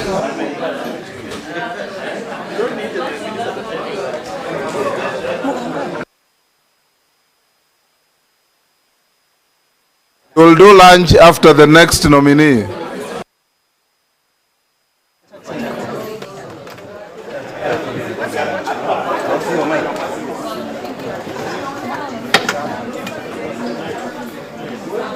10 minutes, eh?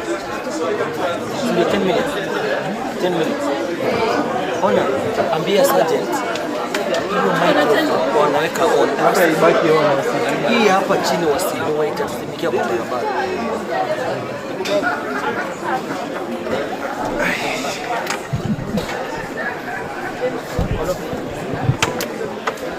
Tunaenda kula ama tunakaa tu? Kama hivi, ndio tunasema agenda.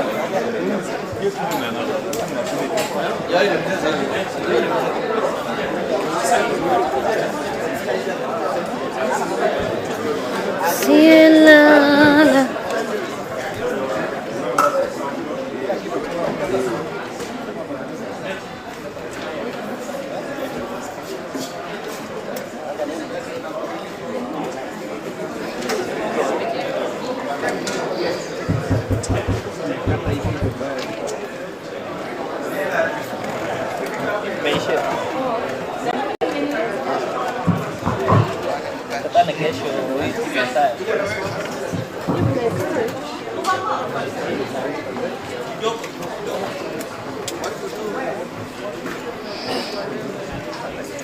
Acha niingie hapa washroom Irene.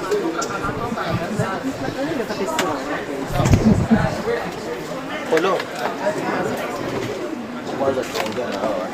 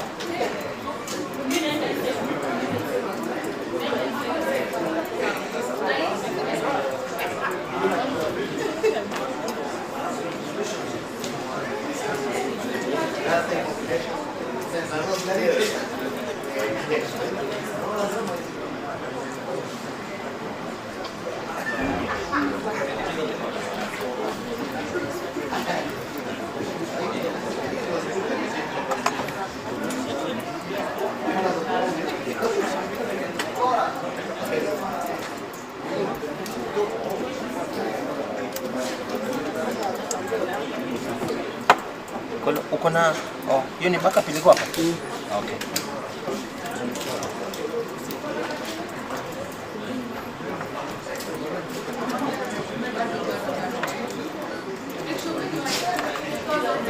Mimi nataka hizi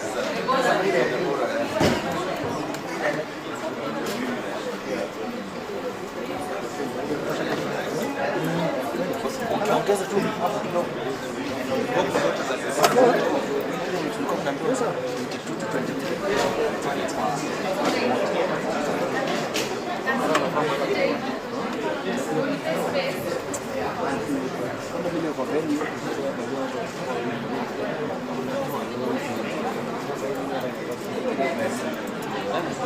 Iko sawa?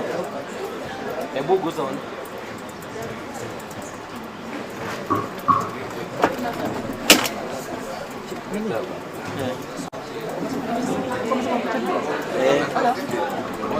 Yes, sasa wanakaa wanaendelea. Poa, acha waendelee. Chama amerudi kweli? Wewe nasikia tulikuwa na moto huko. Bado?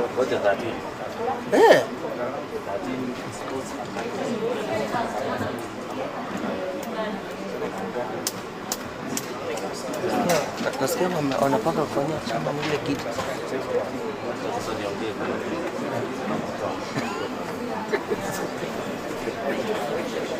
Yako. I didn't hear you. Umemwambia? Betty.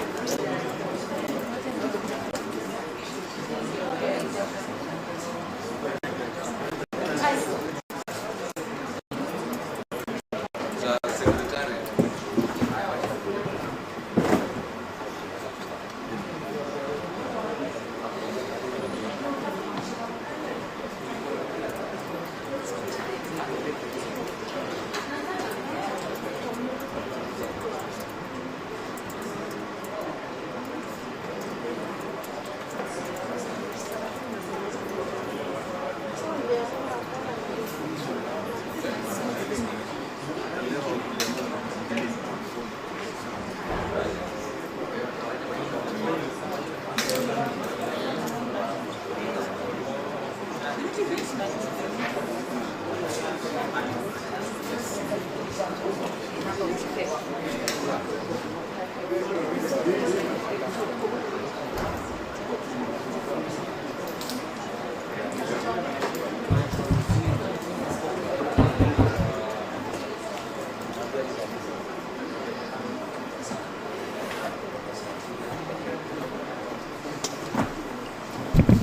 meeting na sio, lakini sioni nikienda. Ninawaambia nilianza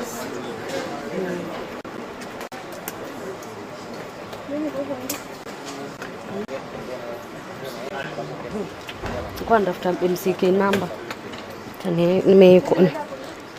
Hacha nikuje niweke. Hakuna kitu inaandika. Ja.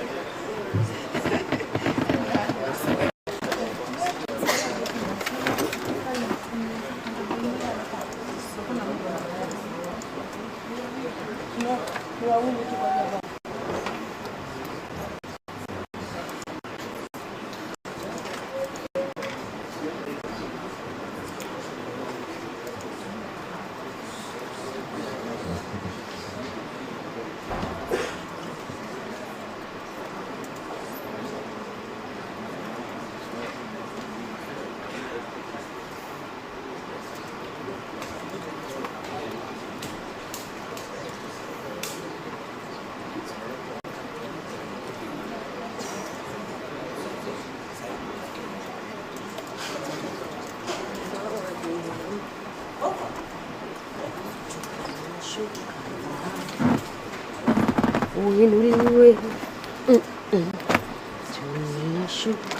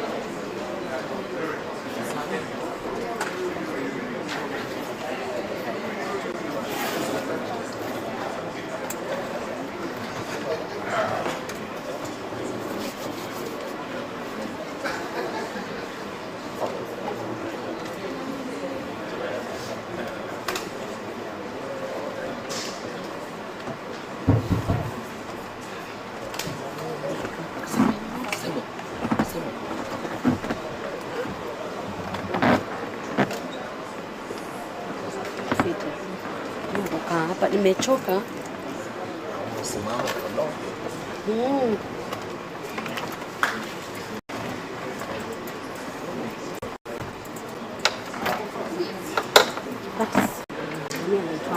Anastai huyo alikuwa hata huyo. I think ni kama step out although kuna yule mwenye alikuwa nafaa kuja step in, but you could just cheza ukimpima kichelewa. Ndio.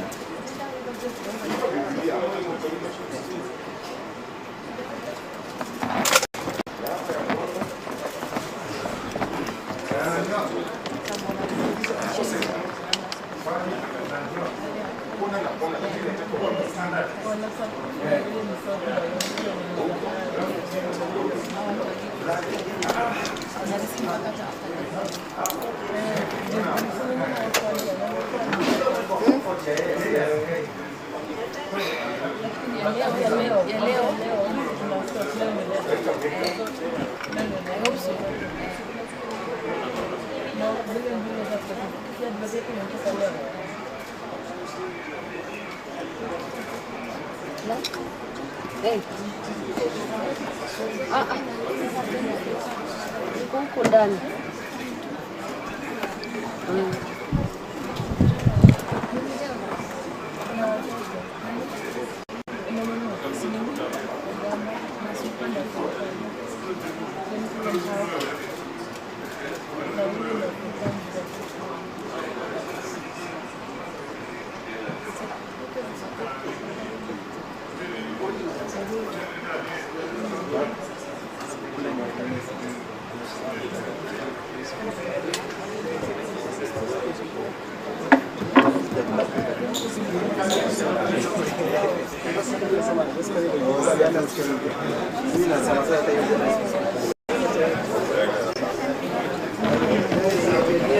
Allah, nilikuwa nasema umeenda.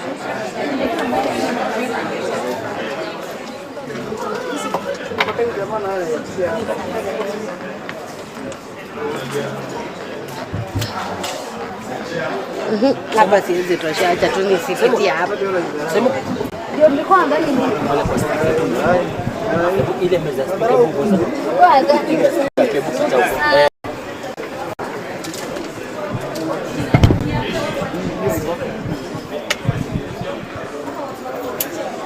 shika tu. Mwenye kapo chini. Amedu. Sasa nimeenda kuacha hizo. Niambie niko na shilingi na nilipoteza. Umekutana tu na nitamwambia Masi nilikupea shilingi yangu.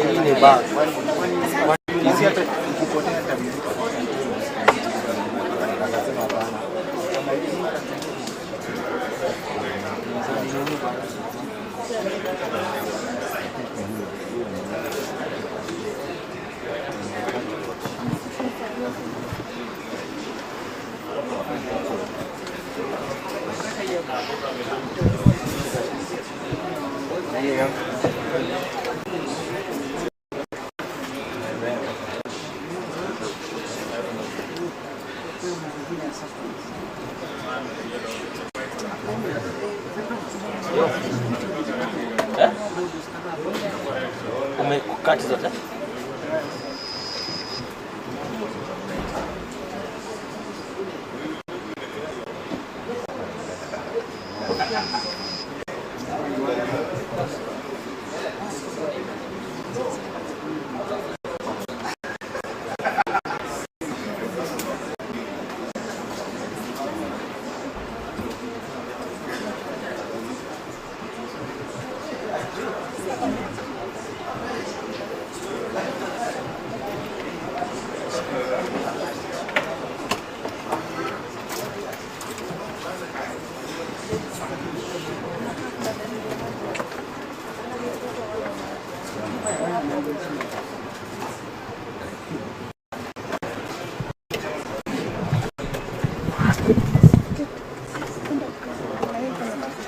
Sioni kama huyo mtu anapita. Nenda mkaa kudeni. Hapa siwezi kushia hata nikulia. Na mimi ni mkubwa. Ama ukaile kiti ya kwangu arudi. Nani? Huyu kwenye amesimama huyu? Kwa kwangu alikuwa amekaa hapo la arudi. Arudi. But unaona mtu anakuja na siwezi. Hawaingii. Hata kuna sheria huko juu. Ndio nini sasa mnaingia na nini?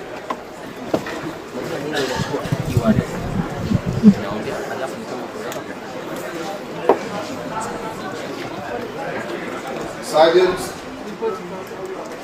bring the next nominee. Honorable members, the meeting is back to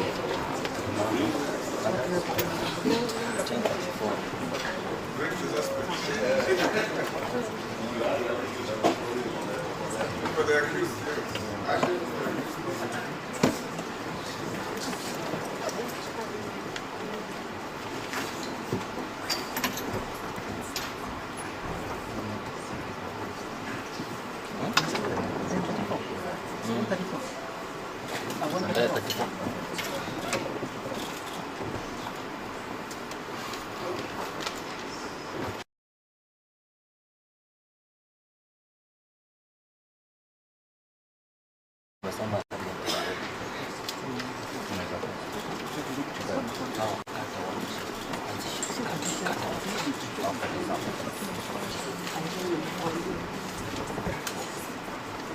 afternoon, Alice.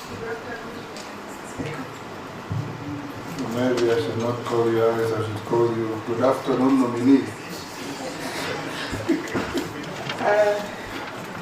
I think I feel nice when you call me Alice, Mr. Speaker. And maybe I should also call you Chairman. I don't know, I need guidance. Yes. I think you are both. I'm both. Experience. Honorable members, I think we are ready to go. Sergeant, can you administer the oath? Alice, you have a choice between, what are you looking for? I had two people, I can't see. With your permission. Your support staff or your security? Here you are secure. No, yes, not security. It's a support staff, just one person. Yes. Murefu. Good. Thank you. Ako hapa? Ako hapa. Okay.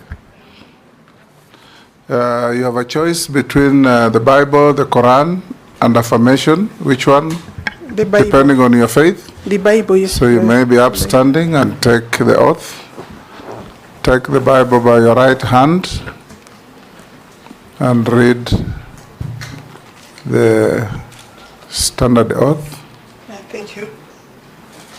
I, Alice Modoni Wahome, do swear that the evidence I shall give before this committee on the matter under its consideration shall be the truth, the whole truth, and nothing but the truth. So help me God.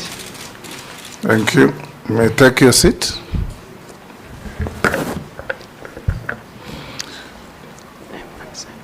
Alice, if you have your documents, pass them on to the clerk so that as we proceed with the process, they'll be verifying your originals against what you submitted.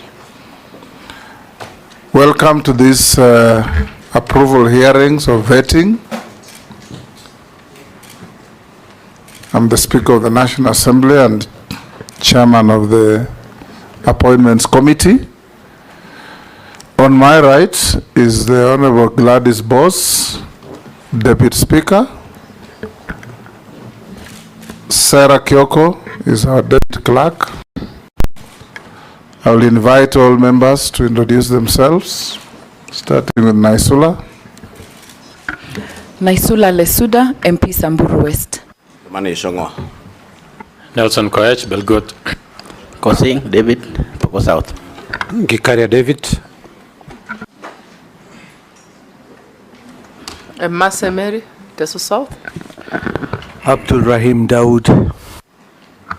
Ferdinand Kevin Wanyonyi, mjumbe wa kwanza Trans Nzoia County. George Gitonga Murugara, MP Tharaka, Tharaka Nithi County.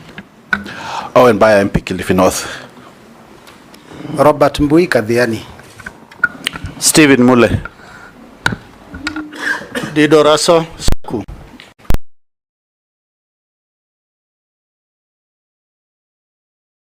Mukami Washira, Nyeri County. Lastly, Caleb Amisi Saboti. Welcome, Honorable Alice Wahome.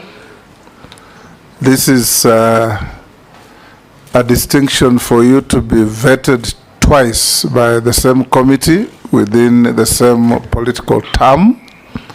We vetted you some time back in 2022, and we have received communication from the President that he has nominated you to the Ministry of Lands, Public Works, Housing and Urban Development, the same ministry that you are here. We invite you to introduce yourself. We are conscious of the fact that you are a former colleague in the House, but for the record, introduce yourself, your name, your educational background, your experience, your key competences, and your suitability for appointment as Cabinet Secretary within 5 minutes. Thank you, Honorable Chair, to this appointment committee. Sorry? Chairman or Speaker? Not Yes. Chair. I'm sitting on a chair. Chairman, although I would prefer chairperson, but I'll go by the chairman. Thank you very much. I think it's awkward. I think I just prefer to use the speaker. Thank you, Speaker. My names are Alice Muthoni Wahome. I'm an advocate of the High Court of Kenya. I have served as an advocate before, prior to the nomination in 2022. My last certificate as an advocate was for the year 2022. Thereafter, I'm a graduate, therefore, of the Nairobi University Law Faculty. Since then, I have served as an advocate in practice and served in When I last checked, it was called University of Nairobi, not Nairobi University.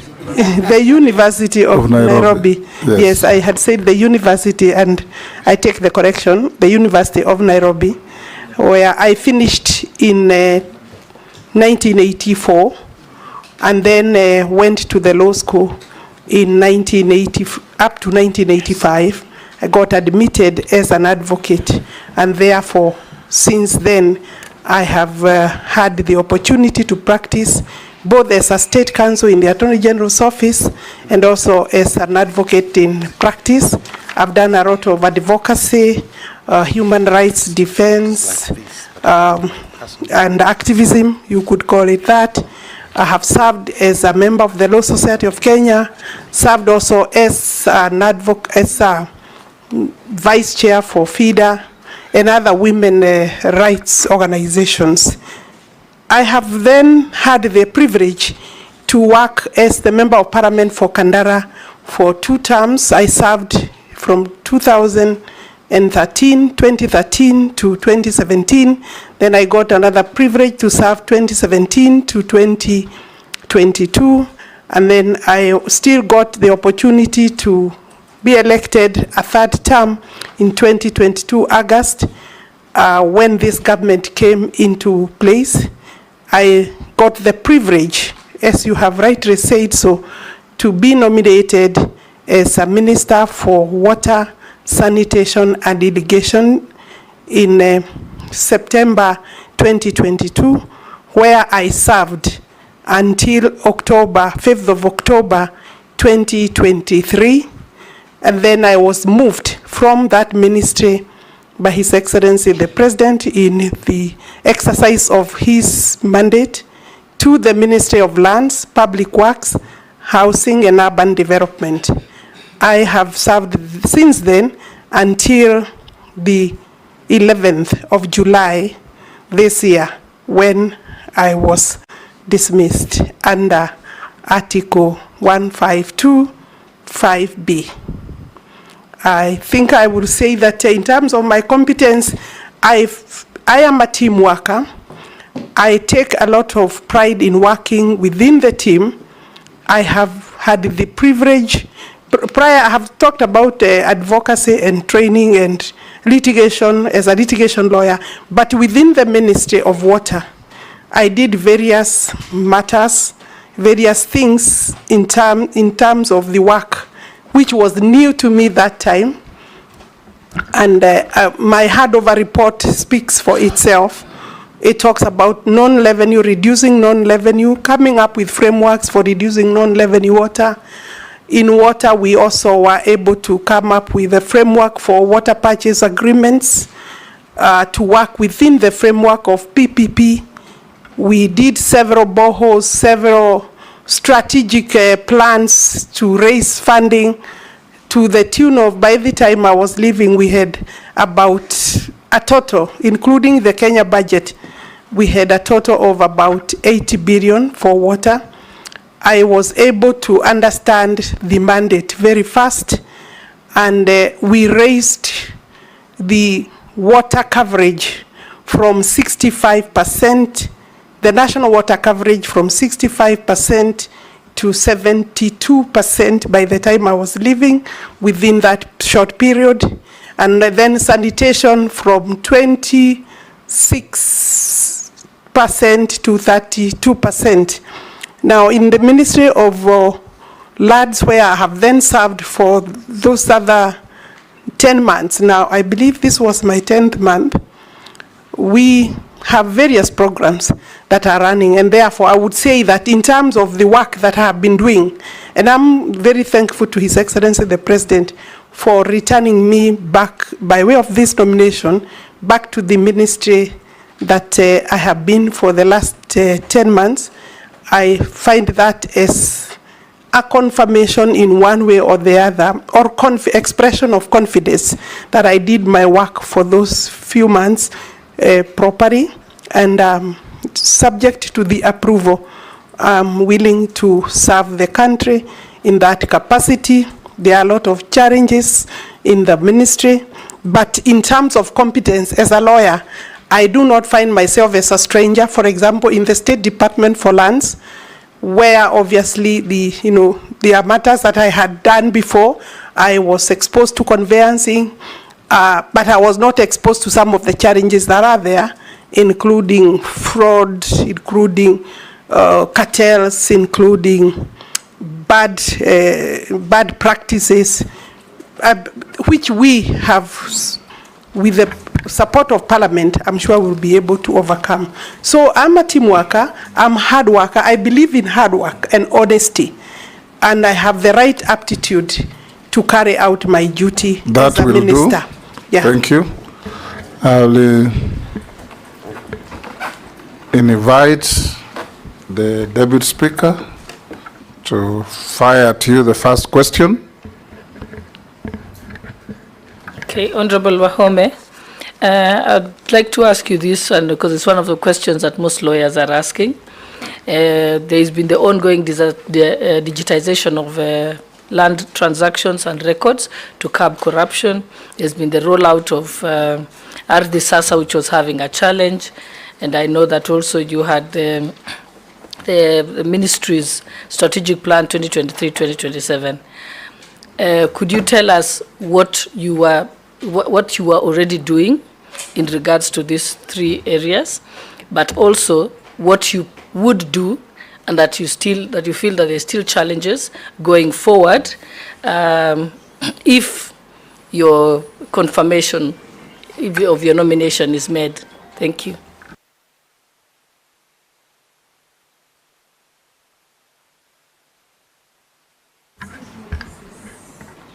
I thought you said you have some support staff with you.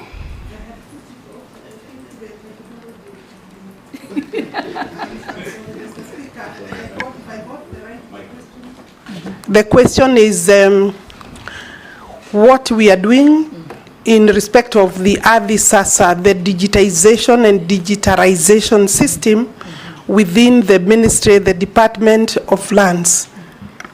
And that there are several questions coming towards that particular strategy to deal with the land. One, this particular program is meant to bring efficiency to secure land records and to provide maybe surety that the security of the records will be maintained with integrity.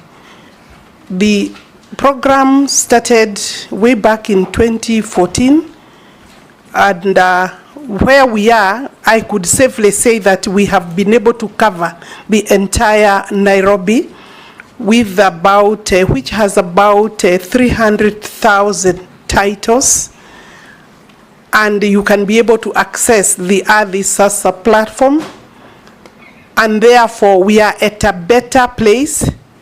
But I still know that there are a few records that we are still working on loading. And of course, with the huge developments that are coming up, we will still require to have a bigger space in terms of that platform so that we can capture land in real time, be able to give records to the public in real time, and accessibility becomes easier and more assured. The story of missing files should be one of our bad history, so that this is a system that we should encourage, embrace as an information management system. What we have moved now to Murang'a, to Isiolo, to Mombasa with the same system, and we are already working in another 27 registries where we have been able to take our scanners, because the first exercise you do is to network within provide the infrastructure. Then you do the scanning of the records. You know, our records have been manual. We want to, of course, to get rid of the manual records. Not completely throw away the records, but be able to know that we have the information system secure, properly secured. But then the records are put on, on board, loaded. With that, then we can be able to say that I want to be very honest with the Parliament, because I'm at the right place. We needed a better budget, a bigger budget, to the tune of between 35 and 40 billion to be able to secure all our records under the digitization system. And of course, the country needs to be able to have fiber networking in those other places. And therefore, another maybe 5 years, we can safely be able to do this, provided that we get sufficient budget as a country to cover it. And yeah. Majority Leader. Mr. Speaker, yes, nominee. Your gadget is not working. No, it's working now.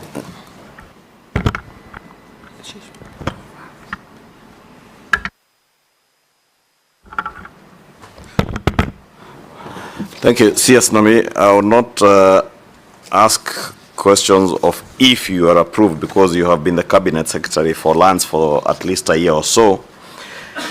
And you are aware there have been very many cases of land grabbing around the country. And we've also seen you on TV on some land which was alleged to have been grabbed somewhere in Loresho. And you also know of many other cases that have been brought to your attention, or the attention of your office, your former office at the Ministry of Lands, around Windsor and other areas. Cases where your ministry officials of the National Lands Commission, those from the police have been involved. I would want to hear what you would do, if approved, or what you have been doing to curb the rampant cases of land grabbing, and especially considering the recent court judgment by the Supreme Court that a title by itself is not prima facie evidence that you are the owner of, legitimate owner of land, that one needs to go beyond that face value of the title to check how that title was acquired from the initial first owner.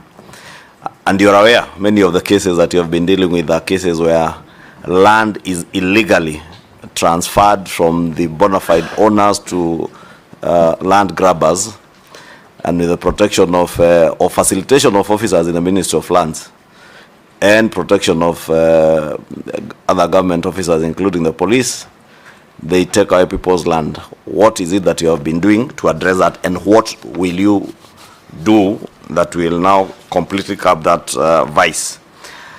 Lastly, is your engagements with the National Lands Commission. I would want to hear your firm commitment to respecting independent constitutional commissions like that of the National Lands Commission, knowing their boundaries between the work of the ministry and independent commissions like the National Lands Commission. What is your position on the role of the National Lands Commission vis-a-vis the role of the ministry that you have been working in? Thank you. Go ahead. Thank you very much, Honorable Ichungwa, for those questions. It is true, and it should be actually a national tragedy to have the fact to have a situation where a title is not prima facie evidence, necessary prima facie evidence of ownership. When I was going through my university law course, I knew that title, and the land law that was taught is that title is sacred. The title deed is almost absolute, but it's no longer the case because, as you have rightly pointed out, we are aware of very many cases of fraud being carried out by Kenyans with the support of sometimes unscrupulous... You mean Kenyan criminals? Because not every Kenyan is carrying out fraud. Kenyan fraudsters. Yes. Kenyan fraudsters and cartels. And they are not just, when we say cartels, I want to clarify. They are powerful cartels, they are managed cartels. Some of them surprisingly have made money through those kind of fraudsters, but then maybe cleansed that money into institutions like schools, like banks, like other maybe real property investments. And they are also powerful. But of course, there are also the ordinary cartels and criminals also who don't have much money, but they are part of the whole system. And I have come across very many, and some are very sad cases, because people have, the cartels have reached a point where they don't respect the title deeds, and sadly, many times, or quite largely, the officers of the ministry have been, in numerous cases, part and parcel of procuring those kind of titles. When you look at the Land Act, to be able to deal a big blow to the cartels when they secure fraudulent titles, and you, Honorable Speaker, I mean that you are the owner, say, of this particular building, cartels come and they perform some miracle and procure another title, where your title is safely somewhere, maybe under the locus of this particular building or parliament. And that title is the normal paper that we use for titling in this country. But other times it could be that paper, but the signatures are superimposed, or signatures of former commissioners of lands, maybe former registrars, both dead and alive. Not that they are the ones who signed, but some of our retired officers have also been part of that cartel. They've been signing. Some in their death, they are said to have signed. And therefore, what am I doing? I think we need to work on some amendments very quickly on the Land Act, so that the minute the registry, the technical information on the land records are known to be interfered with, to have been fraudulently secured or changed, so then the registrar, say the chief land registrar, should be able to immediately effect a cancellation and leave by law, because the minister is the custodian of all land titles, and therefore be able to say this record should look like this, and so that the person flagging another title out there should be left to be the one to have the honors of going to court to prove that the ministry has changed records or altered records, and that these are the true records. What has happened is that the ministry, previously the courts have taken the position that a title is sacred, a title can only be cancelled by the court. And you know, for the court to arrive at a position where it is able to say that these are the records, truly the evidence must be produced before the court by the chief land registrar or through his officers, so that then the court can be able to rely, will always rely in a good judgment, well-reasoned judgment. The court should be able to summon, or the owners of the case to be able to call for witnesses and the right records to inform the court, to help the court arrive at the right decision, is evidence from the ministry. So therefore, there is no reason why we should, as a ministry, not be able to rectify the records. When you look at the current section 79, yes, it's not clear that you can be able to alter that title. Anyway, Mr. Speaker, I have been asked what I have been doing. I have been utilizing that section severally. I have impugned some of the documents because they are obvious frauds, and therefore I'm not willing to take the dirty work of my ministry to the courts. Let the person alluding or alleging that they have a good title go take me to court, and that should happen to the same for everybody. What has the fraudsters have actually taken that section and utilized it in their favor, and you know they have the money to influence, to pay lawyers, good lawyers, and eventually you may be the owner of the title and find yourself losing. It has happened. We have several cases in the High Court, others in the Court of Appeal, where people, genuine owners of land, are struggling with judgments that don't make sense at all. And I do not want to go beyond that, but they don't make sense, and they cannot. So therefore, we need to change the law to some extent to be able to give clarity to what the registrar should be able to do in the event that there is a clear fraud. I have taken the position that I will tackle the fraudsters. I have found myself in one of the notorious cases. I was actually locked up in a suit premises, not a suit premises, in a property that is clearly the records. I found the records had actually been already rectified. The records were okay, but there is somebody also claiming they have a good title, and I was locked by goons within. I think the police were part of the system, so that even when we entered there with them, as a minister, Honorable Speaker, and if there is one time I feared, is that one time, because it was down the valley. Even if it meant me running up, I would have had a challenge to run the hill up. And these are young goons who have been put to guard this property. Maybe you should ask, why did I think I should go there? I'm taking this fight to the crime scenes, Honorable Speaker. And I'm willing to do that, because once I have established that this is a title, either for schools, for institutions, because these people have stolen land right, left, center. A lot of government land has been taken away, including prisons land. Institutions have lost land to them, to either people working within or people working within those institutions and other people. So I am taking the war to the crime scenes.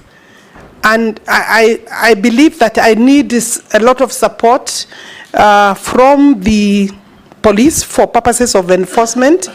And but with the law, the answer is really dealing a big blow by use of the law, so that it is clear what we should do when we are faced with those kind of things. Yeah. Junet. Thank you, Chairman and Speaker. So, Mr. Chairman, my question to the nominee is, first, Madam Nominee, can you tell the committee, in the period that you were there as a Minister for Lands, you have been, as you have just put it now, you have been following up grabbed lands and lands that have been grabbed. Can you mention which public land can you say you have recovered from grabbers as of now?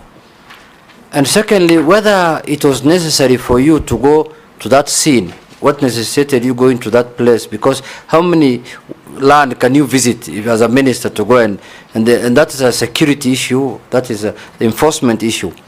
But more importantly, there was a bill that was authored from the ministry, the Lands Amendment Act, that was withdrawn by the majority leader.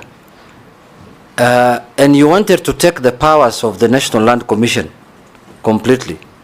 What necessitated that? What was the reason behind why you wanted to usurp the powers of the Independent Commission?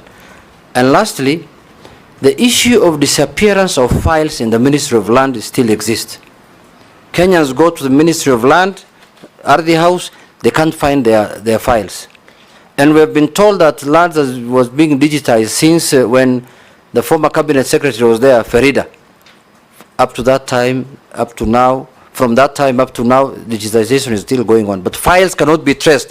When will this issue of disappearance of Kenyans' files end, Madam CS? Thank you very nominees. Thank you very much. The Honorable Ichongwa had asked the same question on the, what is our mandate vis-a-vis the mandate of the National Land Commission, and are we respecting the mandates of the, is there any issue?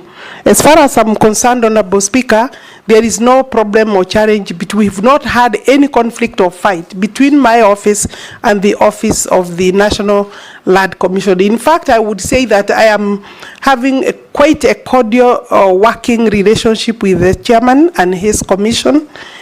But that does not mean then we abscond or we abandon our duty, and therefore each has their mandate. Our main mandate in relation to titling is we are the ones, the minister is the one who does the leases. In fact, all leases in this country are signed by the minister. I would say not my signature, but for the minister. So I take responsibility for all the leases, including those that are going around there that are fraudulent. Secondly, we also do the title deed or the certificates of title. That's done by my registrars. So to that extent, then, our work is different because the National Land Commission's main mandate is to manage public land, administration and management of public land. And the amendments that we were proposing were speaking to the valuation. I still think that I will be able to come and persuade Parliament that valuation of government projects land, compulsory acquisition should be, the valuation should be done by the owners of the project, by the government, because we are the, you see, the National Commission is an independent organ of this country. And therefore, if it is the government that is doing its projects, there is nothing wrong in them doing the evaluations between the buyer and the government. And therefore, I think those are some of the amendments we were proposing. That does not take any power of the commission given under the Constitution. I think you could talk about maybe the law, but anything that is not working for the government within the law then requires some changes. You are aware that we have had a big challenge as a government by overstating and overvaluing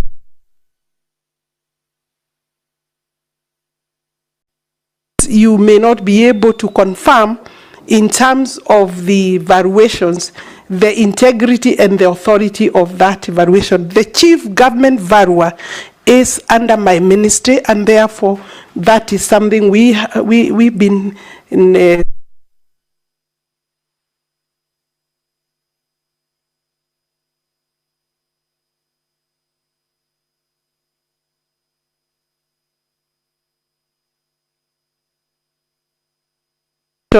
the leases are, what they do is to provide allotment, is to allow allotment and give no objection for allotments to be issued by the county governments, and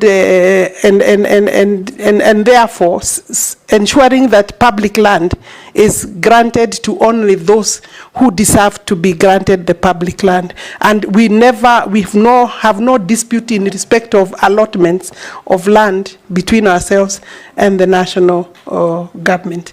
So in terms of going to how many places can I go, If I can go to 5 or 10 and provide the statement that is needed to stamp authority of the government in terms of telling the cartels that I'm here and I will not allow, and I can tell you, Honorable Speaker, it has worked to some extent. But I said what I need is the law to be explicit, to be clear, to be able to tackle the problem of cartel. Otherwise, nobody is safe with their title deed if we are not going to deal a death blow to cartels. And I'm willing to walk along that journey with the Parliament. Thank you, Chairman. I'll just make a brief comment because I was going to also ask some questions on the amendment bill number 2 of 2023, but since it was withdrawn from the House, I will not dwell on it in the House in Parliament. I'll not dwell so much on it, but just to let you know, in case this committee approves you and the National Assembly, if you rethink of bringing it back, please look at some of the clauses that I need, because from the events of this that happened in this country 2 months ago, you have realized that we have a very informed population in this country. And so that issue of NLC had come up, and Kenyans were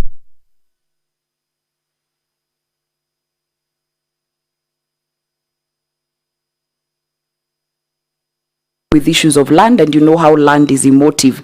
The second thing that was on it that Kenyans raised was the issue of inserting a new clause which will force freehold land owners, property owners who enjoy free ownership for perpetuity and can use the land for any purposes to pay land rate.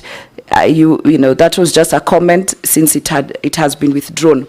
So to my question, one, who is a cartel? Every CS nominee talks of a cartel.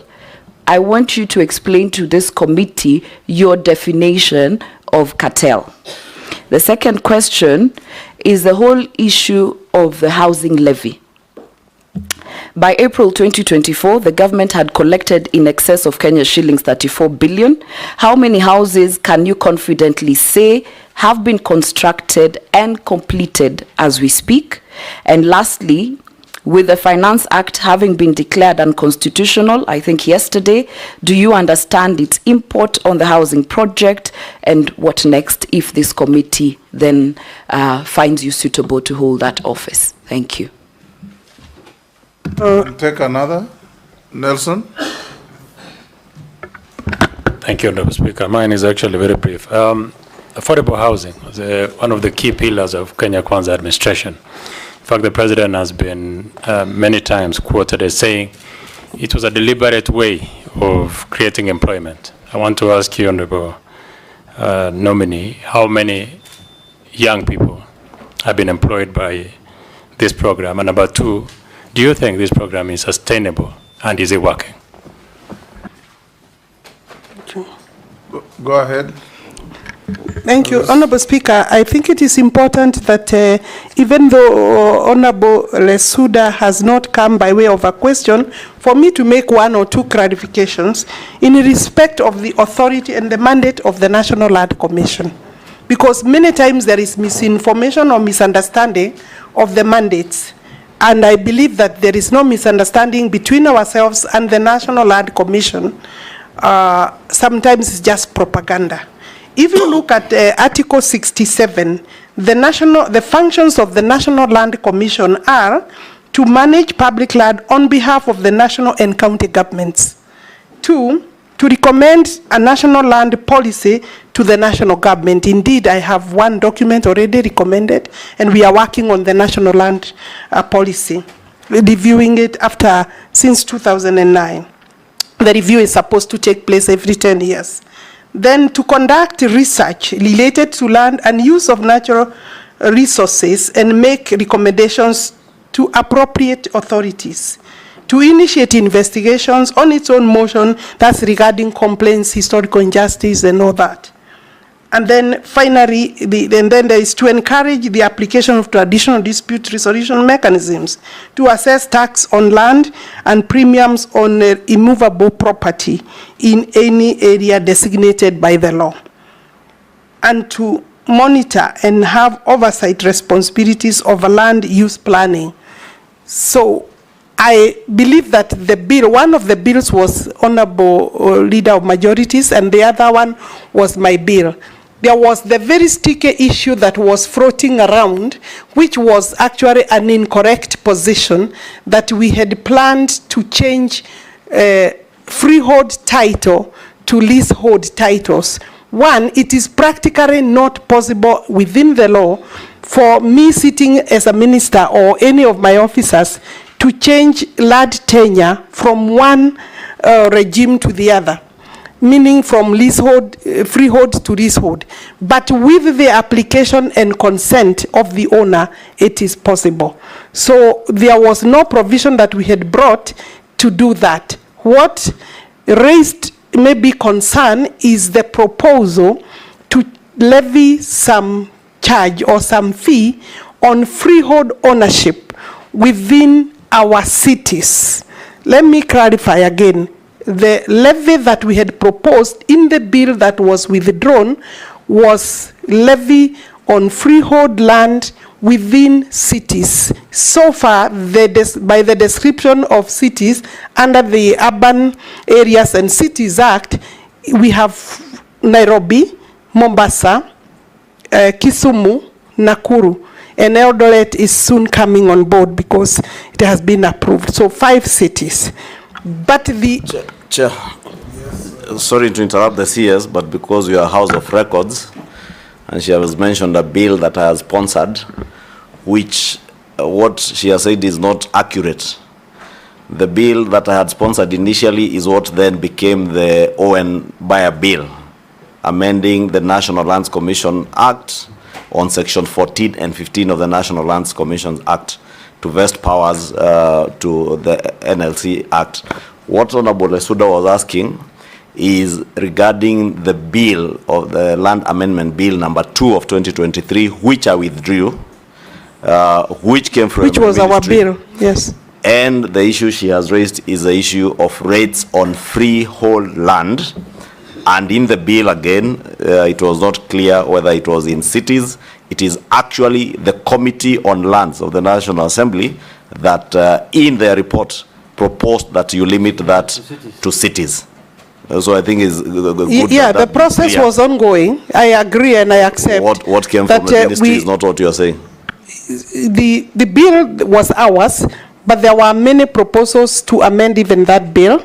And so far, maybe the argument is, I'm making this for clarification, that there was no proposal for rates because rates are not payable to the national government or the Ministry of Lands. Rates are payable to the county governments, and they are doing their own review of rates. We were proposing a levy or a charge on freeholds because freeholds within the cities then therefore are enjoying facilities and they are paying nothing. And maybe I could say here that if you look at where the freeholds in this country and in this city, for example, using Nairobi, Honorable Speaker, is that the freeholds are within the Karen, the Muthaiga, the Lavington, and it's important that I say maybe some areas of Kirereshwa, Kitisuru, Kiuna, those upmarket areas. Why? I think it was a skewed way of raising tax against some people and not everybody. So that if you go to the whole of Eastland and the Southlands, then you will find that, you know, areas of all these areas, you know, that I haven't mentioned, they are paying rates and they are paying land rent, both. And therefore, in other countries, what is happening is that if you have a freehold, then you pay, including any other land, you pay some development tax because the land that you are sitting on is actually has been developed to equal. In this country, then we are having some people paying and others are not paying. And I think that is a conversation that we will be able to bring back to the National Assembly for debate and discussion, and also robust public participation and debate. And I don't think there is nothing wrong in saying that, but we must understand that in other jurisdictions, what is happening is that there is payment of, against charge against land where developments have come and they were not there before, because anyway, these developments must be funded by either the land or by a taxpayer. So, and I think that is what was taken to mean that we are charging a charge on freehold, and there is likelihood. Alice Wahome, you are being too wordy. Yeah. You can say what you are saying in very concise terms. Yes. Yes. Yes.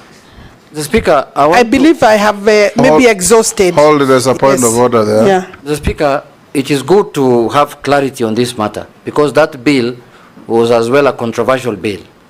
It is very important to have clarity here that the proposal that came from the ministry was that all freehold land be changed to leasehold in the whole republic.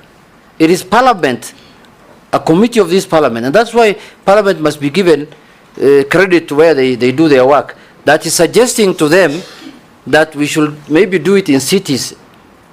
But the ministry, what they brought to Parliament was that they want even the ancestral land, that somebody is holding a freehold in Migori. They wanted to change it to leasehold. For what? She should tell us why, what was informing that, instead of now hiding under Parliament. Alice, why? The provision was saying that the minister will be able to designate the areas, which then means you designate through regulations, and I would still have had to come to Parliament to be allowed the designated areas that we would have picked. So, and therefore, the proposal by Parliament, I commend. I think it helped and it improved the provision. Thank you, Chair, and I'm sorry I didn't want to interrupt. You have interrupted, just go on. Chair, we are in a vetting process, and the leader of majority and the leader of minority have stated the actual position, but the nominee, she's trying to run away from the reality. The reality is that the bill which came to the House exactly wanted to levy even the ancestral land in this country. And it came from the ministry. She was the CS. So instead of using too many words, please admit we move forward. Because at the end of the day, Kenyans could not accept your proposal. And it came from you. It did not come from the House of Parliament. Speaker. It did not come from Kenyans. It came from your office. Yes, sure. Yes, Alice. Speaker, I said that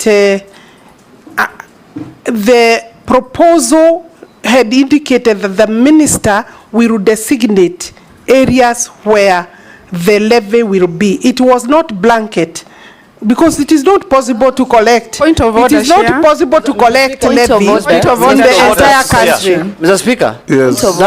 that is true.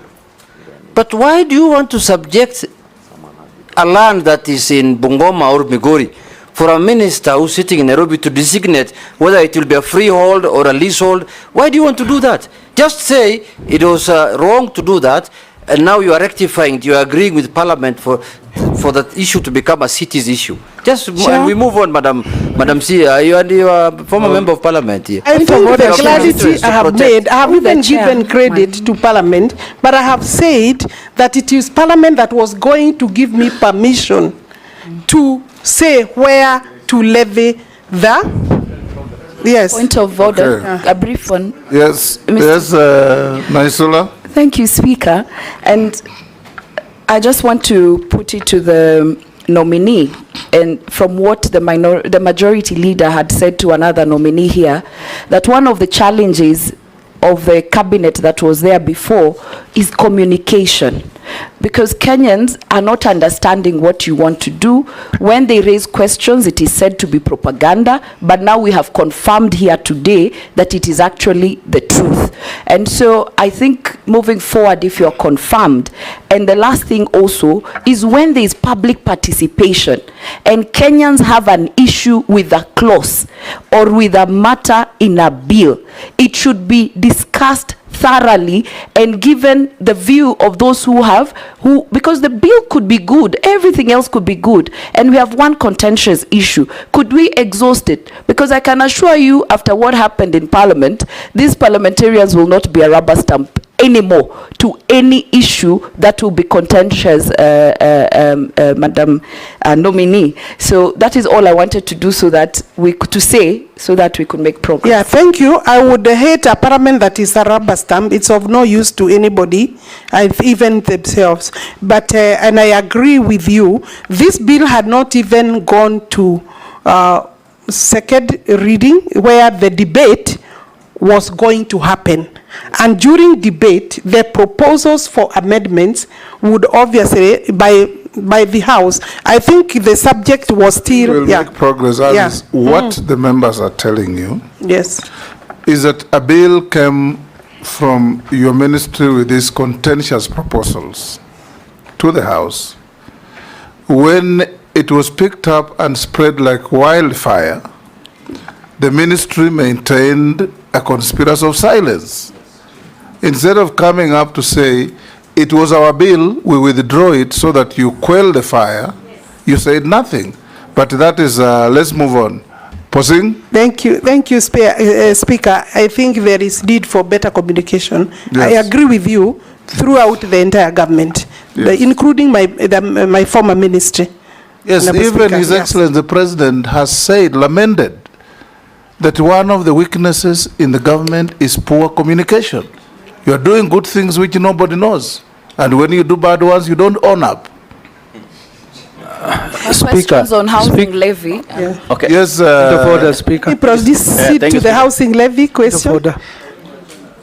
I was asked by Honorable Koech how many people or youth we have employed under the affordable housing levy program. I want to confirm that in our records we have about 106,000 youth, both men and women, and I want to add here that most of them are youthful, below 35, and we ensure also that we include women, because we have women who have the skills and artisan skills. Yes. Youth has no gender; it's just youth. Men and women. Sometimes when you say a man, it is said it is also a woman, but until you say it is both male and female, then there is a problem. So thank you, Honorable Speaker, but I would say the youth, it can be youth, women and youth, or youth men. Yes, so we have ensured that gender is also observed in terms of those who are working and benefiting. Is it sustainable? It will be sustainable if we are able to continue with the housing, affordable housing levy. And I'm aware that it is also still in court. Would I say that up to now we have over 100, we have at least 48,000 housing units that are in different stages of construction, between maybe 20% and 95%, some nearing completion. In fact, we expect that we will be launching several of those units this year. And so it is sustainable, because this is one of the best projects and programs that the country can allow to continue. Everything else bad said about it, but this one, in terms of employment and in terms of self-sustaining, if we can allow the levy to continue, it is sustainable. And I bet that what we are giving, including allowing housing to people who previously cannot access and afford decent homes, then I would think that the country should take it and proceed with it. I thank you, Honorable Speaker. And if we were to be direct to the question and answer, would say we are almost spending 1 hour only for leadership of the House. We have not even had anything ourselves. So, Speaker, what is mine? Mine is this. Nominee, Honorable Alice Wahome. This issue of house levy or house tax, of course, was very controversial, and it is still controversial. However, because it is in place, it is mainly in urban. It's only in urban. And the people who are paying are in the villages. And most of us in Parliament, we represent village constituencies. About 80% of this country is village, or 70% for that matter. And even if, and you know, the government has run to talk about jobs, creation of jobs. My view, Minister, is, if you are confirmed, what will be the housing plan for the rural people who are also paying this tax and paying this levy for people in towns to enjoy houses and to enjoy jobs? Nobody in my constituency or constituency rural who will enjoy those jobs. Nobody will enjoy those housings, right? But we are losing money. So what is it that we are advising even the president or the government in terms of saying, these guys in the rural are paying these taxes or levy, but this is our housing plan for them, so that we can actually move as a country. Thank you, Speaker. Vicaria. Thank you, Chair. I will only ask questions that have been raised by Kenyans. The chairman of the IDP camp in Nakuru called New Canaan is asking, after the settlement of the court cases referring to Donga Farm and Kisima Farm, when is the ministry intending to do the titling? Secondly, there is a guy from Joro asking about Ndefo plot in Menengai Slopes and whether there will be titles, whether you will be giving titles to that place called Ndefo plots. Thirdly, is a teacher in my constituency asking about... Mr. Speaker. Yes. Mr. Speaker, not to interrupt my colleague, I think those questions can only be answered by the minister when she is in office substantively. Whether she can give me a title or not. She can't give anything now. Honorable Chair, I was about to tell she is jobless. Honorable Gikaria, you are assessing the suitability or otherwise of Alice Wahome being reappointed Minister for Lands. Now you're asking her to issue titles. Sorry, let me rephrase. Under what authority? Let me rephrase. Yes. Assuming she is appointed to that, assuming she is appointed to that position, Honorable Chair, because these are pertinent issue, Honorable Chair. On another point of order, yes, I think Honorable Junet's point of order was very legitimate, yes, because the questions Honorable Gikaria is asking, even if the minister is approved, are the questions that we change our standing orders for, to cause the minister to appear before the House to answer such questions. These are not questions for a vetting process.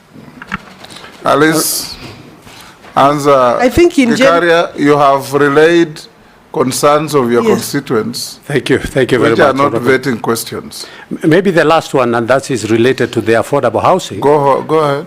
Is related to the program. Is a very good program for purposes of employment. But the contractors who are given that do not come and actualize that by adhering to the labor laws, by paying, say, for city rates or the rates that are there in the labor law. Maybe what action will she take to confirm that this will be done? And if she's confirmed. Thank you. Again, she can't take action unless we say she will be a minister. Now, but you can answer those. I think largely in terms of titering, I want to say that we are not on course because we need better funding for titering. The total number of, in terms of percentage, the country has about 30% of our land titled. Meaning, Alice, who has asked you that? Because the questions they asked, on the titles. Holding, Posing just asked you about how do rural folks in Kenya benefit from housing levy? I'm very simple. Gikaria. The second one of Gikaria was, will titles be given to some 2 farms? So it's not titling generally. Let me say that I think you saved me from answering Gikaria's question. Yes. And then we leave it at that. Are you the one I told last time about reading a book of a witness who talked too much? No, not me. It was not you. Not me. Yes. And I'm sure. I think it was Linturi. Yes. So I will leave that question. On the question of IDPs is gone. Affordable housing in rural areas. Yes. This is a new program, Honorable Speaker, Honorable Members. It's a new program. It's just starting, and it has been met by various challenges, including litigation. I believe even the rural folk are entitled to decent housing. I see the program moving there going forward. Mary Emase.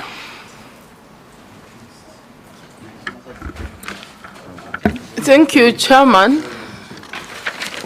I had two questions, but one of them has been, I think, prosecuted well. It was on the proposed levy on land. Very good. But I would want to say, Chairman, that there is need to improve the communication in terms of public participation. Probably going forward, we need to change the law so that members are involved in doing public participation with the people we represent, so that we disseminate the information and then bring our feedback. But Chair, I want to ask on collapsed buildings. There are reported incidences of collapsed buildings across the country, which have resulted in injuries and loss of lives and property. Oversight of the construction industry falls under the ambit of the State Department of Public Works. So my question is, what has been done to address these cases and to avoid future incidences? In your view, are these measures sufficient in resolving the issue? Alice? It is true the regulatory authority, that is NCA, has the mandate in terms of ensuring that only people who are qualified are contractors. But the problem is not just about contractors. I think the problem is deeper. We have people taking shortcuts, and some people also, we need to work collaboration with the county governments, because some of the buildings coming up do not even have plans, so that even the issue of the National Construction Authority or enforcement should start at a further place at the county level. And I think that we need to do our work better. We need to strengthen the Public Works Department, Honorable Speaker, and ensure that in terms of national work, both the national work and the private work, because most of the buildings that collapse are public. But also Kenyans need to work better and ensure that they do their buildings using professionals. There is a lot of shortcut in that regard, so that the Kenyans should be also their own watchmen. I mean, the government cannot be everywhere. I think government is doing its best, but Kenyans must also start building with integrity, meaning applying the law and the regulations. Daud? Thank you, Mr. Speaker.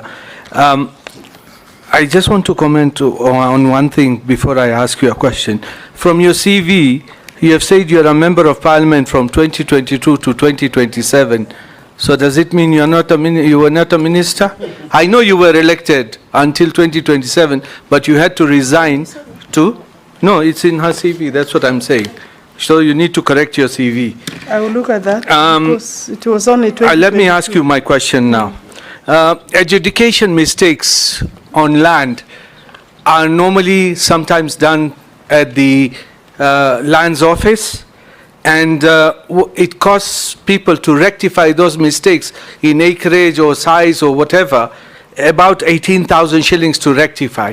And not just that, you have to pay, initially you had to pay 150 or 300 or 500.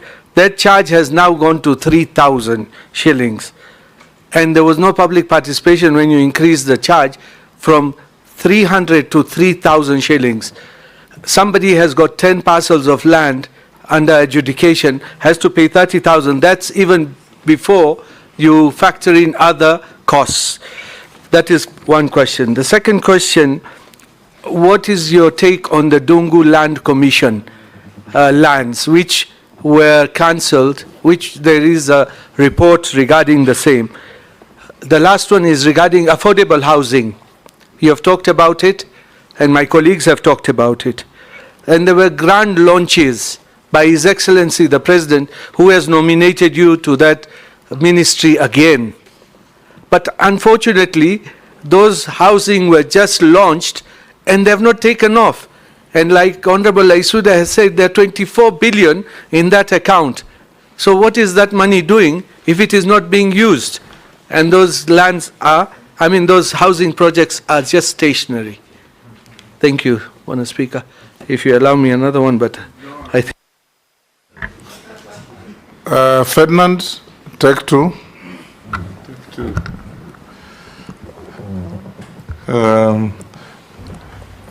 If actually you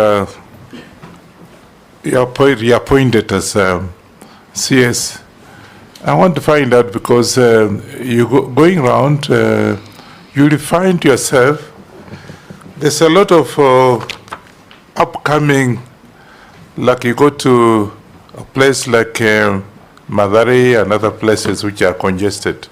There's no plan at all so that you find people living in a very affordable way. What plan do you have to be able to at least streamline some of these upcoming dwelling facilities that actually are causing problems? You'll find that even getting electricity in a place like that is not there. And somebody staying in a place in Mathare, and water is actually passing through her house.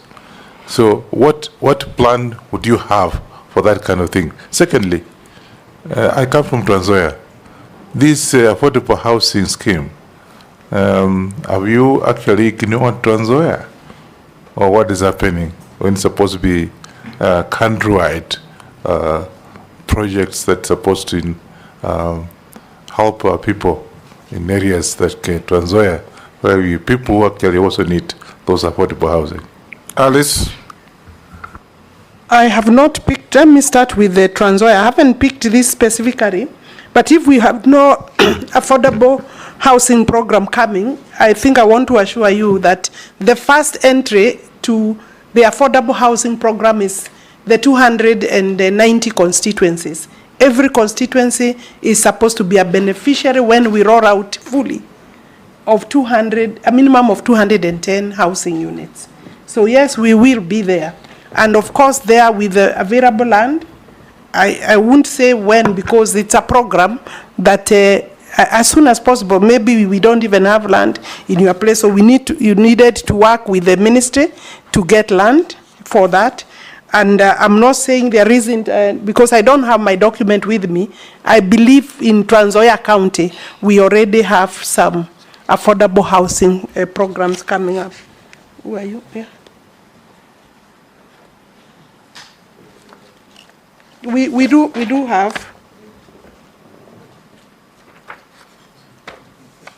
It's okay. We will be there, and I'm sure that it is every other wish of member to work with the ministry to ensure that they are there faster than maybe the event plan. Yeah. Then the slum upgrading, we have a very good slum upgrading program. It's the one working in, for example, in Kibera. We are in Mukuru. We will be going to Mathare, and therefore, what I can say is that the government needs support for the affordable housing program. The houses for the slum upgrading is even cheaper. Those houses are even cheaper than the social housing, and we have a lot of goodwill in terms of funding. Just hold there. We are now classified as a middle income country, right? Generally. Kenya. Not generally. We are classified. Yes. We are not a HIPIC. We highly indebted poor country. We are not. Now, when you talk of slum upgrading, is your policy to eliminate slums or to upgrade slums? How do you upgrade a slum? That could be the terminology that we are using, but basically, you know, we are providing the necessary infrastructure, water, ensuring that the necessary facilities, including electricity, connectivity, and is available, and roads. And the program is well funded by the UN, the European Union, World Bank, and also AFD. So I think that the question is, why are we talking of slum upgrading instead of slum eradication? Maybe that is something we can think about and change the name. No, I think if I have understood her well, Speaker, she's saying they want to make slums habitable. That people can still live in slums, but they become better place where they... That cannot be the direction of our country. It is not. It is not. It is basically, once we work, we eliminate the slum. So possibly we need to change the wording of that program, the title. I think, thank you, Mr. Speaker. Let's begin by saying maybe that concept of slum upgrading is not our concept. Yes. The financiers, you've talked about them. Yes. Those are the people who brought that terminology, because you build for me nice things up country and a slum upgrading, and it's a misnomer. Two questions. The first one is on housing levy. We are interested in this because we are told we have actually collected lots of money through those levies, and there was a report in the papers that the PS had actually invested the money on treasury bonds. That sounded a little bit odd, but you may need to confirm whether indeed we do have that surplus, and that is the route we are taking, while at the same time, His Excellency the President has taken another route of saying, instead of just affordable housing for people to buy, we will now put up hostels in institutions, which I think is a very good program that would go side by side with the affordable housing. On land, again, if you are confirmed, we have experienced the President going around the country and interacting with the people. They come up to him to say, we do not have title deeds and we need those title deeds. And he makes generous promises that in 2-3 months I'll be back here to give you the titles that you need. As the person responsible for policy, are there policies in place where you can actually carry out those premises without having to embarrass the head of state, so that those down there do not say he gave false promises, etc., etc. You're able to carry out to the letter when the promise is made, it's actually executed. Alice, Dawood is protesting that you didn't answer his question. Yes.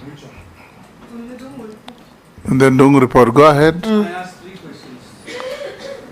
I asked about the adjudication, about the Dungu report and the affordable housing, where nothing is going on, and you've got 24 billion in the account, putting in treasury bills or bonds. Yes, Minister. I could start by looking at the Dungu report. Is a very good document report, and I know that several of the properties that are within and picked by the Dungu report will clearly indicate the kind of cartel that I was talking about. I know I was asked to define what is a cartel. I think, in short, a cartel is a thief. It's a thief for land.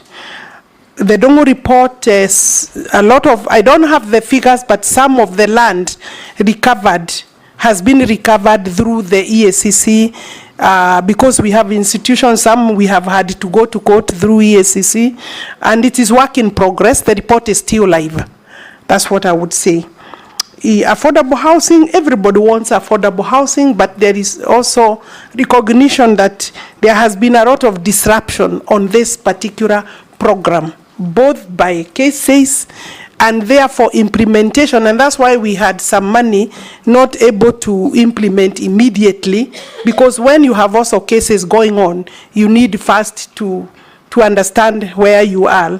And it is not that there is surplus. We have also already procured for all that money you are talking about. What happened, Honorable Speaker, is that the last financial year, 2023-2024, we had a balance that was not utilized because payments had not been done to the tune of about 38 billion shillings.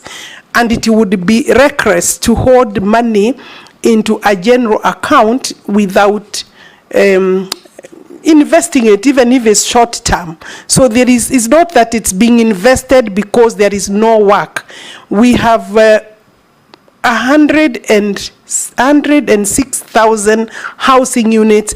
Right now we are releasing the newly procured ones, over 55,000, and therefore I want to confirm that that money is already taken up, plus of course unexpected maybe annual income through the levy of about 63 billion shillings if the Kenya revenue does its work properly, and I think that is the amount we expect.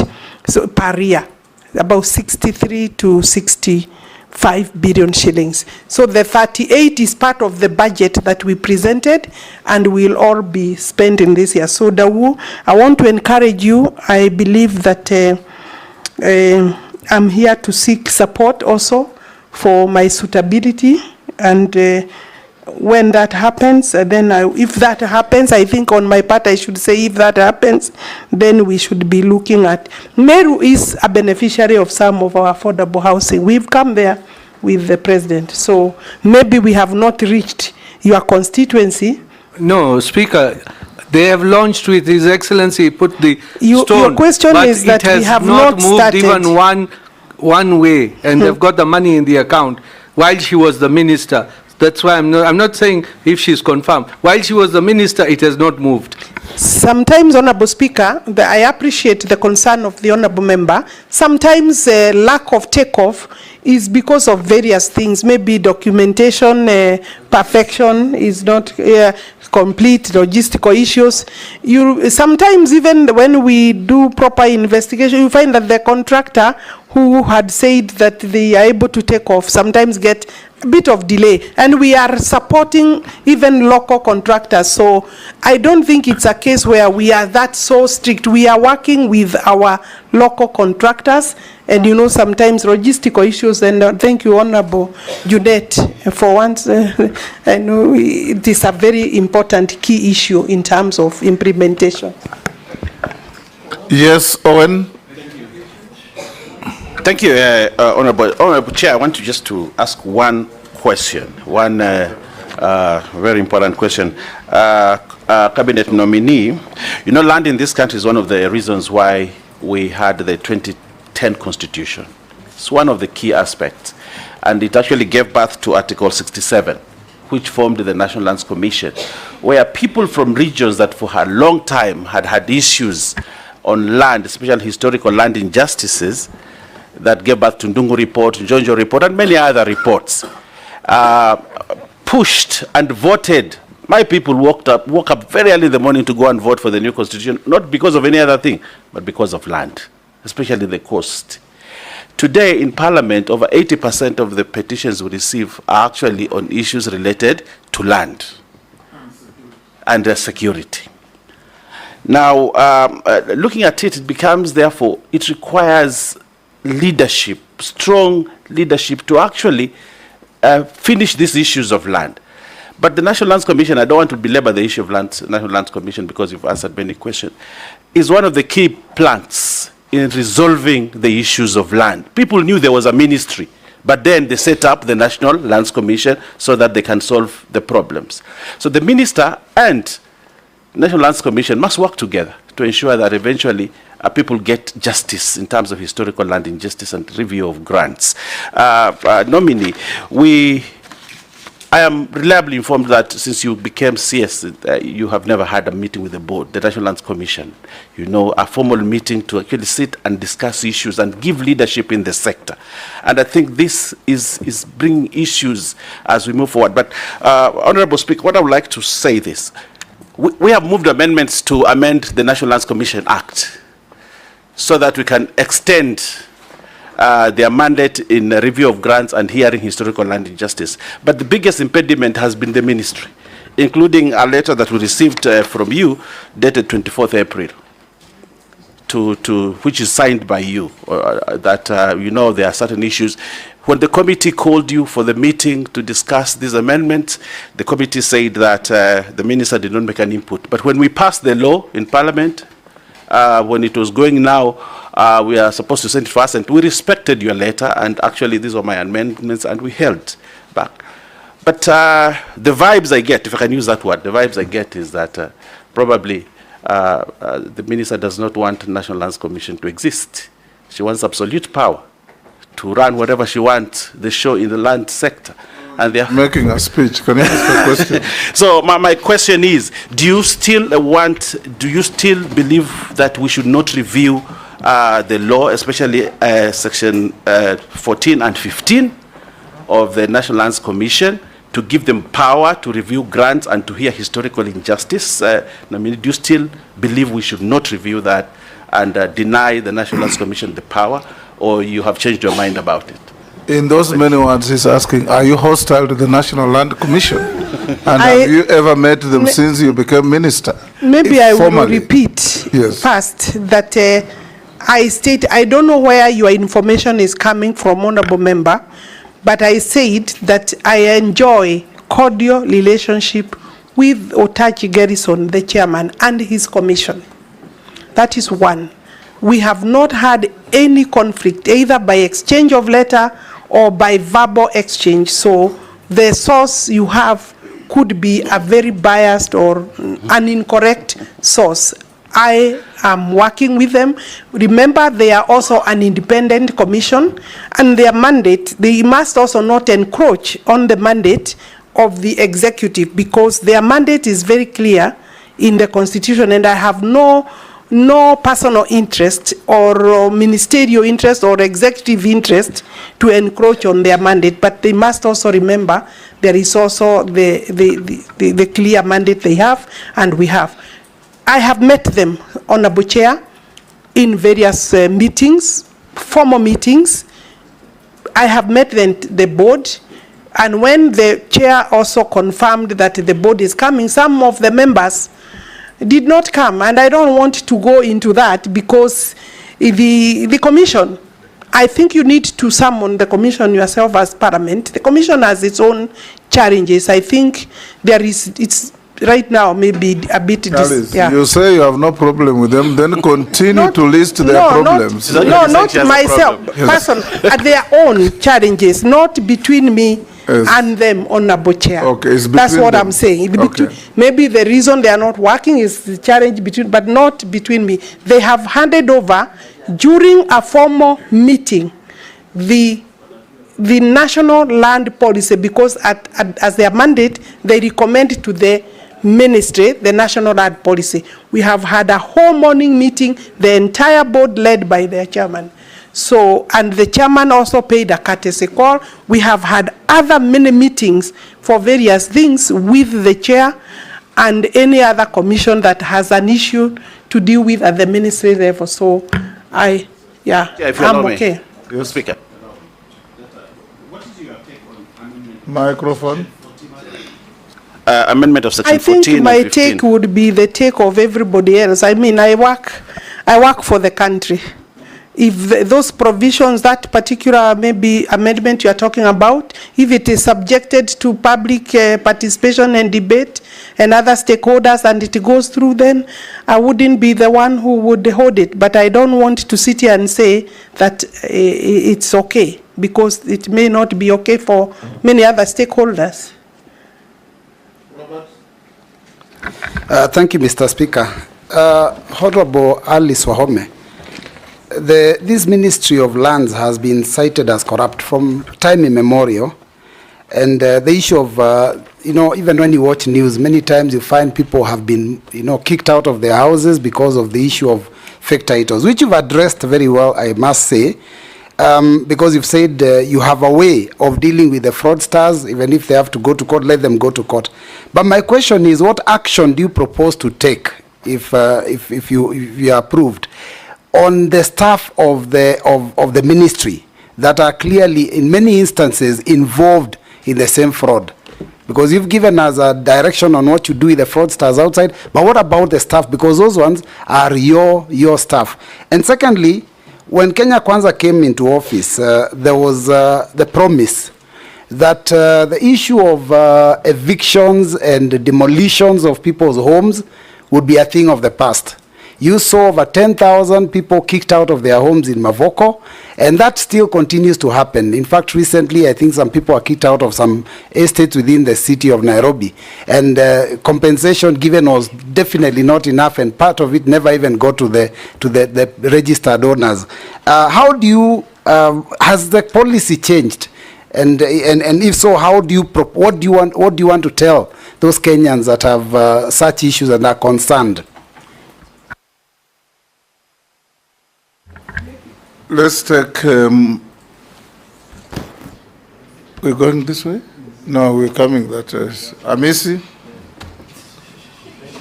Speaker, for starting where I am. Speaker, I've been quietly listening to these proceedings.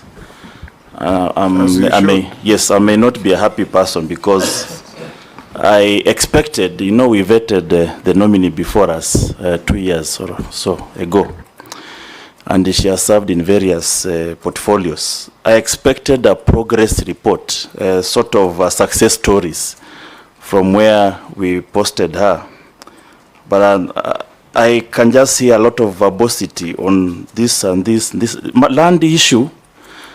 This land issue, Speaker, it affects even the public offices. If you look at the audit report of parastatus and the government agencies, 90% of the audit is just on land, either ownership, one entity taking another one to court, one parastato, and it consumes a humongous amount of money between legal fees and accounting fees and surveying fees. So it is an area that you do not just, talk about it in the passing. So I wanted to hear from the nominee. Yes, she has served there. She's going there back. I don't have your progress report so far. But the issue of parastatals and the government. You say she's going back before we decide? Yes, if she's approved. Yes. The issue of parastatus and the government agencies taking each other to court on land issues, is there a policy statement that you can solve it once and for all so that we save this country a lot of money that is being used between lawyers and the legal firms in all the parastatus, virtually all of them, and the perennial historical land injustices? I come from Kitale, and I think you've been there. You've tried to come across the land issue of the Kitale prisons, and it is across the country. We are perennially in constant problems with our constituents and the grabbers and landowners and the government entities perennially. Can it stop once for all? Can we have a progress report from your ministry going forward? Answer the question by Robert and Amisi. From Robert, what am I doing with my staff? What have I done with the staff that I have said that sometimes they are part and parcel of the cartels? Since I got into the ministry, we have had 4 arrested officers and charged in court. There is another 3 under disciplinary processes. And therefore, I think to that extent, and have had a meeting with all the registrars in the country to restate the policy and the position of the minister and government in terms of this business of participating in fraud. And they know, and we have many other cases with the DCI, and I think there will be likely other officers that will be taken away by those cases. I think I could say to that, and I have also said that I intend to come back to Parliament to sharpen the provisions that will help to deal with the fraudsters. Then you asked, I think the question on kicked out, I don't understand that one. Demolitions of people who Mathare and elsewhere during the rain season. I think half of those people had already suffered a big blow for being within the riparian and the watercourse area. And even those who were affected because of building along the river were also calling for government intervention to be provided for with homes. We have, I think the estimated numbers, if I'm not wrong, and those would be mainly with the Kindiki, because of interior coordination, was about maybe 20. The last estimate that came to the cabinet was about 20,000 Kenyans that were affected by the demolitions. I think demolitions are right now not going on, but it was so that they are removed from already insecure space along the river, where in any event they were being devastated by the floods, because we experienced out of the normal, maybe beyond the normal of the floods or rainfall. Therefore, I think going forward, as a government, we need better, maybe, these are emergencies and you require maybe money to be able to settle those kind of people. So I think everything adds up with, do we have funding to be able to resettle them? They were given 10,000 and some, I'm told some, I think there is information that some may not have received, which is still not sufficient, but it was a gesture for people who also, Kenyans must stop also building along the rivers. I don't know, I know and I understand and I believe that these Kenyans don't have maybe better places, but remember, some of the people utilizing, some of those people are not the owners of the structures. The structures could be owned by people living elsewhere. I mean, on government parastatal, I think land moving from one maybe person to another, parastatal fighting each other and cases in court. I have already proposed to the executive that we circulate, before I left office, that I think in June I proposed that all the departments, all the ministries forward to the ministry the list of their properties, so that we can now start cracking holistically, so that we have a one government approach in terms of recovery. I was given approval to circulate that request, to call for departments to forward all land that is said and known to have been grabbed. We will be working on that. Of course, I will require police, I will require the investigative agencies, and I will require the EACC. And I think then it is, whether I'm the minister or not, Kenyans should be prepared to move from government-owned properties, because it is public wealth, it is public property, and it is horrible where, as the situation where we are. And I agree with you, we should give it a one holistic approach so that we clear with it once and for all. Thank you, Chair. Honorable Waziri, I just want to ask you one question regarding the pending bills, because I understand there are many pending bills in your ministry. I need to know how you are going to sort it out, considering the current financial state at the moment. The other question is about compensation. There are many Kenyans who have given their ad to the government, and they've been waiting for their money, and it's like it's taking too long. Thank you. Mish Mbogo. Asante sana mwenyekiti. Nitauliza maswala mawili, swala la kwanza kwa lugha ya Kiswahili na swala la pili kwa lugha ya Kiingereza.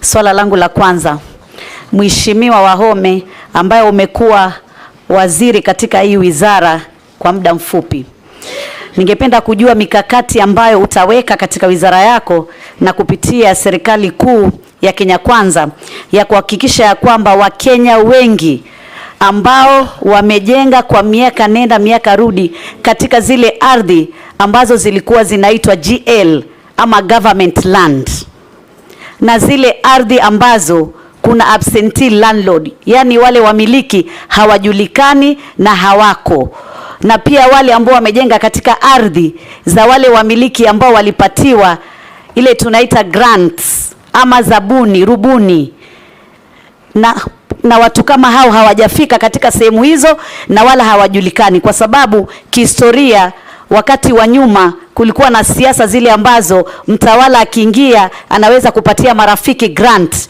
ya mashamba katika sehemu tofauti tofauti, na jambo hili limefanyika sana katika sehemu ya Bonde la Ufa na sehemu ya Pwani.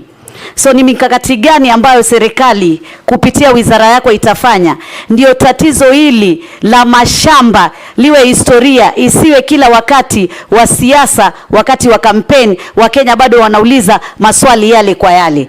Na niweze pia kuweza kukubaliana na Mheshimiwa Owen wakati aliposema ya kwamba kuna tashwishi ya kwamba huenda pengine wewe, na hiyo ni hisia yangu, ukirudi katika wizara hino utaweza kuendelea kuhujumu tume ya ardhi, kwa sababu wakati mmoja ulikataa kuongeza muda wa kushughulikia mambo ya historia za mashamba, na tatizo hili ni tatizo nyeti katika Bonde la Ufa, katika Pwani na Kenya kwa jumla.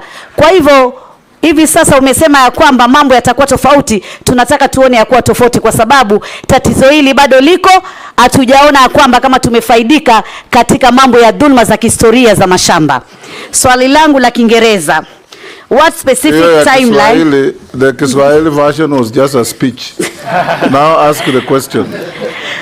Mwenyekiti, hilo ni swali na nafikiri Mheshimiwa Wahome ameelewa hilo swali nilivyoliuliza. My second question, Honorable Chairman, what specific timeline did you establish when you are the Cabinet Secretary for the Ministry of Land for the completion of digitization of land records across all the counties? How many counties right now they have those digitized land records? What is your roadmap? Many times we have been putting some allocation in terms of this program of digitization of land records. So what are you telling? What is the status right now? We want to hear, because we know this is the only way where we can avoid some cartels, we can avoid some corruption and so many other anomalies. Thank you, Honorable Chairman. Thank you. Sharia, we can take Sharia as well. Thank you, Honorable Chairman. I think you're teaching us something new of saying no chairs. And Mheshimiwa Wahome, significant parts of the country are formerly trust lands and fall under the Community Lands Act. It's public knowledge that the community land legal regime remains not fully operationalized, and if granted, has not been regime not fully operationalized. If confirmed, what possible solutions do you propose? I thank you, Honorable Chair. Can you answer those, Alice? Chair, from Honorable Shurie, trust lands, it is true, this most of this is what we call as community land. We have the Community Land Act 2016, and the Community Land Act is operational. We are registering community lands everywhere in the country, but it is a slow process because the communities, the members of those communities must sit and agree, prepare inventory, and it's not an easy process, because also we have seen that leadership sometimes within the communities is infiltrated by politics, but the preparation of the inventories is quite a tedious task, because every member is supposed to sign, agree and sign, and then have that inventory forwarded by the office of the governor under the law, so that then you can start the process of registering. But we are on course in terms of various counties, and I believe we need the support, in fact, of elected leadership to expedite those processes as a government. Then Mheshimiwa Mishi is asking, I believe what she's asking me is a policy issue, and in terms of absentee landlord and people who have moved and become squatters on people's lands. We are in the process, Mr. Speaker, of finalizing the national land policy. It is a matter that should squarely be captured there, so that as a country we agree what to do. But also we must not encourage, there is a lot of criminality in some of the people in terms of moving to people's land and becoming professional squatters. Those must be discouraged, but there are also genuine squatters that the country and the government need to work with and work on, that require sometimes the government to raise budget to purchase those parcels where the squatters are, and then do a land settlement in terms of the squatters. So the program in terms of land settlement is ongoing, is a program of the government. We need more funding for that. The government needs more funding to deal with that, Honorable Mishi. But I agree with you, there is a lot of this problem in terms of absentee landlord. Let's have policy, and the policy will be brought to Parliament, and the input of Parliament would be very critical in terms of handling those. Then I think extension.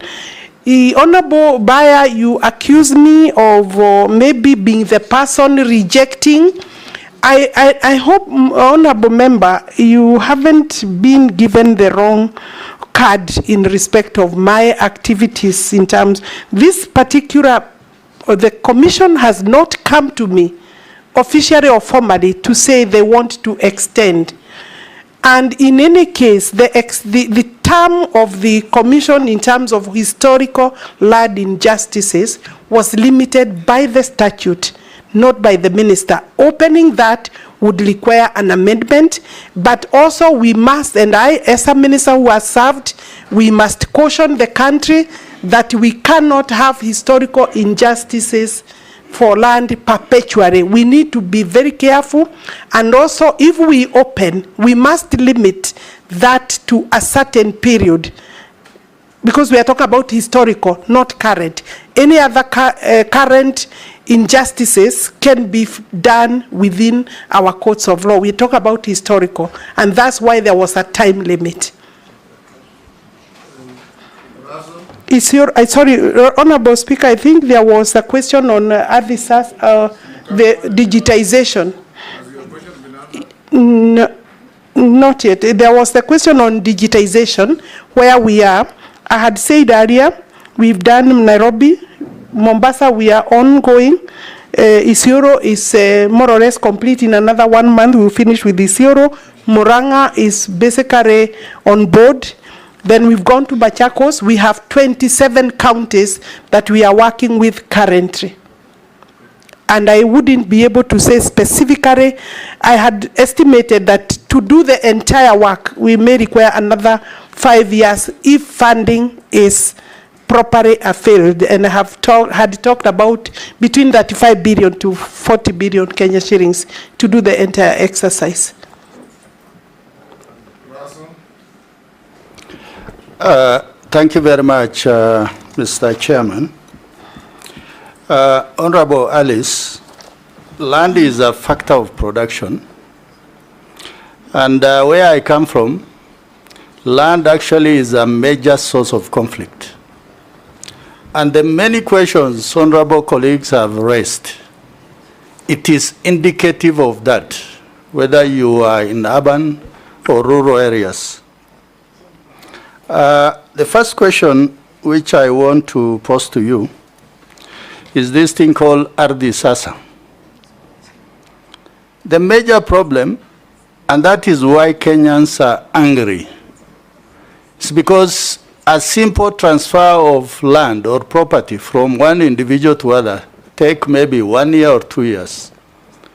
If really we have a platform, if really it is digitized, why would it take inordinately such a long time if what you are explaining to the committee is seamless?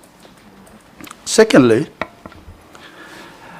I think the issue of corruption in land, it is not just simply said. I think it's profound. Examples are everywhere. In the county of Marsabit, we largely live on community land or trust land. But what is surprising, there are individuals who hold titles in areas that have not been adjudicated.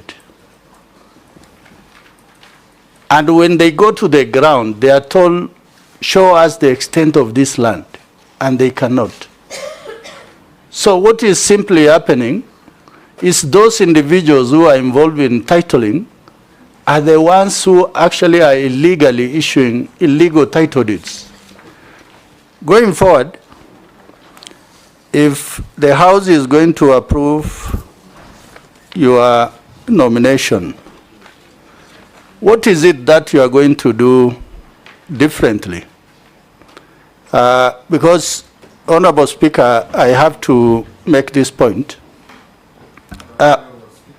From what Honorable Alice has given the committee this afternoon, I think that committee may be running into headwinds with you, simply because you need to carry leaders along. Because land is not just anything. Land is about community, it is about people, it is about settlement. So people must really be carried along. Thank you, Mr. Chairman. Thank you very much, Mr. Speaker. And I want to ask the nominee. She has a broad ministry moving from land, public works, housing, and urban development. And as a nominee, you must have a vision. And I want to ask the first question is that, what is your vision to sustain urban development in the 47 counties?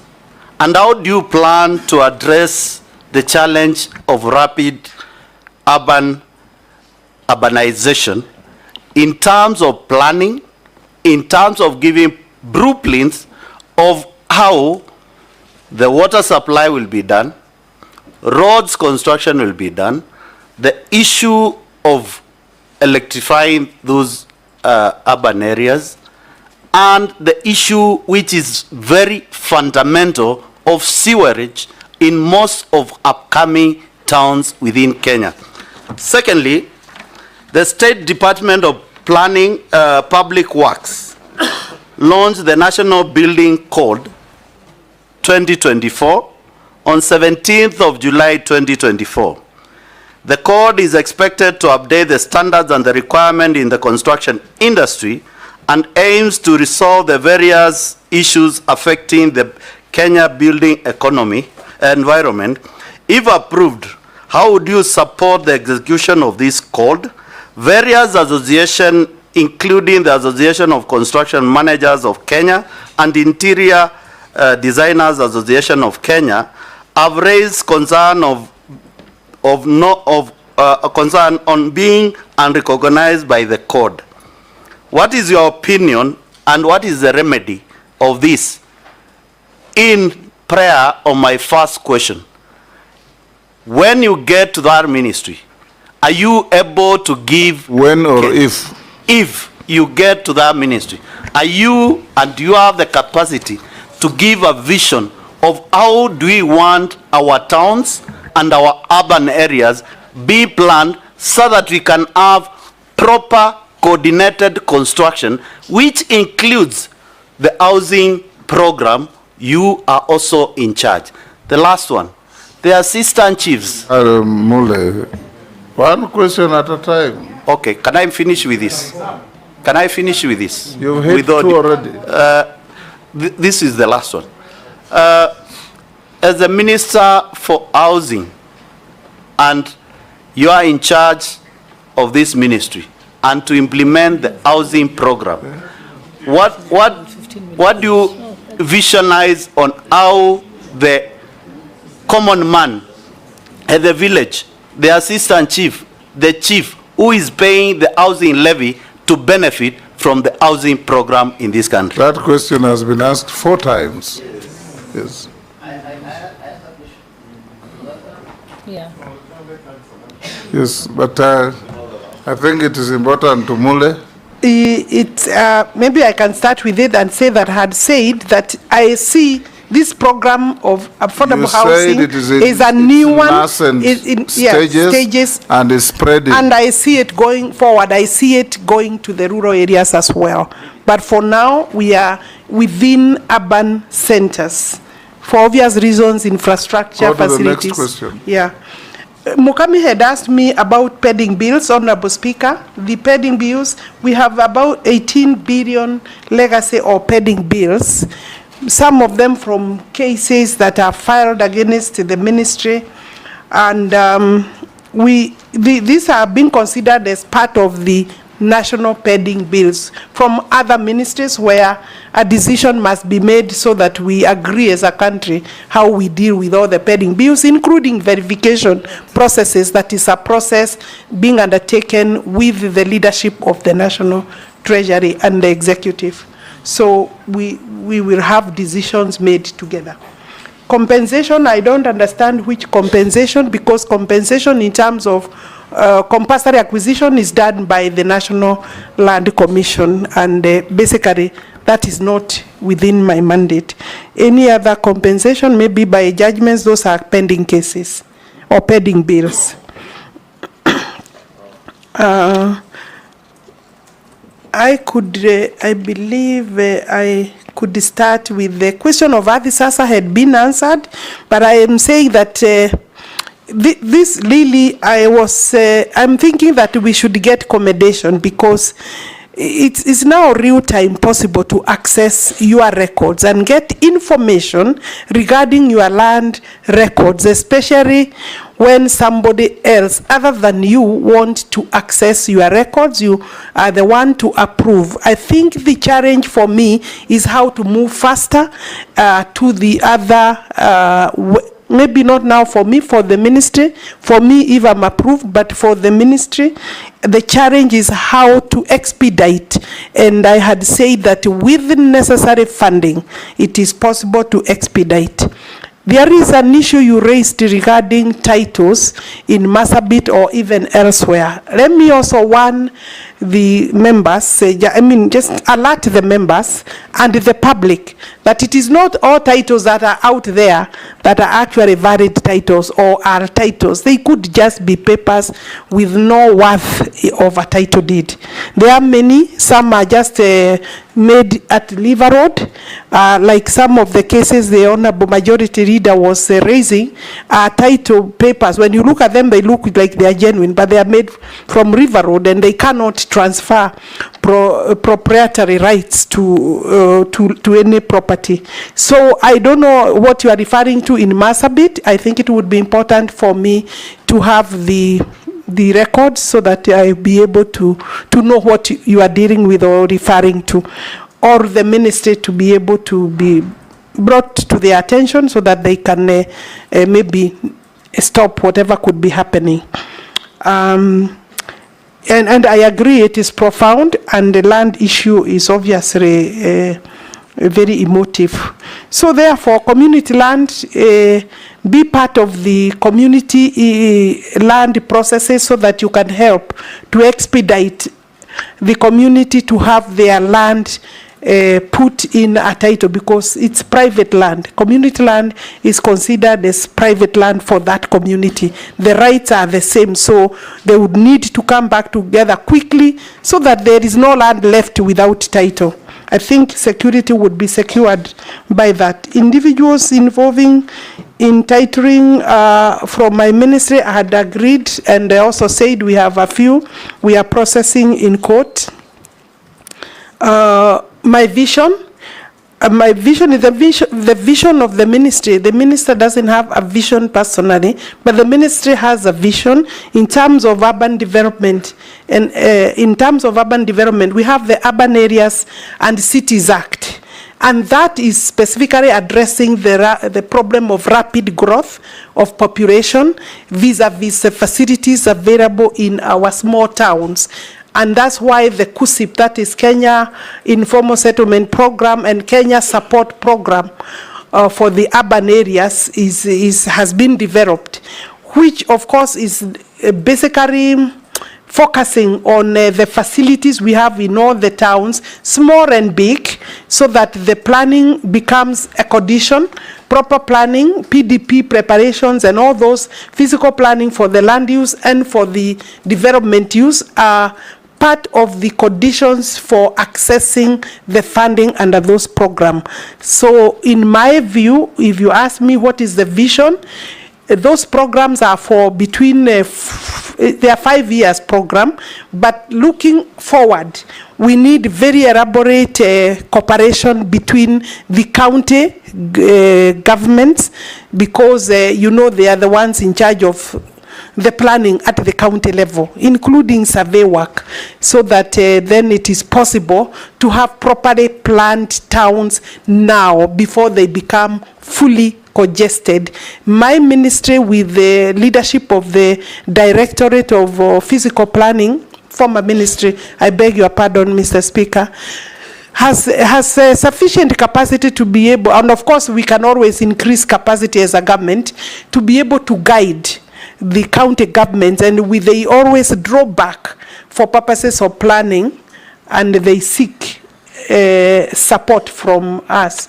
And of course we have the Physical Planning Act that requires also to be maybe reviewed to capture some of the issues that you are raising. So my vision is to see well-planned towns that have all necessary facilities of a big town, but even better planned than our big towns like Nairobi. You cannot say that it is properly planned, but we can now have better planned towns. As they grow bigger, then they have the street lighting, water, sanitation, and every other, and of course including titling.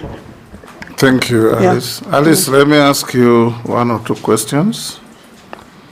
Under Schedule 4 of the Constitution, distribution of functions between the national government and county governments, you have the responsibility for housing policy and the general principles of land planning and the coordination of planning by the counties. For the period you have been minister in this docket, have you ever had a meeting with county governments to discuss the issue and coordination of planning by those counties? I ask this because if you look around the country, we have completely misstepped, so to speak, in our planning and land use activities. Anybody with the land touching on any road just wakes up and builds a shop. In the old days, if you look at all the urban areas and markets, they were designated, meaning it is possible to easily provide security and amenities such as water and everything else. What have you done, and if you are confirmed, what do you plan to do to effect this constitutional responsibility? Honorable Chair, it is not the easiest to actually work with county governments, you know, and for government, national government has been having its own challenges in terms of intergovernmental relationships. On my part, I haven't had a meeting with the county governments as a whole, but we have worked with different county governments or governors in terms of their planning, and they have brought their planning documentation to the ministry, and for sometimes for even for support in terms of that planning, and ensuring that it meets the thresholds that are required.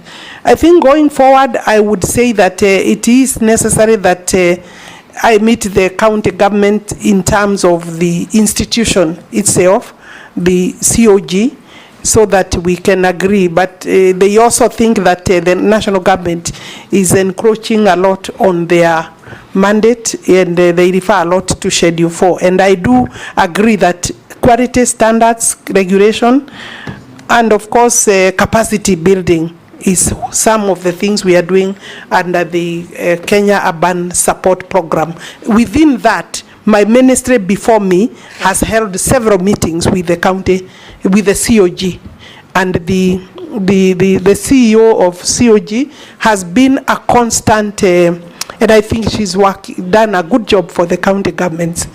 Yeah, has worked well with my ministry. Some Kenyans sending messages to us. Yes. Why did she take sides with the Kirima's land dispute when she came into office?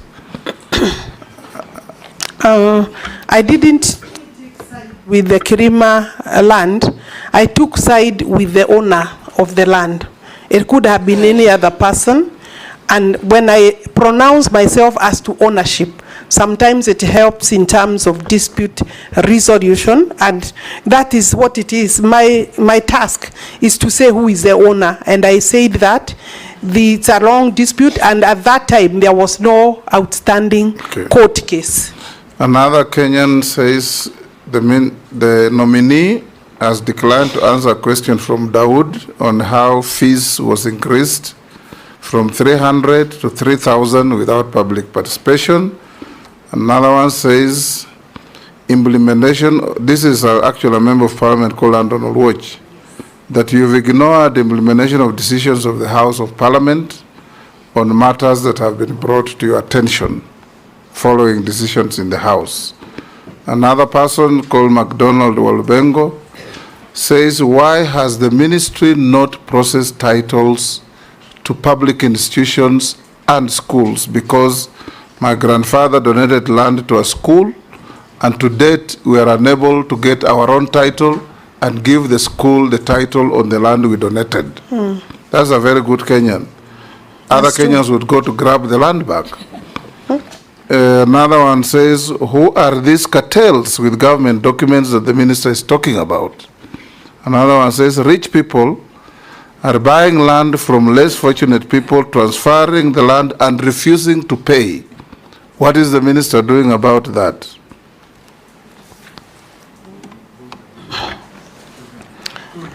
Those are comments from Kenyans. I think for schools, it's an important, very important question. Is the one of the school. Yes, we have titled over 14,000, going to 15,000 title deeds for schools. And I actually, Alice, know of a school. Yes. That was given land by a generous person, and his grandchildren over 50 years later came because the school had no title, took away the land, and kicked out the school. Yeah, I think previously the institutions did not just schools, actually most government institutions, and maybe that is one of the tasks that we should achieve, do not have titles for those properties. And the titles are supposed to be produced and held. If you are confirmed, can you have a Marshall Plan to issue title deeds to all public institutions within a year?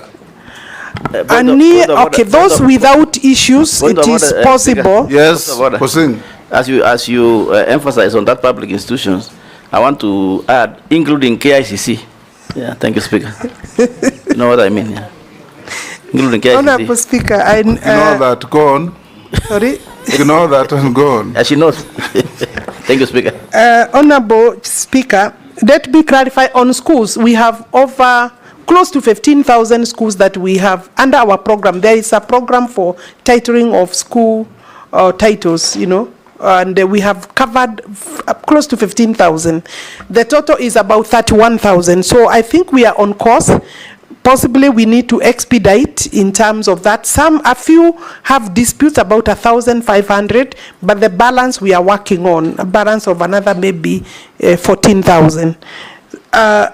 Uruoch says I have ignored the House of Parliament.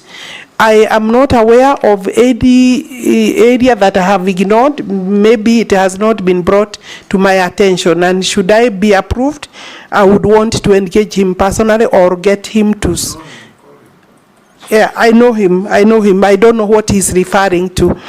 The fees that the member of the public, and it's important, is there was elaborate public participation. The fees of 300 shillings, 500 were fees that were for 1980. Prescribed, when the act was actually, basically it's over 20, 30 years.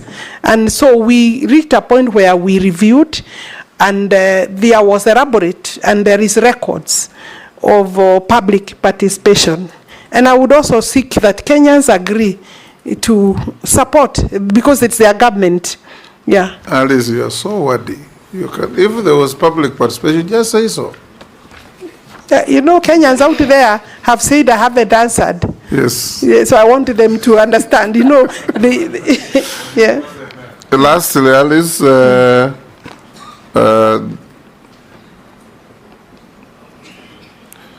you hold any position in a political party? Not at all. Yeah. Not at all? No. Have you ever been adversely mentioned in any integrity-related report or investigations by any agency? Not at all. Not at all? Do you hold citizenship of any other country apart from Kenya? No, only Kenya. And I have no interest. What is your net worth? That one I need to be my net worth is what did you tell us?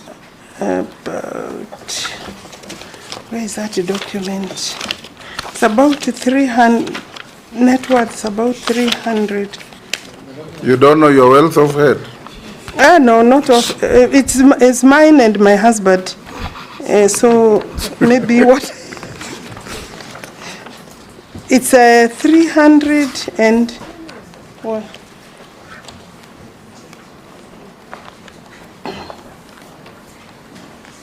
$327,650,000. How much were you worth when we last vetted you? I was worth slightly less. When you vetted me, Mr. Speaker, last time, I was worth 218,400,000. So you have had some nominal growth. Kidogo. You've grown by 100 million. I have grown in those 2 years. Yes. Yes. I was just a few adjustments. It is the properties that have increased in terms of appreciation in value. And then there was one tenant that was not paying my family rent, and they paid about 14 million, about sometimes in March. So do you use your office to get them to pay? My office of MP, of minister? Yes. No, I don't. No, I don't. I am not the one who corrects the rent. Thank you, Alice. Yes. Thank you. Thank you, Honorable Speaker. We have checked your documents and we find them to be correct, except you can tell us there were 9 memoranda against in response to you. Did you respond to them in writing? The clerk. And I would ask that the committee adopts my response. Thank you. Yeah. Unless you are lawfully held. Yeah, thank you very much. You are released to go? I'm free to go. Yeah. Thank you. It's a relief, Honorable Speaker. It's a relief? It's a relief. You know, I am jobless and I need the job. This is since 1985. This is one unique time when I am jobless. So, and I do appreciate the opportunity to be before the committee. Thank you very much. Thank you, Alice. Thank you.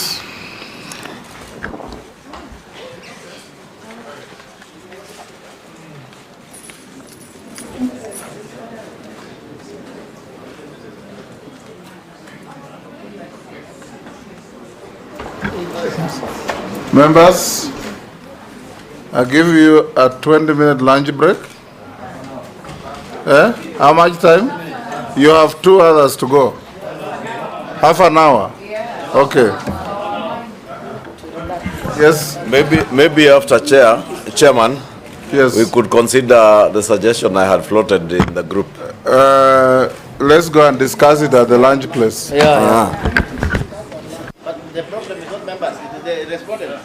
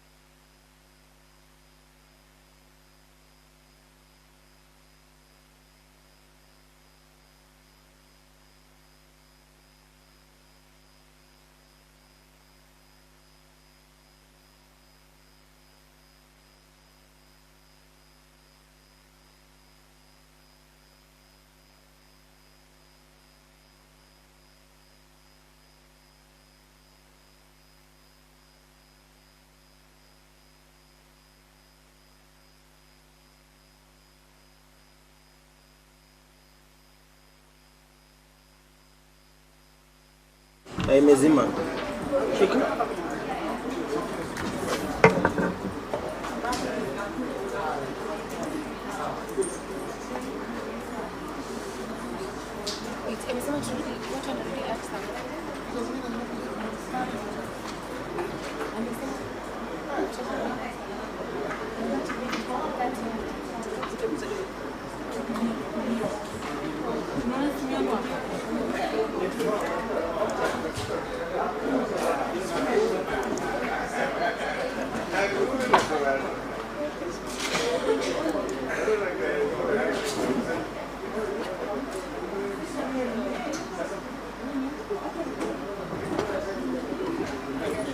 Ule bupo stia wase wakamla.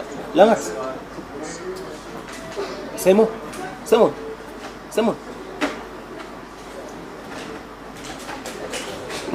Lunch imeorganiziwa wapi?